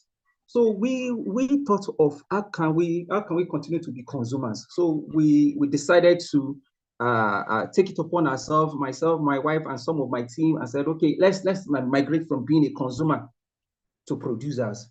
So, and we've been able to pinpoint some of this problem, why we're actually losing some of these things, and that gave birth to Funk's concept. So the quest to have the solution, to give solution addressing this shortcuts, these drawbacks, gave birth to Funk's concept and ZAV. So please, can you scroll up so that I can quickly do an introduction of Funk's concept, what we are really into. So Funk's concept is an agricultural establishment. We specialize in poultry. We do a lot of things in piggery, vine production, and presently we have a sister company that is into the production of juice and smoothie. And we are very health conscious because since we'll be able to notice that, okay, that the high deposit of metal, synthesized metal, actually contributes to health risk. So what do? We go organically. And for the parent company, which is Funk's the farm, we do much more of organic production from the medication. What we do, we grow herbs ourselves. We go into the bush to get some natural herbs too, and we synthesize, we extract the juice. We make use of herbs. We make use of bags. We bring it together, extract the juice, boil, and use some other high technique form of extraction to actually produce our medications ourselves. And this has actually helped us a lot in the sense that we've been able to reduce our cost of production. So, and at the end of the day, the residue, we bring it together, we use that to make compost. We can actually reintegrate back as source of nutrients to the soil. And that we use in growing crops. Thank you. Please, can you scroll up? Thank you. So who we have that I've quickly explained, we have specialization we specialize in poultry, fishery, and ZAV. And our purpose is for production of anything that has to pure organically produce products, farm produces, and we are edge focused. We are edge focused. Sorry to say, I have. There was a time a friend of mine, we lost a friend of mine to cancer. In the advanced world, we've been told that there is no cure for cancer at the moment. But I stand to be corrected. Scientifically, the medical says there is no cure for cancer. But from our finders here, if you can actually change your diet,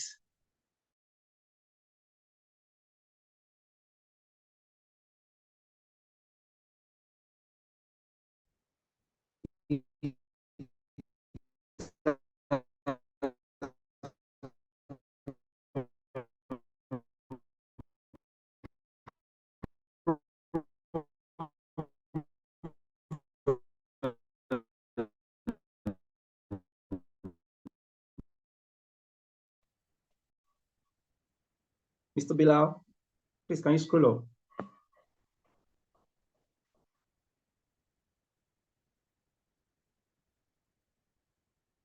So we give priority to elder living, and we are committed to quality. We are committed to quality. That I've actually summarized that. Please, can you scroll up? I actually I'm going somewhere. Hello, Mr. Bilal.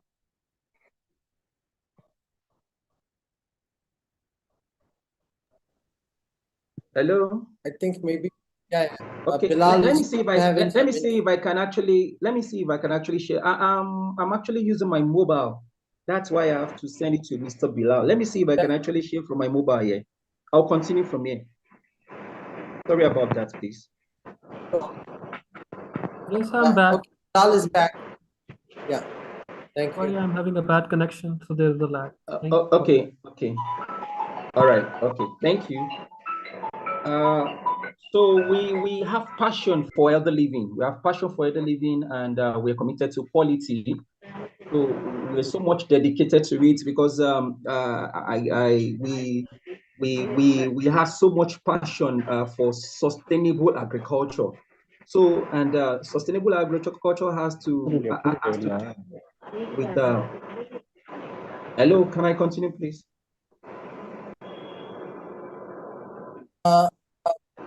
Dr. Jafar, I think yes, thank you.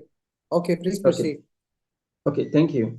So we have so much commitment to quality, and I remember we had a contract with a school to produce for them, for all the students throughout the term, and we told them we give you everything natural and we don't compromise quality.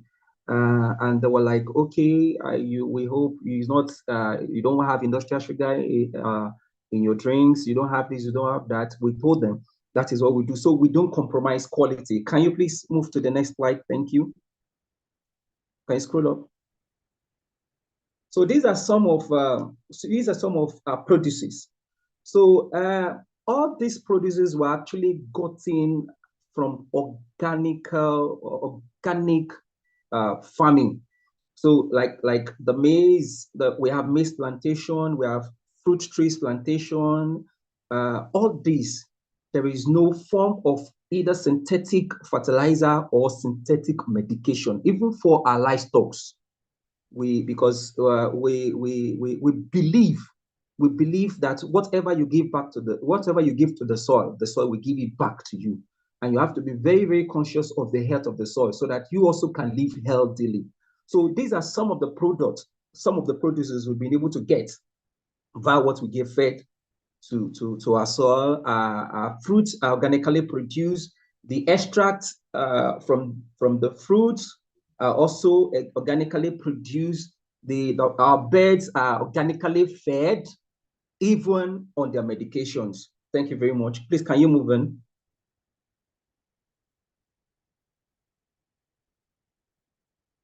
So this has been our achievement, like I told you, organic medications, waste management, and I would love to speak a little about the waste management, which is actually in line with this very summit. So our poultry, we generate over 2 metric tons of waste in every production cycle. So what do we do with them? What do we do with the waste? What we do with the waste is just we convert the waste back to compost. So with a little process, with a little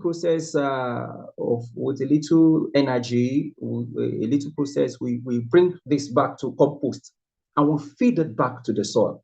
So like our maize, we've tested it because I got my seed. Some of the seed that we plant, we get it from Corteva, and that is the 30Y87. That's the name of the seed, 30Y87.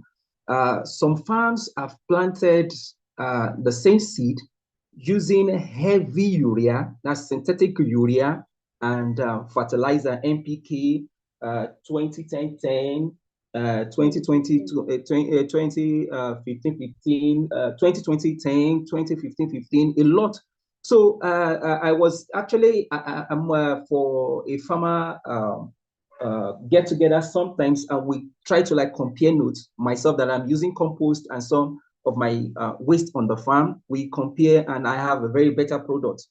And I told them, you can see we can go back to organic production as against, and the use of synthetic fertilizer is in Nigeria at the moment is of high cost.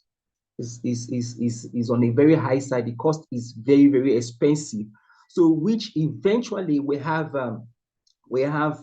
effect on their cost of production, and their produces will not be order affordable. So what we produce is affordable to the masses. So we also have our gain. Thank you very much. Please, can you move to the next one, please? Scroll up, please. So what are our challenges? We have challenges too. We have challenges, internal challenges. We have challenges with our staffs, with the corrupt level because of their poverty level. We've tried to like change their mental rotation, but at the same time, we can't do most of the work ourselves. Some of them we have to go back to school. We send some back to school, because of this get quick rich syndrome. And then also we have financial challenges. We run on loans, but our loans there are of high interest rates. Some no moratorium, some 6-month moratorium, which is not too good for agriculture.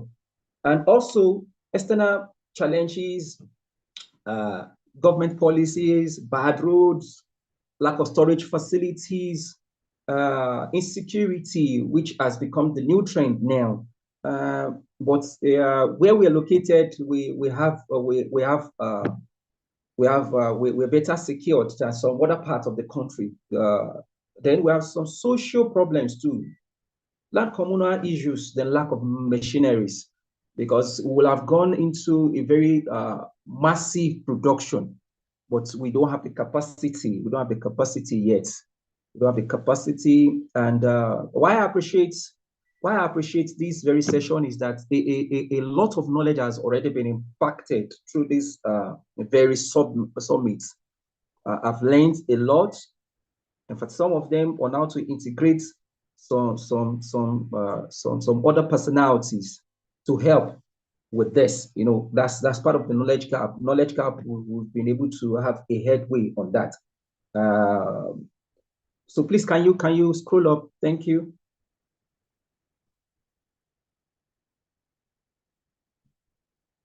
So what are our call for actions? Awareness creation, fundraising, and also support for sustainable practices.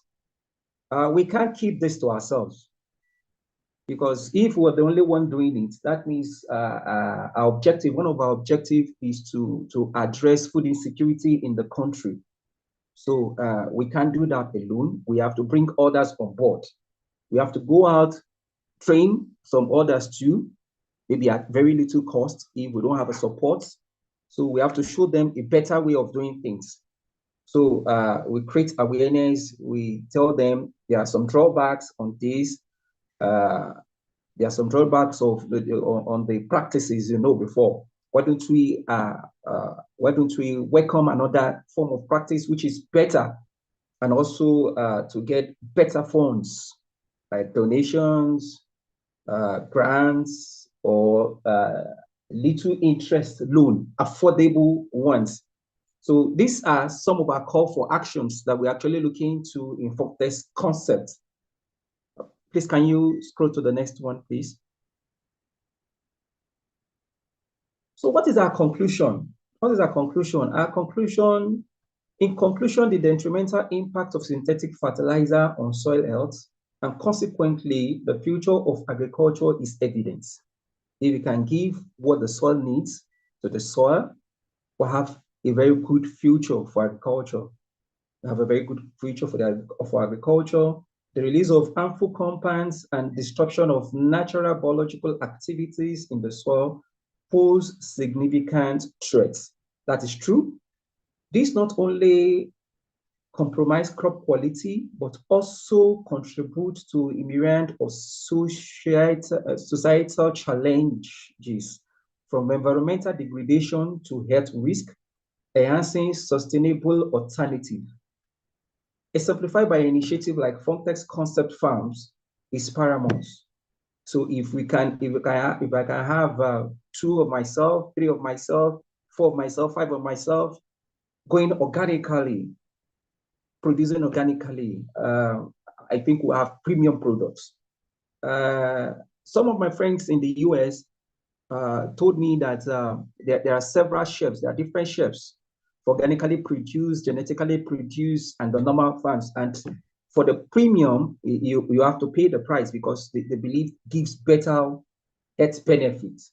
So if I can have 2 of myself, 3 of myself, like Dr. Fontex Concept, doing the same thing, we'll be able to address this very problem. So by steering away from synthetic fertilizer, we not only safeguard soil fertility and agricultural sustainability, but also contribute to the overall resilience and well-being of a society. So this is actually what we do, and how we've been able to also contribute our part to sustainable agriculture, and also to tell you that the future of any economy, the future of any societal development is agriculture, and there is future for agriculture. Thank you very much. Thank you. Questions or comments, please? Yeah, no, thank you, Samuel, so much for sharing your work with us. I was interested to know a bit more about Zervi Foods, right? Yes, please. I'm happy to share with you. So Zervi Foods, so basically you guys create juices, right? Organic juices, am I right? Yes, juice, mix, so from your current, smoothies. Okay, that's great. So from smoothies, from your current operations, how are you packaging all of this? As in, what sort of numbers are you developing from the operations? How many units can you produce from these operations that you have? That depends. The unit we can produce depends on the demand. Presently, we are in contract with a school, and the school has about 1,000 students. So every week we supply 1,000 worth of juice to them. Every week, 1,000 bottles of drinks to them. I get that. I understand that, but I'm saying, okay, for example, what would be the maximum capacity of your operations? At the moment, maximum capacity is 10,000. 10,000 units a week, is that right? Yes, 10,000 a week. But we employ more labor because we are limited with machinery at the moment. So we employ more labor for production. which is fine because I mean obviously the goal here is to create jobs. So what's the farm size, or where are you getting your raw materials from? Like your juices, are all of this from your farms, or you partnered with other people? We generate like 50% of our raw materials from our farms. I mean, Okay. and also I'm into the campaign of planting of fruit trees around the Okay. country, but we are limited with capacity now, both finance and labor. Because Johnson was actually sharing the other time, you know, in the first day of this very summit, talking about some trees being falling in Nigeria of what, and if you could remember, I asked him about the replacement of some of these trees with fruit trees. With fruit trees, we can generate so much more of cash worth, and at the same time, food for the community and for the environment. So none of the villagers or none of the localities, we actually want to cut down the fruit trees because it serves to them as shelter, cash, and at the same time, food for them. So I already launched a campaign planting fruit trees around. So also we signed an agreement with some of them. Actually, they finance that with their money, but we signed an agreement with them to get back, to purchase back the fruit tree, the products, the produces of the fruit trees from them. So this serves as some of our raw materials for our production. Yeah, I was interested in that obviously because you know you need to secure your supply chain, and obviously the goals here would be what would be, you know, eventually would come down to, you know, if we are looking fit from the sustainability point of view, what would be the carbon footprint of a unit that you have, right? Yes. What is a unit? Yeah, so what are you doing it? Are you doing it in 500 ml bottles, or what's the unit quantity like? We do 350 ml. We do 500 ml. Okay. All right, it's very interesting. Let's carry on more discussions. I think, you know, at the end of the day, it's about getting more idea about the community that you're helping and the impact from that. I mean, an organic business, a juice business, a health business, they all switch. But obviously, again, everything depends on your location, your scale up strategy, and all of this. Anyway, we are available for you to discuss more. Not a problem. Okay. All right, thank you. So thank you. No problem. We have just a few more. We've got Mr. Adnan from Beyond Carbon join us, who wants to talk about regenerative agriculture, which is great. We've had Mr. Valente from Brazil has been with us for some time. Is he still here? Does he have some inputs? And we, of course, Bilal. Yes, thank you, Mr. Turab. Thank you, Samuel, for your brilliant presentation. I think we can give floor to Khalid, Mr. Khalid, if you would like to present. He has been there also with us. Yes. Mr. Khalid, are you waiting till the end? Because we have one or two more people. Would you like to close, or would you like to go now? No problem. No problem. Your choice. No problem. Okay. It's good. Go ahead. Thank you. Okay, thank you. I assume you would close. Thank you very much. Carlos, I'm sure you have some words to say. You're with us. Okay. Is Carlos here? Can we just give a moment to Mr. Adnan, and then we'll see if Carlos has anything to say, and then we hand over to you, Mr. Khalid. Is that fine?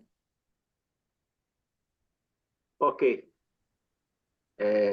Dr. Renuka, for a translation. Yes. Ok. Yes. 1 second. Fala. Ok, uma boa tarde a todos. É uma satisfação estar mais uma vez, mais um dia com vocês nesse trabalho incrível.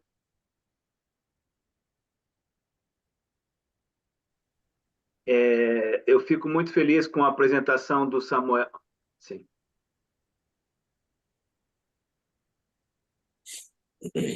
Mr. Carlos, maybe Mr. Please say again. Sorry. Yeah, now you can speak. Ok, uma boa tarde a todos. Mais uma vez. Desculpe. Uma boa tarde a todos. It's a good afternoon, everyone. É uma satisfação estar mais um dia com vocês nesse trabalho incrível, vendo tantas pessoas contribuindo para um bem comum. Another day with you in this incredible work with so many people contributing to the common good. Eu ouvi muitos cases de sucesso hoje, muitas propostas muito importantes. Yes, I heard many success stories today, many very important proposals. E eu achei que o trabalho com as crianças é fundamental. As crianças, quando elas aprendem, elas levam para suas casas e vão começar a agir no seu entorno. Working with children is fundamental. When children learn, they take them home and begin to act in their surroundings. Aqui em nossos programas existem um trabalho do governo chamado FIA, Fundo de Infância e Adolescência. Here in our programs there is a government project called FIA Fund for Childhood and Adolescence. Uma vez por semana, nós pegamos 5 a 6 ônibus com Once a crianças. week we get it. Nós levamos de 5 a 6 ônibus com 40 crianças cada um. And we took 5 to 6 buses with 40 children each. Para a nossa reserva natural, para conhecer que a água não vem da torneira. To our nature reserve to know that the water does not come from the tap. Nós as levamos para as hortas comunitárias naturais para elas plantarem o seu alimento e para colherem o seu alimento. We take ours to natural community gardens for them to plant their food and harvest their food. Nós ensinamos a importância da preservação do solo e das florestas e da biodiversidade. We conclude the importance of preserving soil, forests and biodiversity. Nós apresentamos a importância da destinação correta do lixo e a reciclagem, em casa e na escola. The importance of correctly disposing of waste and recycling at home and school. E principalmente, nós fomentamos que eles façam compostagem com o seu lixo orgânico. We encourage them to compost their organic waste. Com isso, nós criamos agentes ambientais, pequenos agentes de formação ambiental que no futuro vão ser o nosso espelho. Therefore, we created environmental agents, small environmental training agents who in the future will be our mirror. Mais uma vez, meus parabéns a todos e me coloco à sua disposição para contribuir. Once again, congratulations to everyone and I am at your disposal to contribute. Thank you very much. Thank you. Obrigado. Muito obrigado. We received, we certainly will be working with you in Pakistan.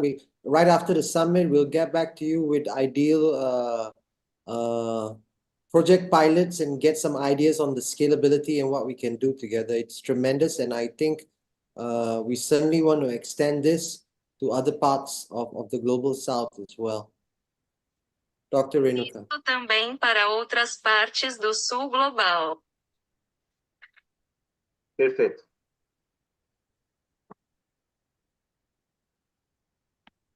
Okay, shall we just, Mr. Adnan, are you with us? Please jump in.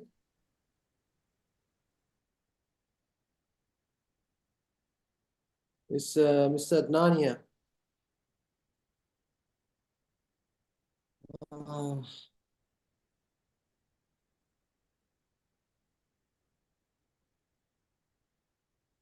All right, then I think he might have had to pop out. Mr. Adnan, you're here. Yes, thank you, please. Okay, Please, so let me share my slide.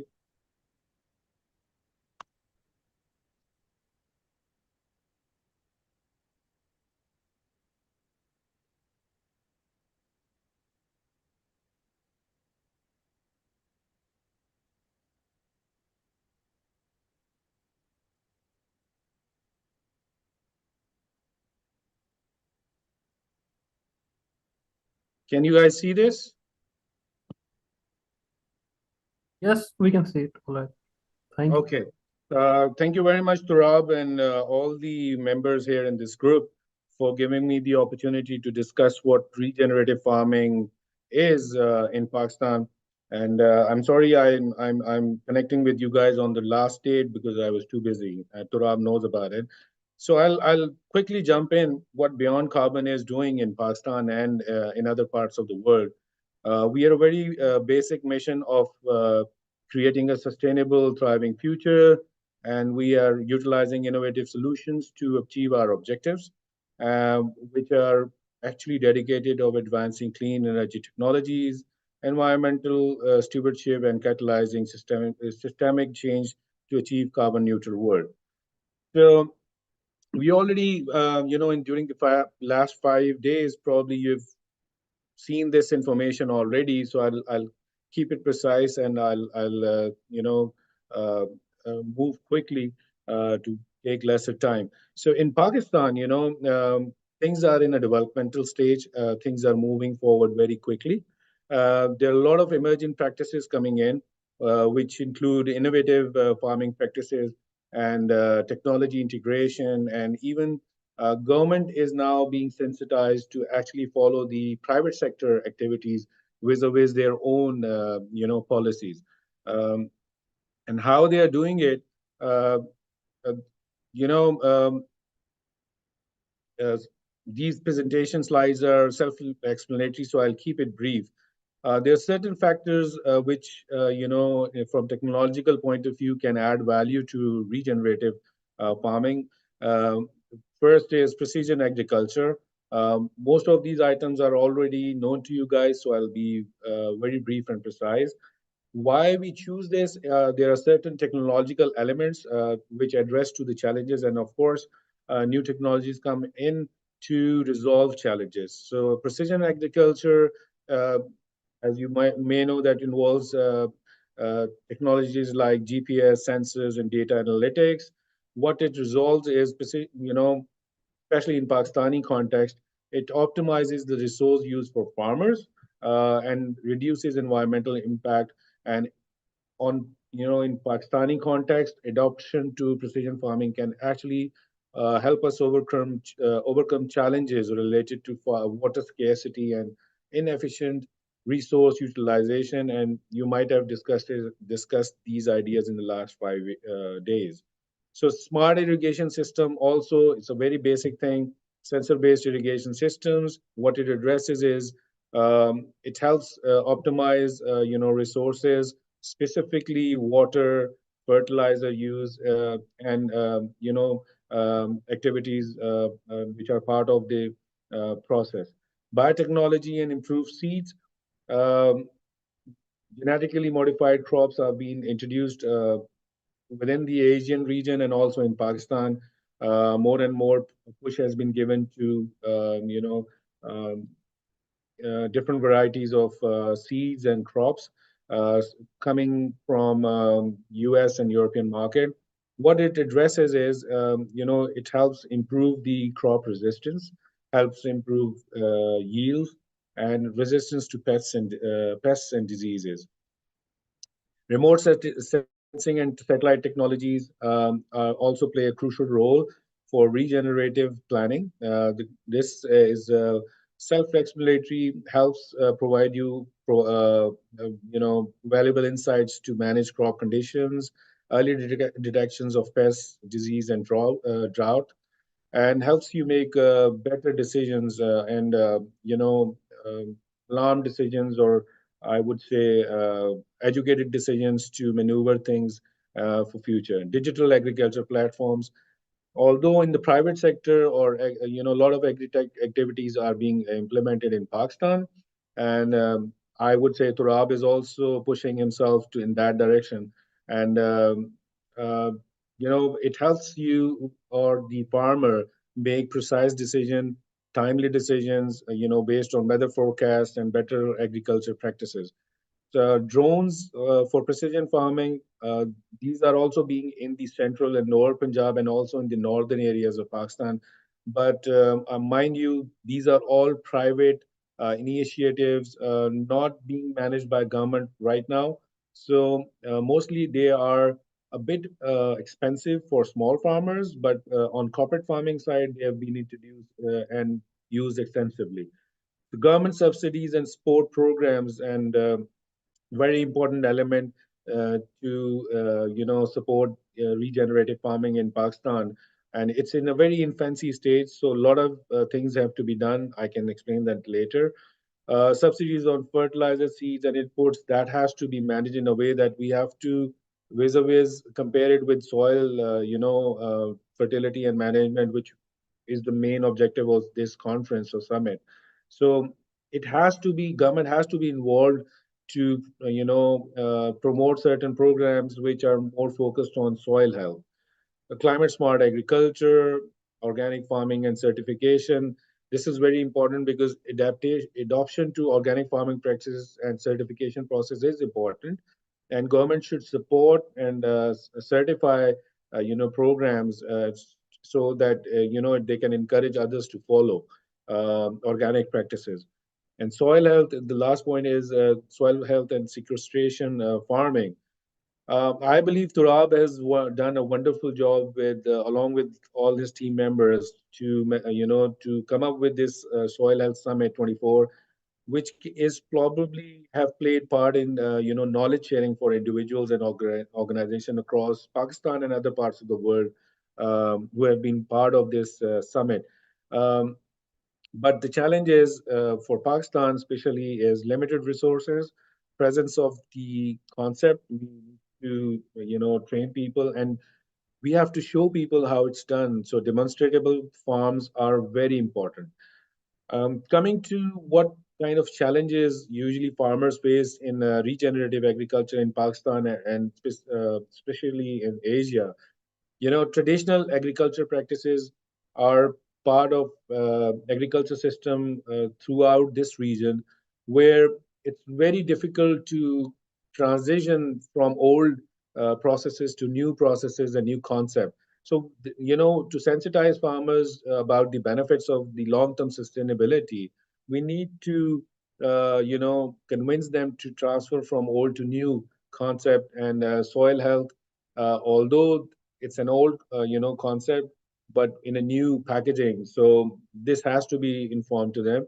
Access to technology, sometimes it's very expensive to adapt to latest technologies, so this has to be considered, and it's a biggest challenge for farmers to accept. They cannot afford simply.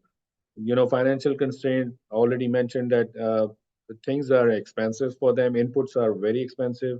So soil health management, which Turab is actually propagating and his team is propagating, is the future in certain contexts. So water scarcity, in water scarce Asian region, climatic change has already affected so many factors, uh, and we are already aware that water is going to be a major issue in coming months. But God has been kind today. It's been raining in northern parts of Pakistan, and there's been snowfall. So um, you know it this activity or this season was supposed to happen in December, so it's almost like 1 month late. So these climatic or El Nino effect are going to impact the uh, you know water management issues and things like that. So policy and regulatory framework is also one of the biggest challenge for farmers to adapt to the regenerative practices in Pakistan and all across Asian region. I mean, we need to introduce. I'll discuss the opportunities later on in my next slides. So market dynamics also play a very vital challenging role and hinder the acceptance of new concepts and methodologies. So market dynamics is one thing which has to be managed through the involvement of government policies. Education and training, varied accessibility to education programs is also a challenge for small farmers or middle tier farmers, and it is a continuous process. And I guess this summit is one of the steps which you guys are taking to, educate people what are the benefits of, uh, moving towards soil health management or soil management through different activities. Climate change impacts already I've discussed. Collaboration and stakeholder engagement. You guys will agree with me that small farmers cannot manage things independently, and with the onslaught of so many incoming, activities, digitization, and private sector management, I mean, like it becomes practically impossible. And I am speaking from my own experience of farming. I'm a farmer, with a farming background, and I can share how we are doing things on our farm in a regenerative way. So already mentioned demonstration farm, and this is one thing which Turab is already propagating again and again. Soil plots and soil management plots and you know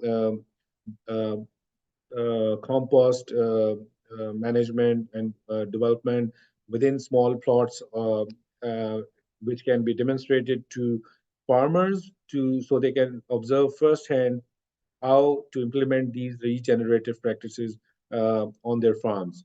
So coming towards the opportunities, with all these difficulties and challenges, I believe there are still opportunities which can be managed.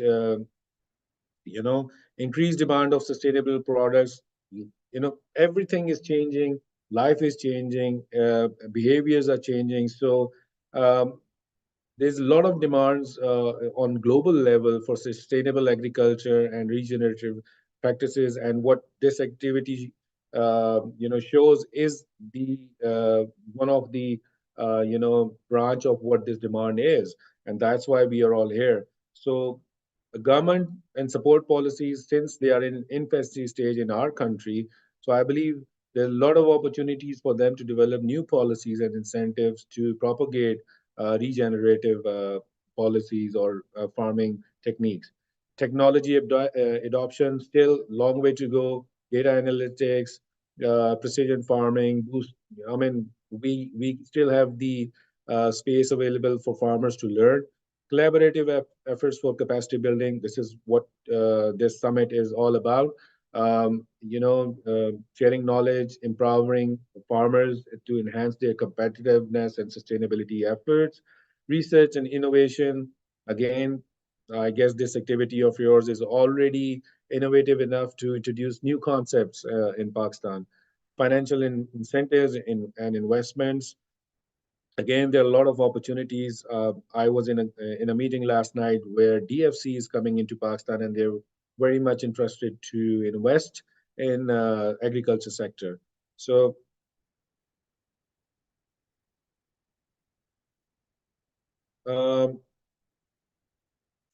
capacity building and training program. It's something which has to be a continuous process. It cannot be stopped. So other than this summit, I would request Saurabh to continue marching forward, and if I can be part of these activities or effort, I'm there to support him.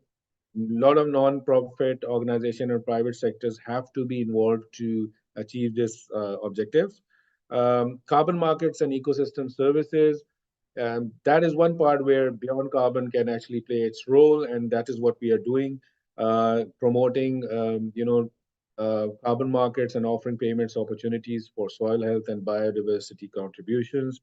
Partnerships and collaboration. Again, this is a long process because it takes times to create healthy partnership and collaboration, but still there's a space available for farmers to jump in and, increase their knowledge and resources. Consumer education, same thing. Climate resilience, as already mentioned earlier, we have to prepare them for coming changes, which are going to be a problem even in the future, risk mitigation and adaptation, they have to be, prepared through knowledge and continuous training. So improve soil health, what this whole activity is about for the last 5 days. We have to focus on building and maintaining soil health. Healthy soil is something which is required and is the need of the future. Soil structure, organic matter content, nutrient cycling contribute to crop yields and resilience to environment stress. But to achieve all this, we there are certain do's and don'ts which I suggest system has to follow. And when it comes towards the blue circles, which are the don'ts, in order to have an effective and successful regenerative agriculture farm or process, we must not expect immediate results. It's a slow process, mind you. It's a very slow process. Don't expect results to happen, immediately or over a season. In my case, it took me 10 years to actually demonstrate what the concept is all about. And I'll show that in my coming slides. So don't abandon the already used agricultural land. Uh, you know, Involve what is available and upgrade it slowly and steadily. Don't assume that one size fits all solution. Every soil topography is different, location is different, climate is different, so you will get results differently. So one has to be very careful when choosing their location for regenerative farming. Don't forget that you have to involve local community, because you cannot achieve results alone. Nothing is possible alone. You have to create teams, form collaborations, involve local community to achieve this.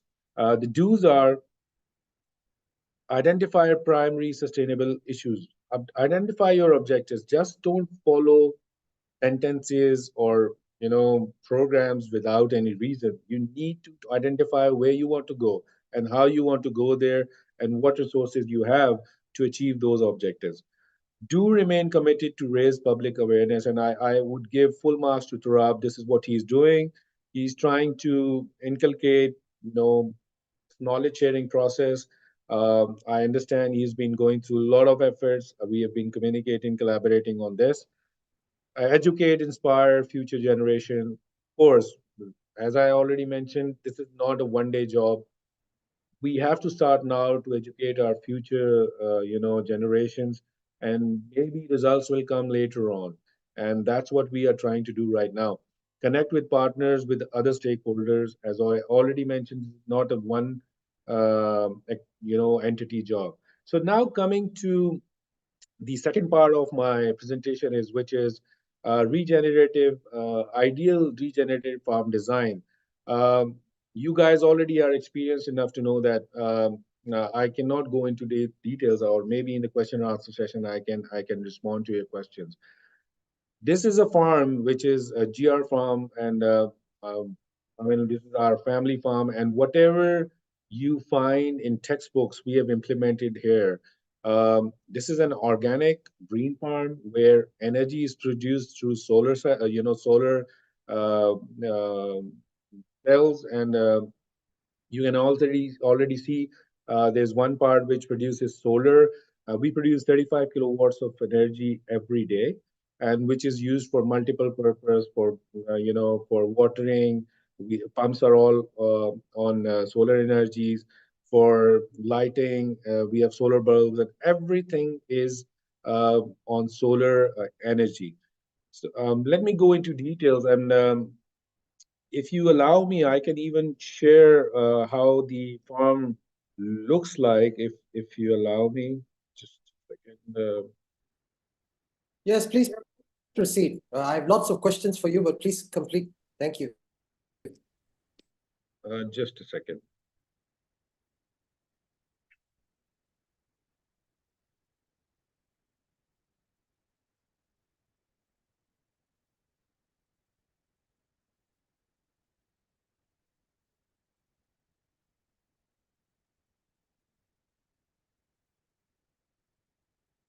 So,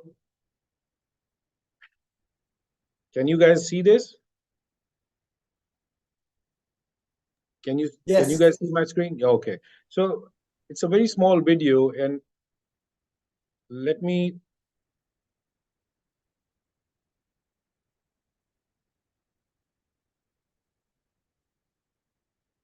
And it shows different plotting. We have converted this whole farm into different sections. There is an agroforestry we have managed, and there are different plots for different crops. It's a very brief presentation, video presentation, and it can actually show you the whole topography and location of different things.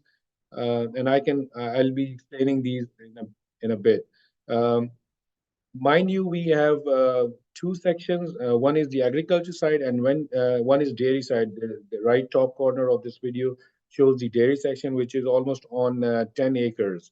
And I'll tell you how we manage the output of this agriculture sector. Just hold on. Let me shift back to my presentation.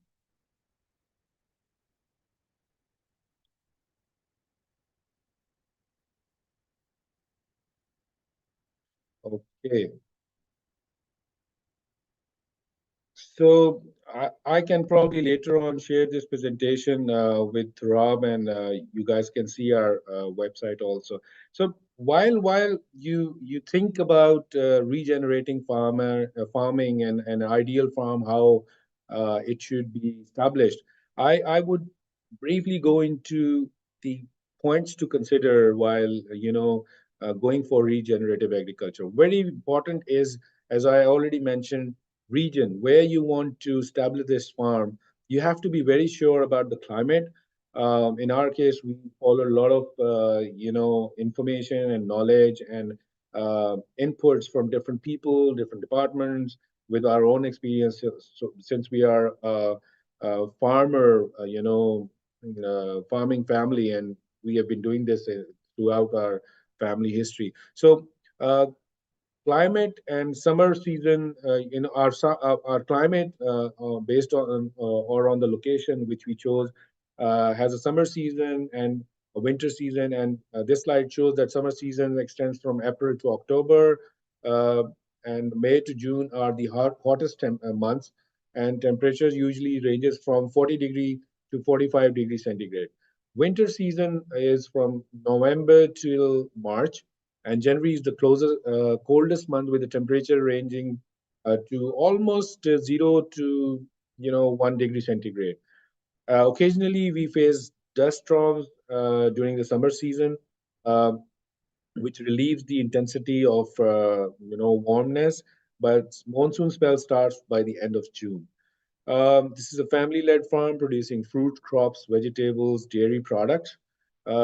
It's totally green farm, which fulfills its basic necessities of electricity through solar systems, gas from biogas plant, which is to meet the daily requirements. While choosing a location for for a regenerative farm, one has to be very sure with the topography of that location. In our case, our area is a mix of elevation and terrain areas. The red line actually shows this one. Actually shows the location. The lower part is a bit warmer based on the topography, and the northern part of the screen shows the greener areas. So we are almost at the crossroads of hot and cold region, and we have very strong winds here. And I'll tell you, it has its adverse effects also, but it has benefits also. If you look at it from satellite view, this is how it looks like. GR farm, the red dot is actually the what we call the dera where we all live. We have a living area, living quarter, and the only building or the constructed area is the dairy farm. Rest is all utilized for cropping or for vegetable or for fruiting. On the left side of the screen, there's a riverbed. So we were very specific in choosing this location because it's an old riverbed which is dry, but because of this location, water depth is only like 15 to 20 feet. Land size is almost like 1,500 acres or more. So we made sure while choosing our location, what resources are important. Water, it's the reason of life. So access to groundwater for irrigation was very easy for us. It was supplemented by rainwater harvesting and seasonal water channels. Uh, as I already mentioned, energy is all managed on farm through solar panels. Labor, we have a dedicated local workforce with a focus on skill development and fair wages. We make sure that we keep on involving them into different activities. We have regularly uh, included medical camps for them. We have around 25 people who are managing the whole farm. But we make sure that we not only manage them, we manage their families who are off the farm. um, Soil fertility testing is a regular activity uh, with regular amendments in organic matter, compost, and cover crops. And we keep on experimenting things which is better and which is not. So the purpose of the farm, of course, is to provide fresh organic produce to the local community, so we can, earn and meet our expenses also. And local market, engage in local farmer market and community supported agriculture programs.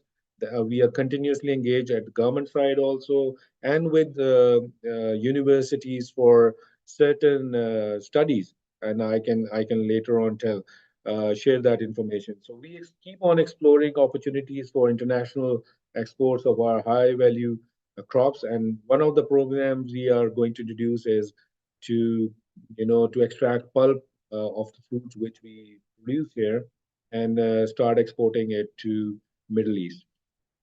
So the other very important elements for farm components or layout to be considered are crop fields.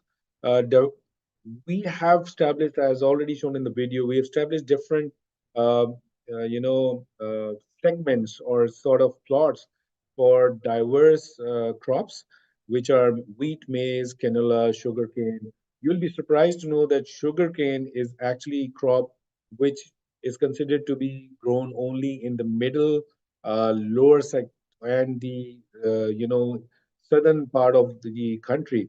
But we have experimented to grow them in Potowar areas, which is a terrain area where we don't have access water. We are mostly dependent on rains and underground water. But we have shown, you can see the picture, the lower picture where there's a man uh, standing right next to the sugarcane field. We've introduced a pit plantation concept, whereby we've installed wobblers, and with 10% of water, we have achieved 90%, 95% of the output of sugarcane. And these can be equivalent to any crop variety which is sown on the other parts of the country where these sugarcane crop is grown with flooding. So we've tried to show people that it's even possible with lower input of water. And we also grow Sudanese grass, lucerne, garlic, onion, potatoes based on the season. Ensure that we ensure that crop rotation and crop covering is followed to enhance soil fertility. We follow agroforestry principles for interspersing rows of fruits and nut trees along with crops. We ensure that we follow intercropping. There are certain fruits where, alongside the citrus fruits, plots, we also sow wheat, based depending on the uh, season. So livestock area, we have established a rotational area for herds to grass-fed and a free-range poultry. Uh, the best part of our farm is that we utilize livestock's waste for on-farm composting, biogas, and fertilization. What we do is we produce around 3 to 4 tons of cow dung. And what we do is we just, on donkey carts, we transfer that to certain plots. And then on one point, just near the water channel, we just drop that fresh dung, and it probably it remains there for about 2 to 3 weeks to dry up, and then with watering, it keeps on mixing with the within the water channels, and we have an excellent result, and our dependency on synthetic fertilization has reduced. So agroforestry zones, we have a mix of fruits and nut trees, apricots, peach plums, variety of citrus fruits, and we also integrate nitrogen fixing plants to enhance soil fertility naturally. Legumes are also being sowed here in our area, and we follow the drip irrigation. I mean, like almost like 25% of the farm is on drip irrigation, especially the fruiting area and vegetables. So, water management, we have installed drip irrigation in crops to maximize water efficiency, almost like 1 kilometers in multiple sections, and underground water channel of up to 3 kilometers. And we have also designed contours plowing and swales to capture and direct rainwater runoff. We are lucky that we are right next to an old waterbed. So whenever we have extra rain or flooding, we get a lot of water, and it actually helps improve the water level in soil bed. Uh, I'll move to the next slide. Energy efficiency is also very important factor for regenerative. Uh, like we keep on following or mentioning the textbook requirement, and what we have done on this farm is we have implemented and we've seen the results. Believe me, things are possible, and this is what we have shown. So energy efficiency, we generate 35 kilowatts of energy every day.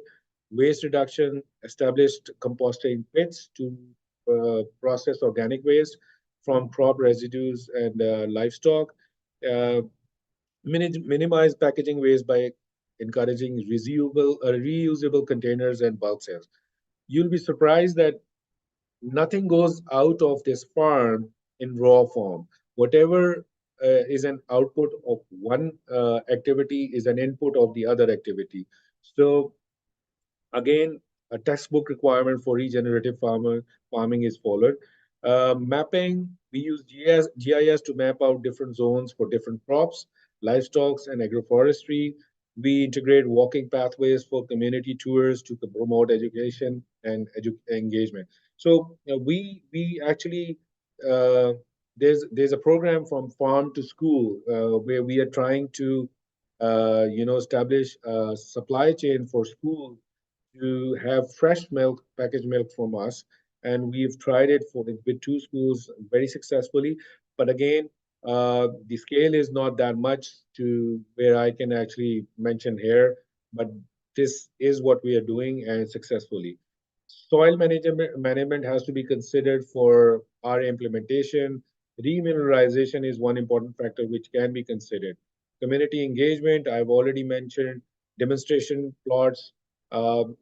These pictures on the right show that we have a lot of friends and we have a lot of families, individuals, community people, uh, project teams which visit our farm to actually, enjoy the locale or environs other than the facility or, processes or projects or products we are doing, producing and selling.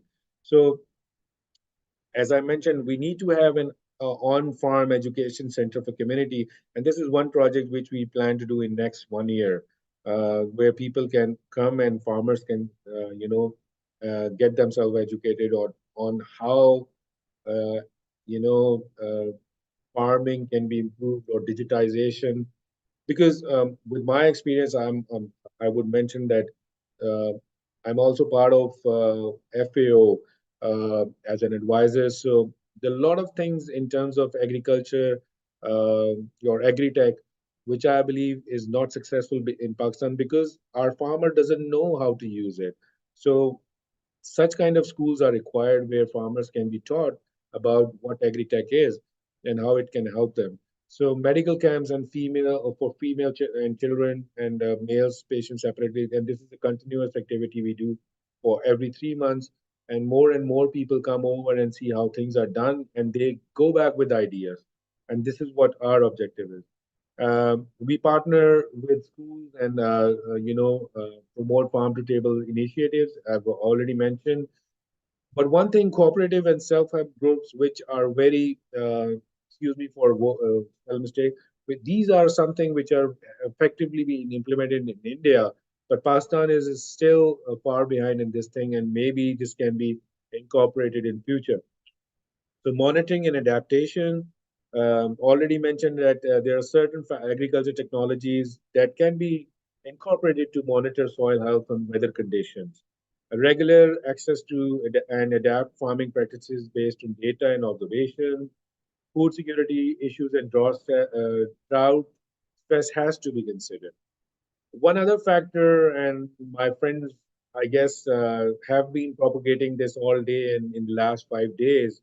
So, ecosystem service regeneration is a process where these points have to be considered. And, the most important is soil health restoration, water resources quantity and quality preservation, biodiversity enhancement, CO2 sequestration, and farmers' livelihood. And they are all interrelated. One affects the other, and it has to be, ecosystem way. And I guess Turab is trying to demonstrate almost the same thing which I'm mentioning here. Um, on the right side of the screen, you'll see that no-till or direct seeding is a concept which even in Pakistan has been shown through picnic. I can discuss that also. Reverse crop rotation, again, very important to improve the soil health. Cover cropping, compost manure application, animal integration. Any successful farm which is considered to be regenerative, believe you me, it has to have a dairy side which can actually help a farmer sell milk or other additional products from that, and the output can be used as an input on the fertilizing side. So agroforestry, and an example I can show you here of what we have achieved during last 4 or 5 years is we have established a dairy pasteurizing unit, one of a kind on a small farm level, and we have converted raw milk into a pasteurized milk, which is equivalent to Anhar and Prema, um, and but on a smaller scale. We are producing fresh flour, and it's on rock grounding, and also it runs on solar energy. Um, and we also have a complete home delivery system which we follow. I can share that also. And these are few pictures we have. By the way, on the right side of the screen, we have developed a complete weather monitoring channel, which helps and it gives us complete data digitally, the humidity, the temperature of soil, weather conditions, wind direction, which are actually very important for educated decision. The middle picture shows the irrigation system. I already mentioned that we have an underground system for almost 3 kilometers. The lower part of this screen shows a picture again of plots and a tractor trolley, giving an overview to the visiting community, families or and the left side of or lower middle of the screen shows vineyard.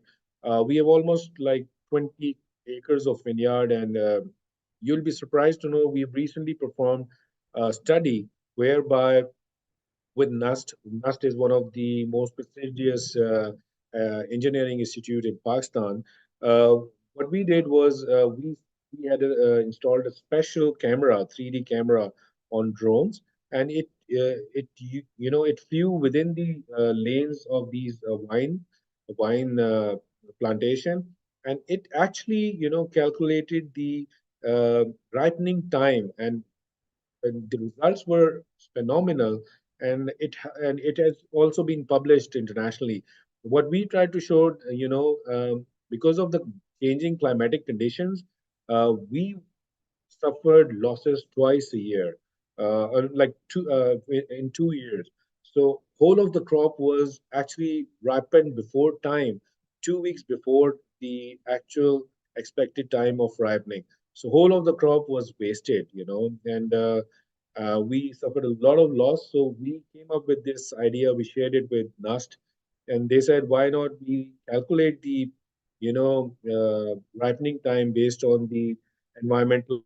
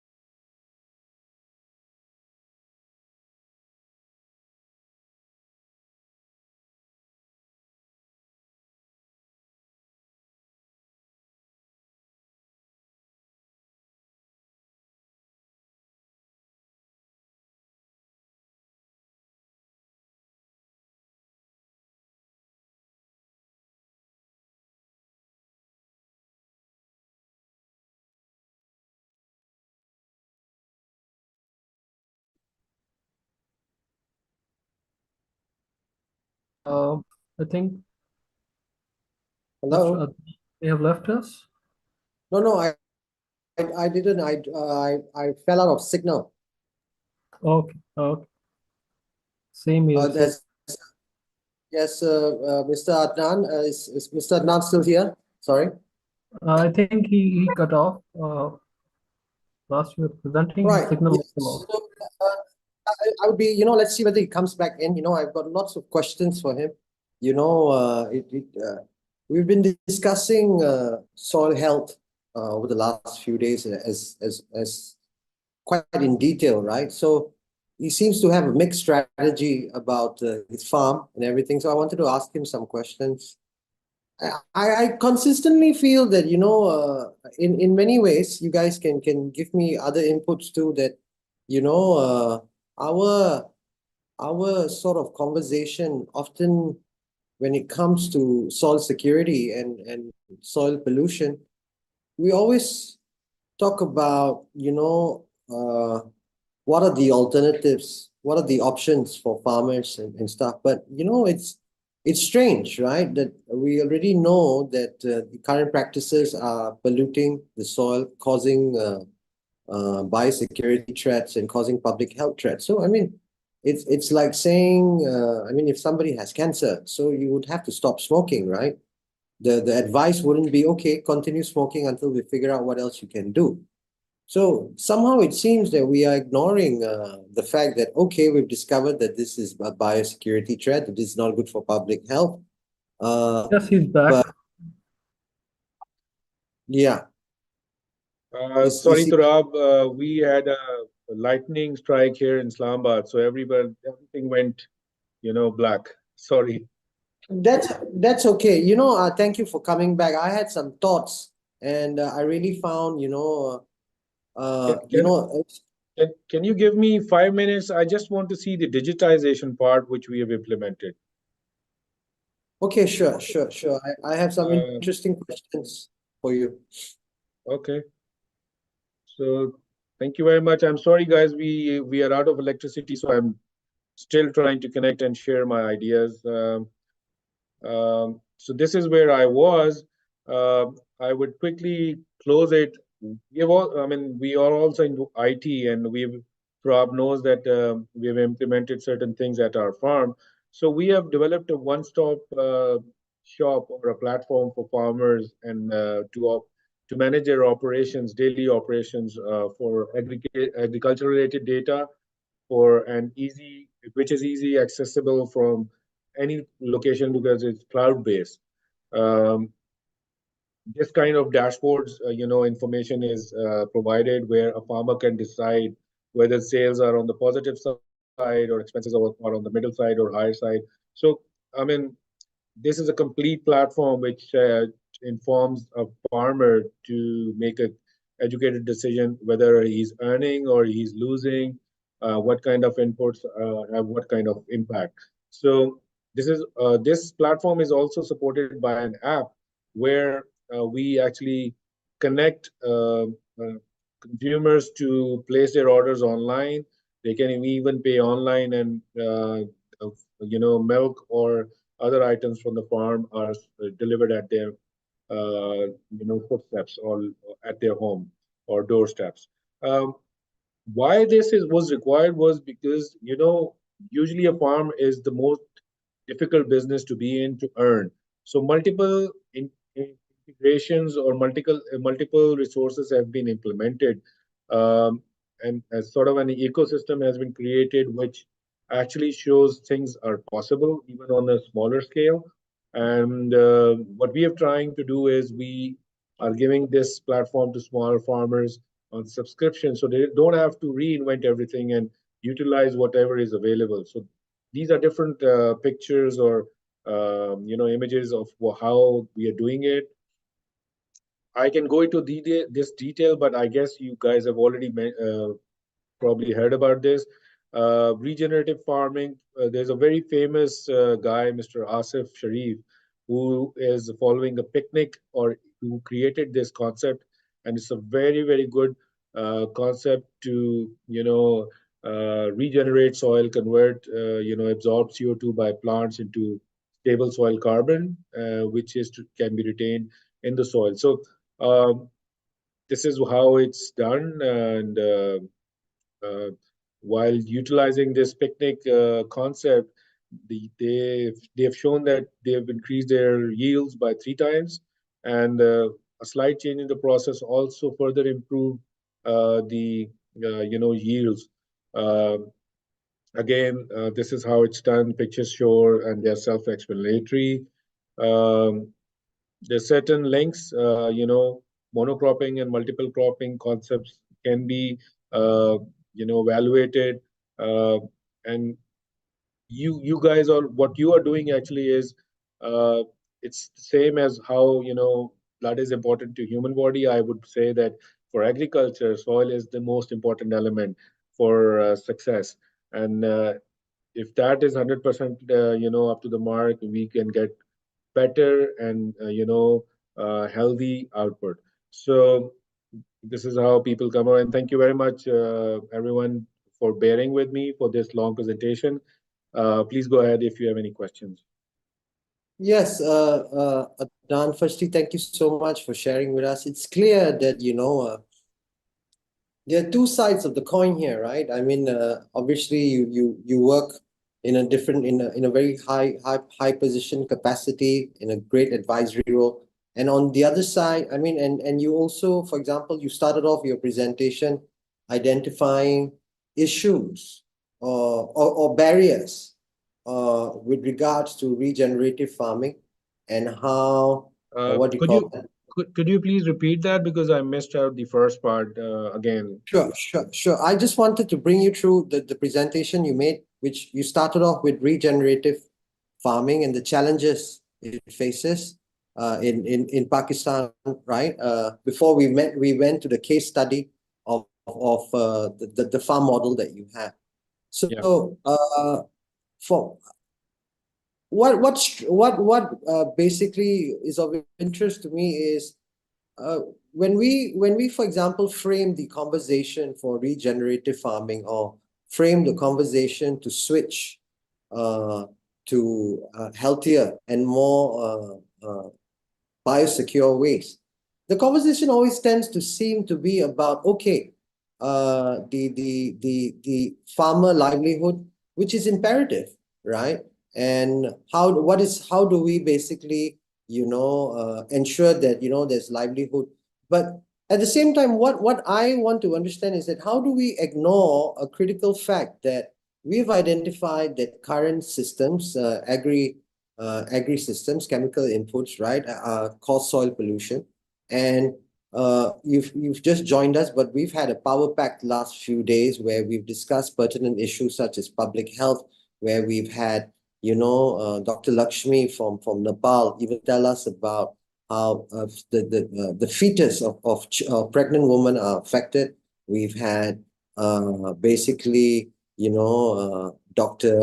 Ahmed from the University of Multan also tell us as well that, there isn't been a single soil that he has found in his research in Pakistan that does not have microplastic pollution in it. At the same time, we've had conversations today with some very eminent people, Henry Rollins talk about, how the entire Japanese parliament, the Japanese parliament, had glyphosate in their bloodstream, right? Today, there was a newspaper article about a member of the EU Council who has forever chemicals in his body, right? So what I'm trying to understand is how do we bridge this seemingly knowledgeable fact that we have polluted the environment, that we have impaired and compromised our biosecurity, and that we now know that human health is affected by agri decisions made in the past. So ideally, in any normal rational situation, if a person is diagnosed with cancer, the guy smokes 20 packs of cigarettes a day, ideally the doctor's prescription with, okay, you want to save your life, you need to go for surgery, you definitely need to stop smoking 20 packs a day. But why is it that when it comes to the conversation of agriculture, that the conversation suddenly becomes, okay, let's see how long it will take for us to reach that conclusion, because in the meantime, we have to live with cancer, because that's technically, although it may not be the primary concern, because economics always seems to take the precedence. But this is where we're slightly different, because our primary goal of doing all of this is public health. And as a soil health and a protein health company, these are the two very pure things to us, right? So for me, I do see your rationale that, the economy needs to be sustained, right? Livelihoods need to be done. But do farmers want to continue to put these inputs into their soil just so that they can have a livelihood? Because at the end of the day, this food that they are feeding, that they are eating is compromised. Their communities are compromised. Their personal health is compromised, right? So, and at the same time, then we are deciding that it is okay till the time we have a diversion strategy, till the time we get together, we will continue to put these inputs, and we will continue to follow processes that we have now known is harmful. At the same time, it has resulted in the loss of soil fertility. At the same time, it has resulted in the loss of soil organic matter. But why are we still making that decision to continue with this while talking about the challenges facing regenerative agriculture, when we should be preeminently, before we even talk about the challenges facing regenerative agriculture, we should talk about the security threat facing humans of Pakistan or humans around the world, and also the security threat of the planet, which, because of our agricultural processes, fundamentally is a significant contributor to climate change. So that is a burning question that I have, but again, that is from the other side, right? And from your farm side, I think it's fabulous what you're doing, right? And you're clearly bringing a lot of ideas together. And at the same time, I also noted that you said that, you're getting a water source from a nearby river, right? And what is the water quality like? I mean, a dried river, right? You said that the water table is higher so that it's easier to extract water. What is the quality of the water like in those areas? And you said that currently your practices has helped you reduce the dependency that you have on synthetic inputs. So what's been the difference when you first started versus now? How much synthetic inputs have you reduced? And what's your target for going 100% organic? Well, too many questions, honestly. So No, because there was so much that you I said. start with the last one Interesting. first, and maybe Yeah, we yeah. can go Thank back. you. Yeah. So Yeah, yeah. Thank you. the as I mentioned that we are moving from the synthetic to the organic side. I would say we've so far achieved 25% conversion. We it's an ecosystem which I mean, ideally you claim or you want things to happen, but usually they don't, and this happens across the world. um, I mean, I'm very much close to the healthcare sector, and I can tell you it's not the farmer who's to be blamed. It's the whole food chain cycle, and a lot of inputs are to be considered while we even blame or claim, certain sectors. So it's a whole ecosystem which has to be revamped in a way, and it's not possible with one individual's, activity. That's why I keep saying that collaborate, cooperate, team up, and maybe if you start doing that now, you may be able to reap results probably 5 years down the road, 10 years down the road for our future generations. Um, you see, you know, agriculture conversion or transition is a very, very slow process. Why? Uh, Farmers are reluctant, especially this middle tier or this lower tier or small holders. Why they are reluctant? Because they invest all their savings in one crop at a time or in a season, and they expect probably they've done that on certain loans probably, or investments from somewhere, and they need to return that within that specific time, either through their crops, sharing their crop output, or sharing the profits earned or revenues earned. So they cannot afford to change or immediately or within one cycle. So that cyclic transition has to take, we have to take some time consideration while we claim or we go into this discussion. So fertility, we are focusing on increasing the cow heads, animal heads in our farm. Reason being, we have achieved better results. When we use we have experimented in one plot. We've used the synthetic fertilizer, and in the other we use the dried cow dung or slurry, which was the output of the biogas unit. So we have actually compared the output, and believe you me, there's a lot of different, there's almost like 20 to 40% improvement in the output. And I can give you, and wherever we use slurry, it has better result. Wherever we use dried cow dung, it had different output. So slurry, it was the best, liquid cow dung, it was the best in terms of converting even the unfertile areas into fertile areas, which had lower yields. They improved drastically after using slurry. Of course, with the combination of other inputs, but they were not synthetic. They were all based on knowledge coming from forefathers. So digitization, improving things mechanically, mechanization has its own negative impacts, and you'll agree with me. We keep on producing policies or developing policies where mechanization is considered to be important, and it has its own impact in terms of fossil fuel burning.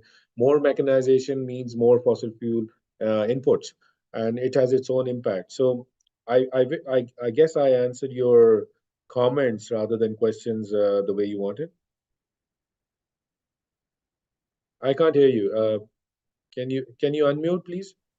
Yes, sorry. No, I think you're right. You did touch a lot of my questions. So I will just rephrase my first part again with a simple, when do you think the public health of citizens will be a priority for food systems? Good question. You cannot actually give any date, honestly, But because you see, it's this is where it's so difficult to really understand. Do you see where? And again, this we're having a really good, engaging intellectual conversation, and I respect you tremendously, and I respect your wisdom. And this is where I ask, request for perhaps more rational. Can we look at it from a rational perspective, right? That if we would we know, would we give our child a glass of water daily, knowing that that glass of water has toxins in it, right? Because that's currently the decision that we are making. So, there are many ways that I can just talk about, make it simpler, but this is a public space, but I'm trying to create an analogy for sanity, right? Because you see, it doesn't seem sane that if we know that something is contaminated, that we would continue it. I do understand the challenges that you talk about. I can Yes, share an absolutely. example, Rob. I can share an example. Yeah, you see, we have a dairy unit. And we are promoting people to drink cow milk vis-a-vis buffalo milk, because throughout Punjab, people are selling milk which is a mix of both buffalo and cow. So we have what we are trying to do is it's a concept which took us almost like 4 years to convince people why cow milk is better than buffalo milk. You will be amazed that what we have achieved is we have around 4% fat content, of the milk produced at our farm, which is equivalent to buffalo. It's less fatty, the nutritional value is considered more if we compare it with buffalo milk. But again, Pakistani market is such that where buffalo milk is more preferred as compared to cow milk. Same is the case with the healthcare segments, with the other products or packaged products. It's very difficult to convince the consumer. Its onus is not on the farming side or the developer side. Your customers don't understand this, and so you produce things according to what your customer want. So we need to educate as groups. We need to educate our customers what is right and what is wrong. And once they know, probably only then you can produce things according to their requirements. So of course, healthcare segments, aflatoxins, there's so many other things which impact, but consumers don't realize. You'll be amazed to know that we bring people to show them how things are grown, and people don't know. Consumers don't know how milk is packaged, how processing happens, what's the difference between a mixed milk and the raw milk, pasteurized milk. People don't know. They claim to be educated, but honestly, they're not in terms of choice of food. So it's a long shot. It's a long journey, but you have to take the first step as a group or as an individual, and this is what you're doing right now. So thank you. Actually, that's it. You are spot on here. You asked earlier what our plans are, and this is going to be our mission. You see, because I'm a strategist myself, and obviously connecting the dots. I need to have a good strategy for understanding where the real answer is. And you are absolutely right. The real answer is knowledge amongst consumers. The real answer would be, it is time to ask consumers whether they believe it's fine for them to continue feeding their families or accepting, public health threats. Because I guess if I may, I'm a dreamer too, like you. What we have done is we have implemented what we dreamt, and we have shown people it's doable. So they can accept it's possible, and that's Alhamdulillah, we have achieved that. It is, we are very lucky because we now live in the information age, it's the digital age. So it's very good for us. And we have good expertise, and we have a good network of humans who are working together now to bring together solutions. So each of these salons has evolved into basically think tanks, right? For each concern. each of the salon is really a conversation about soil impact points. You share that same passion with me. I know that you're a proponent of public health as well. You've done a lot of work in this regard, right? And you know, your reference that you made between cow milk and buffalo's milk is already an indication that you see the benefit of having something which is nutrient density rich or perhaps more healthy, right? So we need to look about the biosecurity of even that cow and the water that the cow drinks, right? So I thank you so much. You've been I tell you, if I may, yeah. you see, Please, you can please, improve. yes. We've been able to improve the results of milk quality. If you give fresh water to a cow, you won't believe the results you get. If a stagnant water, if they drink water from a stagnant pond, you will start, having a milk which has a little bit of a smell, in it. It's either coming from that stagnant water. So what we do is we provide fresh water because these cows are not just animals; they are like family. They grow with us. So if you treat them as family, you will be amazed the result they give. And we have named them. We have not just tagged them. We have named them. We speak to them and they respond. And this is how the soil works. You have to speak with the soil. You have to put your passion into it. Leave rest to God. And that's how what the farmer life concludes in. They don't expect things to happen overnight. They just put all their efforts, their investments, and then they just sit and wait and let miracles happen. And this is how the agriculture thing works. And I'm sorry I missed the first 5 days. You know my schedule, but I wanted to make sure that I wanted to be part of this because I believe in you, and I wanted to be part of this, and then I'll continue to participate wherever I can. Sir, thank you so much. You brought great depth and great wisdom to this the whole exercise as well, and we will continue to have you as well because we want to have open conversation, and of course we have Samuel. I see you, Samuel. Samuel's a great guy from Nigeria. He's got great ideas. He's got a question for you. Thank you. Yes, Samuel, go ahead. Thank you. Your last comment was wonderful. I've never thought of that, and I want to believe you said that out of your practical experience. Something that is experiential. So to say that when you give fresh water to cows, the result of the milk produced is better than when they had water from stagnant pool. That is experiential. I'm going to take note of that too, so that my colleagues that are actually into milk production and meat production also can take note of that too. And I agree with you. We've done that a lot with our chicken, in poultry too. Like I said, the results we get from giving better care and good extract, good medications to our birds, we get better results, even of the same age with the one that are being fed with synthetic medications and vaccines. My question is this: your consumers they have options to choose from, and it will take you a little bit of effort to actually convince them. What about in our part of the world here, the part of the globe here in Africa, that price play a major factor in production? That is number one. Then number two is that addiction to taste also play a very major factor. I remember my major competitor for some of my drinks, my juice and smoothie, is carbonated drink.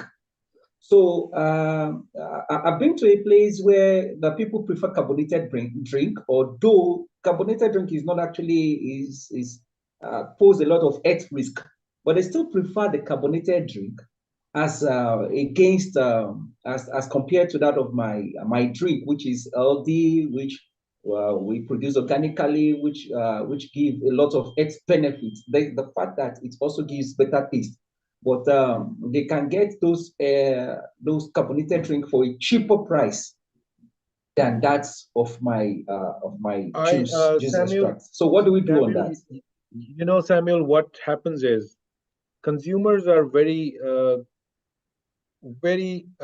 confused in terms of choosing, in between things. This is where strategy and marketing comes in. And I'm a strategist myself. I'm running so many business. So I've over the experience I've learned.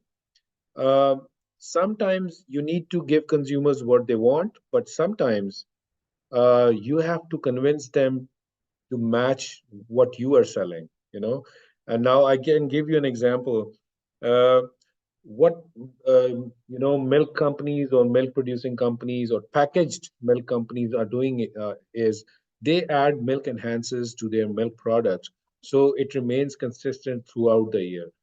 Organic milk never has a consistent taste. Believe me, if you add fresh water, it will give you a different taste. If you add, packaged food uh, or raw food to them, it will have a different taste. So, what I can suggest you to is, if you convince your customer that your product is 100% organic, I promise you they'll be willing to pay you more than the other products. And this is the strategy which we have done in some cases. Then there comes the choices of packaging also. uh, in early days when we were young, I mean, we used to get milk in glass bottles. But now life changed. Tetra Pak came in. They started selling, everything packaged in cartons. Most of the price goes to the packaging rather than the product quality or product management, from production to packaging. So if you remove that cartoning element and come up with new innovative ideas of packaging, I tell you, there are people who can accept it, and they'll pay you more than the average market price. So it's your choice how you sort of tune your customer to your product. That is one strategy, and it may not work in Africa because I need to see what their spending habits or disposable income is, but there are certain possibilities. Yes. Do I answer your question? Yes, I understand your view too, but like I rightly said, we've tested several markets, adopt several marketing strategies, but price played a very big major role in Africa here. Mm-hmm. I So agree it's with location you. based. I tell you here in if I give you an example of Pakistan, uh, and it's the same case in US because I have a lot of experience of it. In Pakistan, packaged milk is sold for the branded packaged milk is sold for almost say $1. If I convert our currency into dollars, so we are selling it for almost 75 cents. Now that milk is just water, which is milk is treated UHT, ultra high treated. They excrete everything, milk, cream, everything out of it, and it's homogenized, added taste enhancers, and it gives an idea of a milk, but it's not. So we compared all these concepts. We started educating students, and going to schools, what is right and what is wrong. We brought in customers to our farm. We showed them how it's done. So it took us time, yes, and it was very expensive. But in the long run, we realized when I'm in early stage when we installed our pasteurizing unit. Um, Before that pasteurizing unit, we used to get about 40 cents per liter for our milk. After packaging, we were getting 75 cents. Same process, save everything, including the production cost.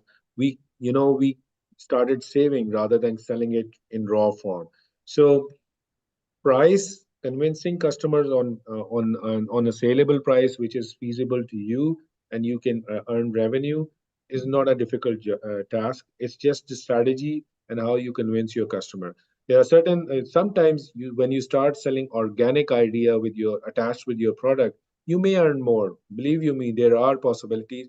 There are certain segments in consumer section who are willing to pay you more for pure products. So focus on that. I agree with Mr. Adnan. I think you keep mentioning that price is a biggest factor. But here's the thing, Samuel, you actually have a unique product. Why are you comparing yourself with carbonated drinks, right? True. Because if you start from that consciousness itself, that's where you're seeing yourself. But you have so many USPs, right? Differentiate yourself. Differentiate. Yes, Exactly. yes, I agree with you. I But agree with at the you. same time, consider another possibility as well. Again, we spoke about your units earlier. Remember, we spoke about your operational capacity. You said you are currently doing 1,000 bottles a day, 550 ml, I believe you said, or between 350 to 550 ml. Yes. You have a capacity of 10,000 bottles a week, right? Yes. So you're currently operating at 10% of your capacity, right? And you want to basically maximize. So he has this, he also has a network, right, where he has organic juices, and he's building up partnerships with smallholder farmers, and he's introducing regenerative agriculture with them, organic and chemical inputs, right? So we were talking about this earlier, right? The supply chain of it. And I think also Mr. Adnan is right. The packaging of it in the Western world, such products, especially products that come from Africa, well packaged, has a great organic story to it, has verifiable data to it. That's definitely in demand. Mr. Adnan is right. I think Mr. Bilal has a question. Yes, Bilal, Actually, go got a ahead. question. Sorry, Mr. Bilal, can I quickly just jump in? I'm sorry. Sure. I'm sorry. As much as that idea is good, let me share one of my experience with you. In Nigeria here, because of the exchange rates, we get most of our packaging materials from outside the country. We don't have companies yet that are producing it because of the cost of production, and the logistics is on a very high side.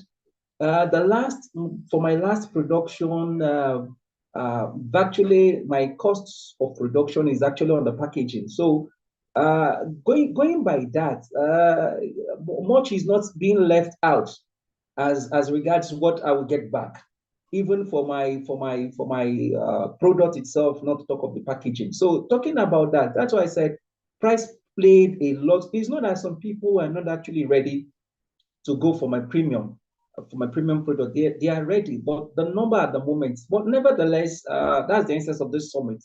I would like to connect with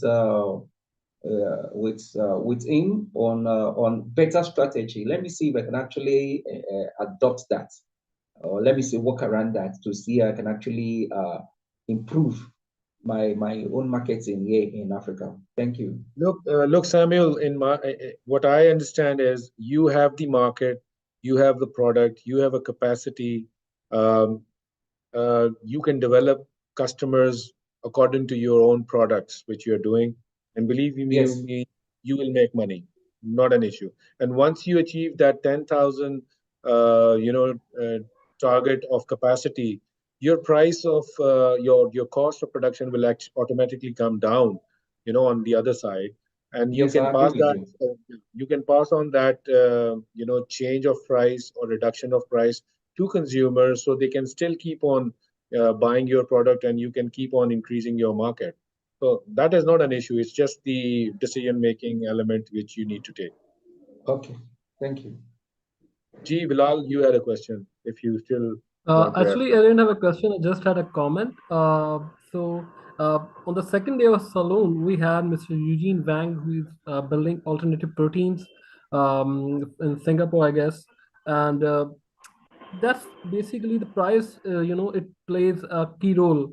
Usually, when we go to plant-based meat and alternative meats, hydroponics, all these organic products, people usually try to compete with the existing portfolio on price or on taste or other things. But I think we can't compare it with the existing portfolio, existing products in the system, because that'll be often, not always, but often be a losing battle, because there'll be certain cases, and it also depends on what kind of business you're trying to build. Often people are trying to capture the whole market, the big size of a big portion of a big market. But I guess if you are a startup, if you are trying to like build a system from scratch, I guess people should try to capture a big part of a small market, which it is. Are people who would like to pay for a premium product. I think everyone who would like to go into organic products, they should like try to target only the people who would like to pay. I mean, those are the people who would be with you, in the long term. If you're trying to compete with price, somebody like can come with more money and undercut you in the long term. So that's not, I don't think that's really a sustainable thing if you like to try compete on price. That's just my opinion. Can disagree. Lal, But I agree yeah, with you. I agree with you 100%. You see, that's what I'm saying or suggesting, that always differentiate. What we do in business here or anywhere, we always follow whatever is successful as a strategy, and we believe that we will be doing the same or achieve the same. That's what's what is entrepreneurship? You come up with a solution to a problem. So always find a solution to a problem, and your business will start giving you revenue. That's a very, very simple strategy. Start off with differentiating yourself from the rest. Be different, and believe you me, there is always a community or consumer groups who are looking for like options and alternatives where they don't mind paying you more. It's just that they want to have some healthy product, because it's a jungle out there. They already know the quality of products. If you have good product, uh, doesn't matter if its packaging is not as expensive as you compete with the established product. If it is good in taste, it is good for health, good in presentation, it will work. I can guarantee you it will work, and Turab will agree with me. I think it also comes down to how you define the success of your business, right? Most people define it by recent times. We are having when the dollar was cheap, but we had a funding rise. Everyone was Actually, defining success if but I if through I if I can add unicorns. value, Yeah, if I can add more comment, make life easy. Don't complicate things. What we do is we try to solve every problem in the very first go. Don't do it. It's a big no. Never complicate things. Try to, simplify, and believe me, it will start giving you results. I will just add some value to that. And yes, I see you, Dr. Jaffer. We'll just bring you in. Mr. Khalid is waiting, but you get a chance to ask your question. Uh, Sometimes it's also about the environment and the place that you're in. Yes, ideally we shouldn't make things complicated. But the youth in global South nations, such as Mr. Bilal and young entrepreneurs like Mr. Samuel, they don't have, their life is already complicated. And in many ways, they survive out of resilience, right? And the system sometimes is so rigged in different parts of the world that goes against, right? Uh, uh, Ideally, if they were in developed nations, things would be a lot more simpler. So actually, living in high stressed environments helps to basically develop everything. So I thank you so much. Mr. Jaffer, Mr. Adnan has to leave. If you've got a very quick question, you can please throw it in, but Yes, he's got please to go go ahead. very quickly. Please go Yes, ahead. sir, sure, sir. Good evening, Mr. Adnan, sir. Nice to see your presentation. It was fabulous and also exemplary. I have Thank you. three questions, sir. Sir, as you told me, like the fruits were rotten because we haven't seen the priorities, and we have lined up with a loss, huge loss. And also, was it compensated, or if there is any loss, what you do to rectify that, and how was that, sir? Oh, well, again, strategy came in. Whatever the grapes, grapes dried up, or they ripened up early. Okay. major loss, in terms of revenue, was you cannot sell product before the season in market. That is one thing. But you can also sell product on a higher prices before that actual, your competition comes in with the product. The only thing was usually we get around 40,000 or 50,000 kgs of sugarcane. But in that particular time frame, our output was around 5,000 to 6,000, which was saleable. So the rest, what we did was we plucked everything, we placed them on, sort of open areas. We let them dry, and then we use that as resin, but not for saleable because it wasn't that good quality. But that resin was actually used in different forms, even in as a nutritional value for cows. We use that even in our fertilizers. So intrinsic value was there, not the monetary value. And but we learned from it to make sure that we don't go into loss again in future. And we came up with the alternative idea of technology, and it worked.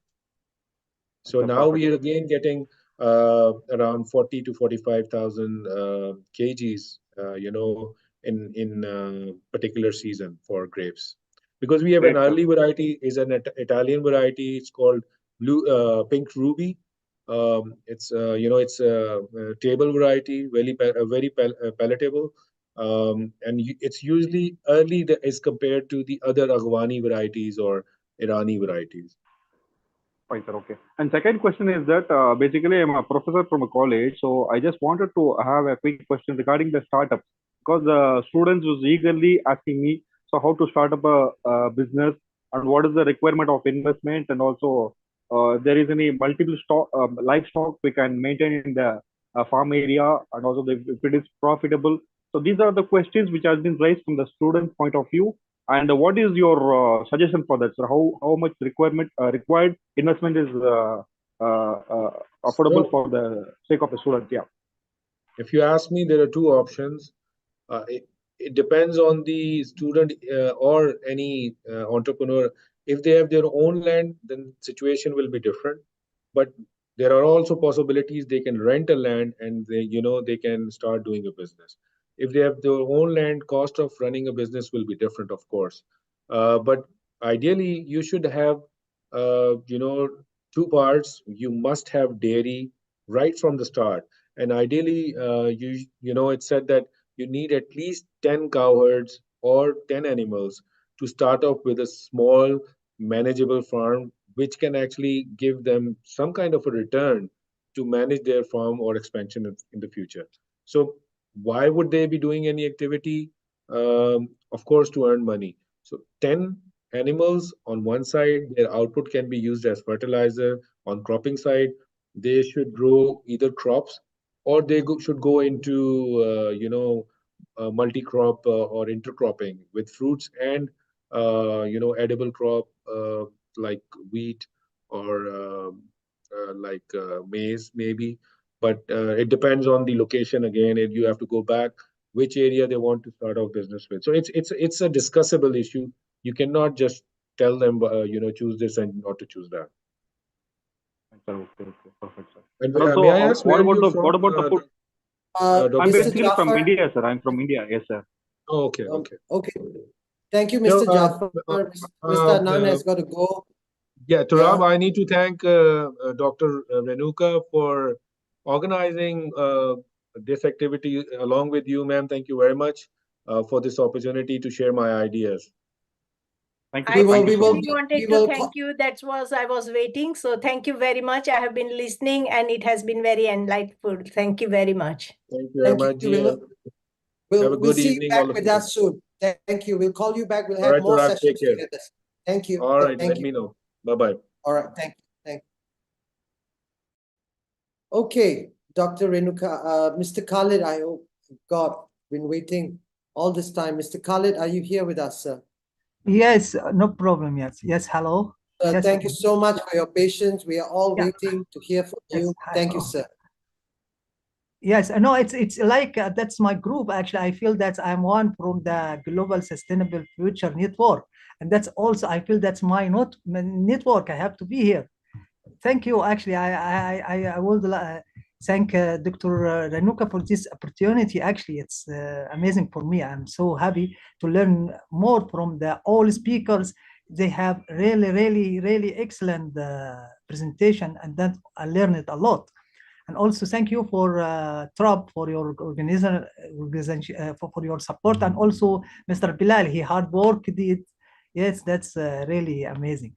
Actually for yeah, if I cannot talk a lot about my presentation because you have long time today. It's more than 13 hours. That's long day. I appreciate your hard work. Just if you would like to know something about my project, just I can also yes. Go ahead, please share. Please share. You Okay, deserve I a share right to only share. the target. Okay, I will Share your work, sir. I mean, we can okay. wait. It's I okay. share You so waited quick. for us. We can wait for No, you. no, We can. I will share so quick because I know that's the time. It's but hopefully it will we will. Yes, you see now.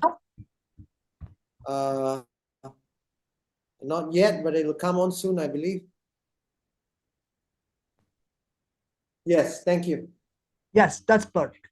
Okay, actually, that's about my project. That's my presentation about and I introduce myself. For example, about me, I'm a member in T4 community, and that's the global network. Actually, I'm so happy to be there, and also about the professional development in international and American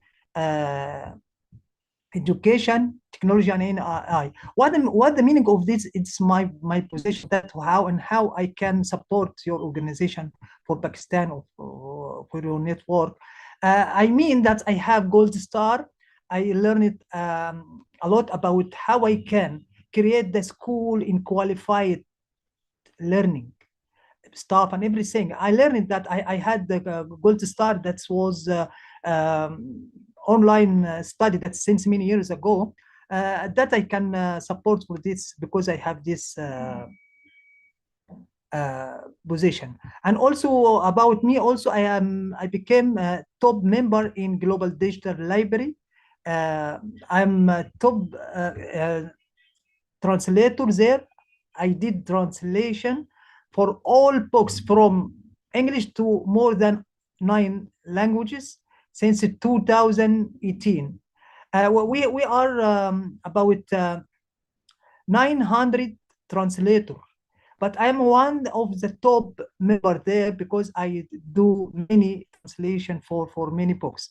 And about also the other organization I have, International Teacher Association, that's ITA. I'm their global director of education that I can support for education around the world. I have a credit for this. And also I am ITA International Project Manager. That's meaning it's I can edit all projects in the ITA, and that will be global. And also I can share also everything if I can support for Pakistan or other countries. I can also create my own project to share as globally. And about MLW, that's Mobile Learning Week. I member in UNESCO for Mobile Learning Week since many years ago. Every year I travel to France to attend the global events there.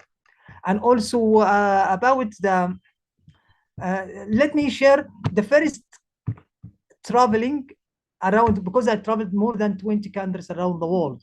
I start to share my project since more than 10 years. When I was in WISE in Doha, it was 2014. I met also the general director for UNESCO, Irina Plukova, before, and also Mrs.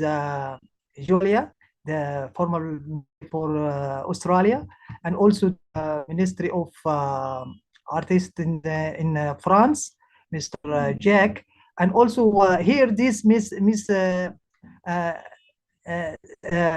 Randy, she is the director of the accreditation for American school around the world. So this lady, she gave the accreditation for American school. This is my certificate in Gold Star. That's I took it. That's since 2005. Since this time, I have to do something careful for my position. Here about my project. So quick, I'm talking about the multilingual in international multilingual book. I give knowledge. I give literacy. I learn computer. I give learning computer and music and multilingual. That's my target for 2030. Okay, and I added GSFN. That's my pleasure, my honor to do that, because before that I was only work as individual, but now I feel that I have big family, global family, to can creating my project to share for all over the world. And here about my project, so quick. It's new project about multilingual and technology for learning, for sustainability, development, and education 2030, and literacy. I hope I will deliver something better. And also, let me also share for what I'll deliver from my book is multilingual in lesson plan in more than 8 languages. And music curriculum also for all ages in multilingual, and computer science in multilingual too. That's also seen in my project. And also here about the languages, I teach the students how they can talking and writing, and they were learning Arabic, English, Dutch, German, and French, and Spanish, and Italy, and Chinese, and Russian as well. And then what I'm doing actually for my project, I have 3 levels in my project. I do as introduction for my project to let the student how they continues with my multilingual lesson plan. And I have a beginning, and I have also advanced. Advanced, the students, if they want to continue with the multilingual in standard languages. For example, I give you, for example, this simple sentence. This book from Global Digital Library, it's allowed to me to take all books to also updating for translation. That I took that from Global Digital Library, and I adding the multilingual on the books. And here, if you see like this is my teacher. Her name is teacher Anki. She loves us a lot. For example, that's in English. How we can translate that in Arabic? That's for introduction for multilingual. Of course, you cannot read this one. That's in Arabic, from right to left. For beginning, you cannot following these phonetics actually, or these letters, because you have to know how you read the phonetics or the letters of alphabet in Arabic. Here, for example, هذه أستاذتنا اسمها المعلمة أكني إنها تحبنا كثيرا. Wow, how come that? How you can read that? I solved this trouble for introduction. I transfer for the letters in English letters to let the students continue with the phonetics, how they can talk Arabic first, and then they can continue the letters for Arabic. Before they have to know how they can talk in. For example, here, if you can try to read the letters for English, you get the phonetics right in Arabic. هذا أستاذي اسمها المعلمة أكني هي تحبنا كثيرا. That's for example. I did also that also for Chinese. Also, I solved this. That's also you follow the blue one, the letters for pinning, that like the the Latin letters, you can continue how you can read the Chinese.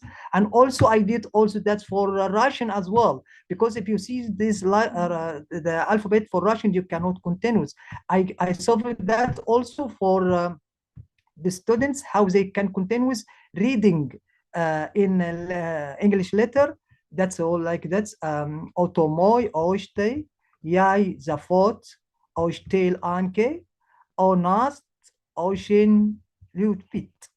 Yeah, that's, and then if they arrive to advanced level, they can continue with the standard letter for Chinese, or for Russian. That's about the languages, and also the Italian. That's also very easy, and French also, and also Spanish, because they're similar. Spanish and Italy and France, that's the same. It's easy for learning. Here, the German is a little bit different, because also it has a little bit different alphabet. But also the students can following the standard letter, because they can also know how they can read. Das ist mein Lehrer, sie hit Lehren, Acne, sie leben on zero. It's easy also. They can continue this also phonetics with this letter. And also here the Dutch and German, it's the similar. When you see it, there is no difference when you learn Dutch and German. For example, that's if you can try to read, I read it the right reading, and you see if you did mistake or not. For example, dit is mijn leraar. Haar naam is leraar Anke. Ze houdt veel van ons. It's also simple. You can following this. About the music, actually, here I have the curriculum, special curriculum for music, actually, because I'm a music teacher. I have experience in music more than 25 years. I start as a musician, actually, and the band. I was a leader for band, for music, for jazz rock music, and I had certificate for that 4 years as a leader in jazz music. But I said to saying that the students, they need to learn music, because music, it's very expensive learning. If you looking for a lesson for music, you cannot find it so easy. And also I traveled to Netherlands to learn 4 years in Netherlands in conservatorium to learn more about the theory and about the basic for music. What I give in the music, actually, in my project, I can be able to teach all kinds of musical instruments in a short time, and that's for sure. And also teach what? Piano, electric guitar, and Spanish guitars, all kind of guitar, and drum as well, and more musical instruments. Again, all. And also what I can do also, I can also teach all styles of music, like classical music, blues music, jazz music. I'm so crazy for jazz music, actually, and rock music, and Arabic music, and more other styles, because it's that's my position, musician. If you see here, some of my students in the classroom, they use the technology. It's really amazing. If you see how much is they happy in the classroom, and they create their own music in active board, and they use also the tablets, and also they working in the application for music to play, how you can play in music in the tablet. And also they create like this, they make a group, because if I have 30 students in the class, I cannot also let them play in the original piano. It will be noise. But if everyone has own tablet, they can also use it, and they can also set the headphones for themselves, and they play the continuous the lesson in the classroom. And also about the computer science, how I can teach, or what I have more than 60 program I can teach the students for all things in computer, actually, because it's very important. That's some of the programs I know and I can teach that's for simple in short time also. That's in Photoshop, it's special Photoshop, and also iPad music producing. That's very important also, and also about Premiere and After Effects. It's really excellent programs. I myself, I learned it. That's for more than 10 years. It's really amazing. That's also I create simple lesson plan for students. About the project, they can also can be able to operating in Africa, Asia, and the Arab states, and Europe, and also North America and Latin America, and also supports multilingual and literacy in all over the world through 2030. I hope I can deliver my project. Here, that's last thing I would like to share with you. Here, if you see, that's music room. Those students, this were in class in grade 6. That's many years ago, since more than 10 years. And here, that is the same students. They contact with me until now. They are my friends. Here, if you see here, grade 6, and here in university, and here in graduate already, and they did own concert. He also contacted with British Council in Environment Day, and they did also amazing concert in public place in Egypt. That's amazing. That activity make actually different for students. Here, what I like to do to share also, that's Singapore. I was in Singapore also 2 times with this group, global organization from UK by this global event, IDEC. They support for all event for education, also technology around the world. I still friends for those people, and also I hope I can also contact with them more contact to share my projects around the world. And here also, of course, that's the event Global Digital Life Mobile Learning Week in UNESCO. Here is General Director, and this is the assistant of the General Director. And maybe you know that's VIP, the people, that's the Ministry of Education in China, and also that the Ministry of Education in Japan. It's really amazing people. I was talk about also my project there. It was amazing. Here also, when I was in China, I was in China 3 times also. That's also a big event in artificial intelligence, and I hope I can also deliver something in intelligence for my project also. I contact with them until now.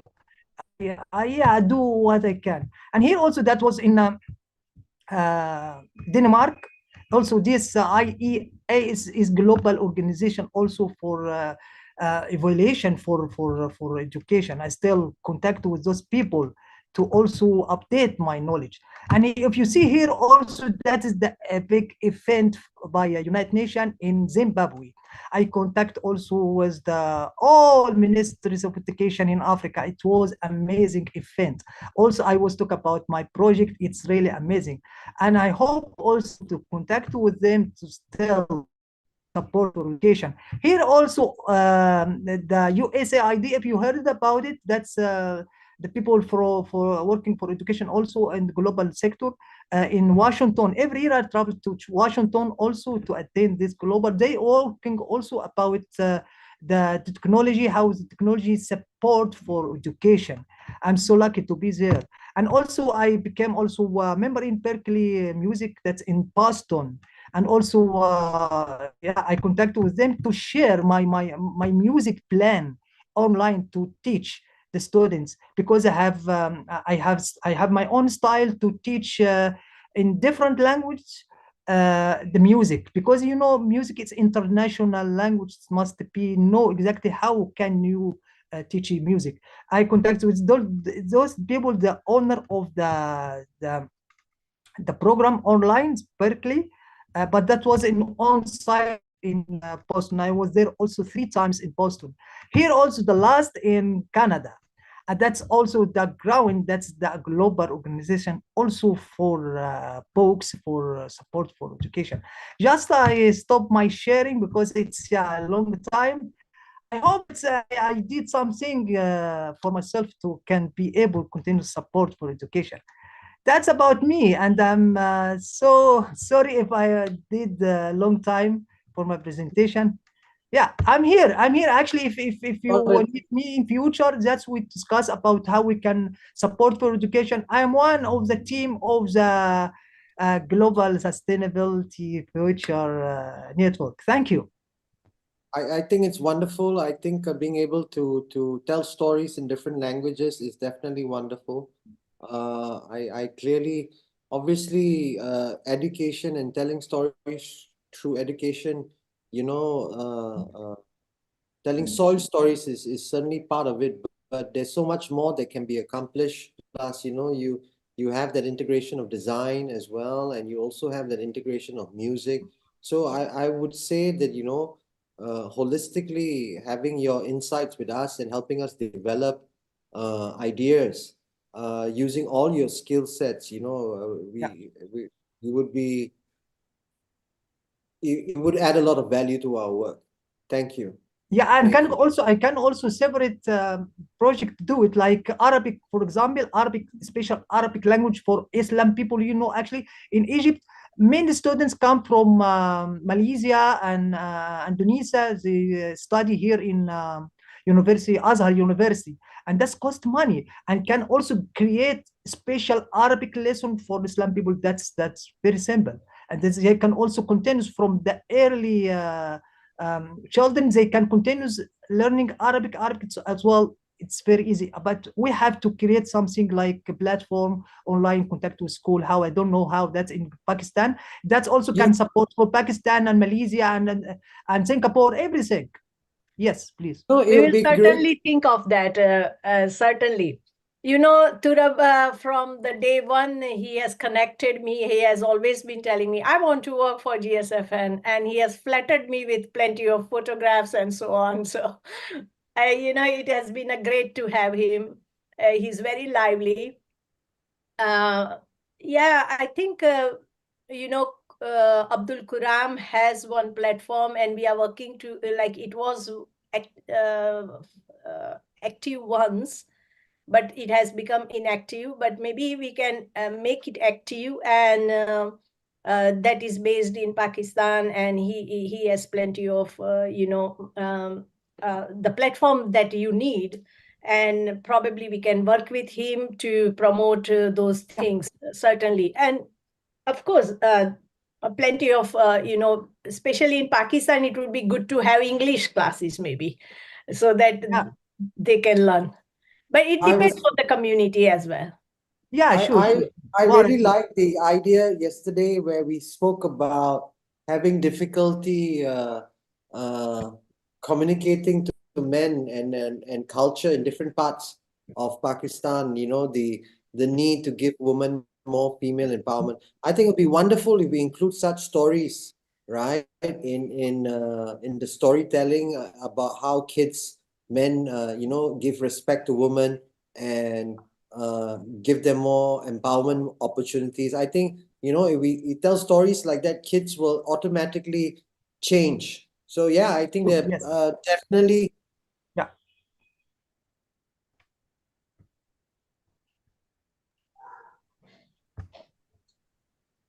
Louis as well, all of you, are really close with education. So, and you are multifaceted and talented. So it's just amazing to have you with us. I agree with Dr. Renuka. My pleasure. Thank you. It was hard. Samuel, you have Samuel, please. Thank you. You have a question. Yes, Mr. Khan.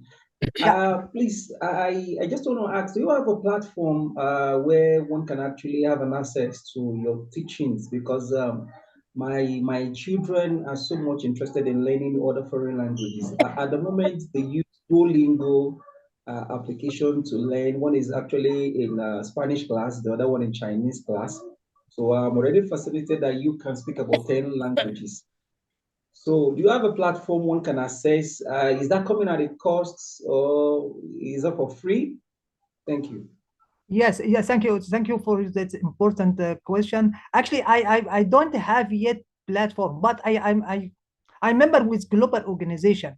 I can edit my project there, but that's like a course, you know, that's if I credit there, it's like ITA. That's they asked me, the director, he asked me that I can put my project there like a course, because that's global organization. It's actually this company, it will be sit in Thailand, and my office in Thailand, I have to travel to Thailand actually to support that. But about if you want continue with reading, for example, for free, you can also contact with Global Digital Library. That's for free. That's you can find more than 200 languages and local languages. Also, you can get it there.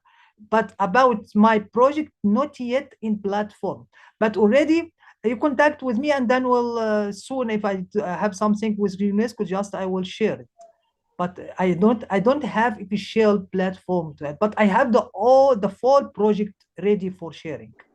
Maybe Dr. Lukov in future, they can also support us to do that, and then you will contact with us and you will learn. Of course, that's my passion to support all children, especially in Africa, and that I will do soon. No problem. It's my pleasure. Okay. Thank you so much. Sure. Now we know that you have such this talent. We will work on it. Sure. Yes, but I think it's been a really long day, and it's learned so much today. The morning started early. It's a tremendous salon, the agriculture salon, fascinating insights, and what a vibrant mix of people we've had over the last, specifically yesterday and today as well. Yes. I'm just so many things to reproduce and to blog about and to share content. I think so many guests today from Sinet in the morning, with Alex in the morning, and Aaron and David and all of the other, Henry as well, Miriam, and our Dr. Ashraf from Sargodha University, made some tremendous, sharing of insights as well. Overall, there were so many people, honestly, and the women's salon was fabulous. Sorry, the education salon was fabulous, and Mohammed was remarkable, and of course, I think we really connected the dots today, and we really connected lots of ideas, and I can't think of anybody that we don't want to work with. I think everybody has an opportunity to collaborate with each other and do more, and at least we've learning. In fact, we even had a short, exchange on strategy and marketing today, which is healthy. We should speak about that. But obviously, I think we'll be carrying this on in many ways already. We're all buzzing with ideas about what are the best way forward. So that's it from my side. I leave any other further remarks to Dr. Renuka. Thank you. No, I think absolutely excellent. I'm already now overburdened with the work coming in. But it's all good. Thank you. Well then, let's see you guys tomorrow.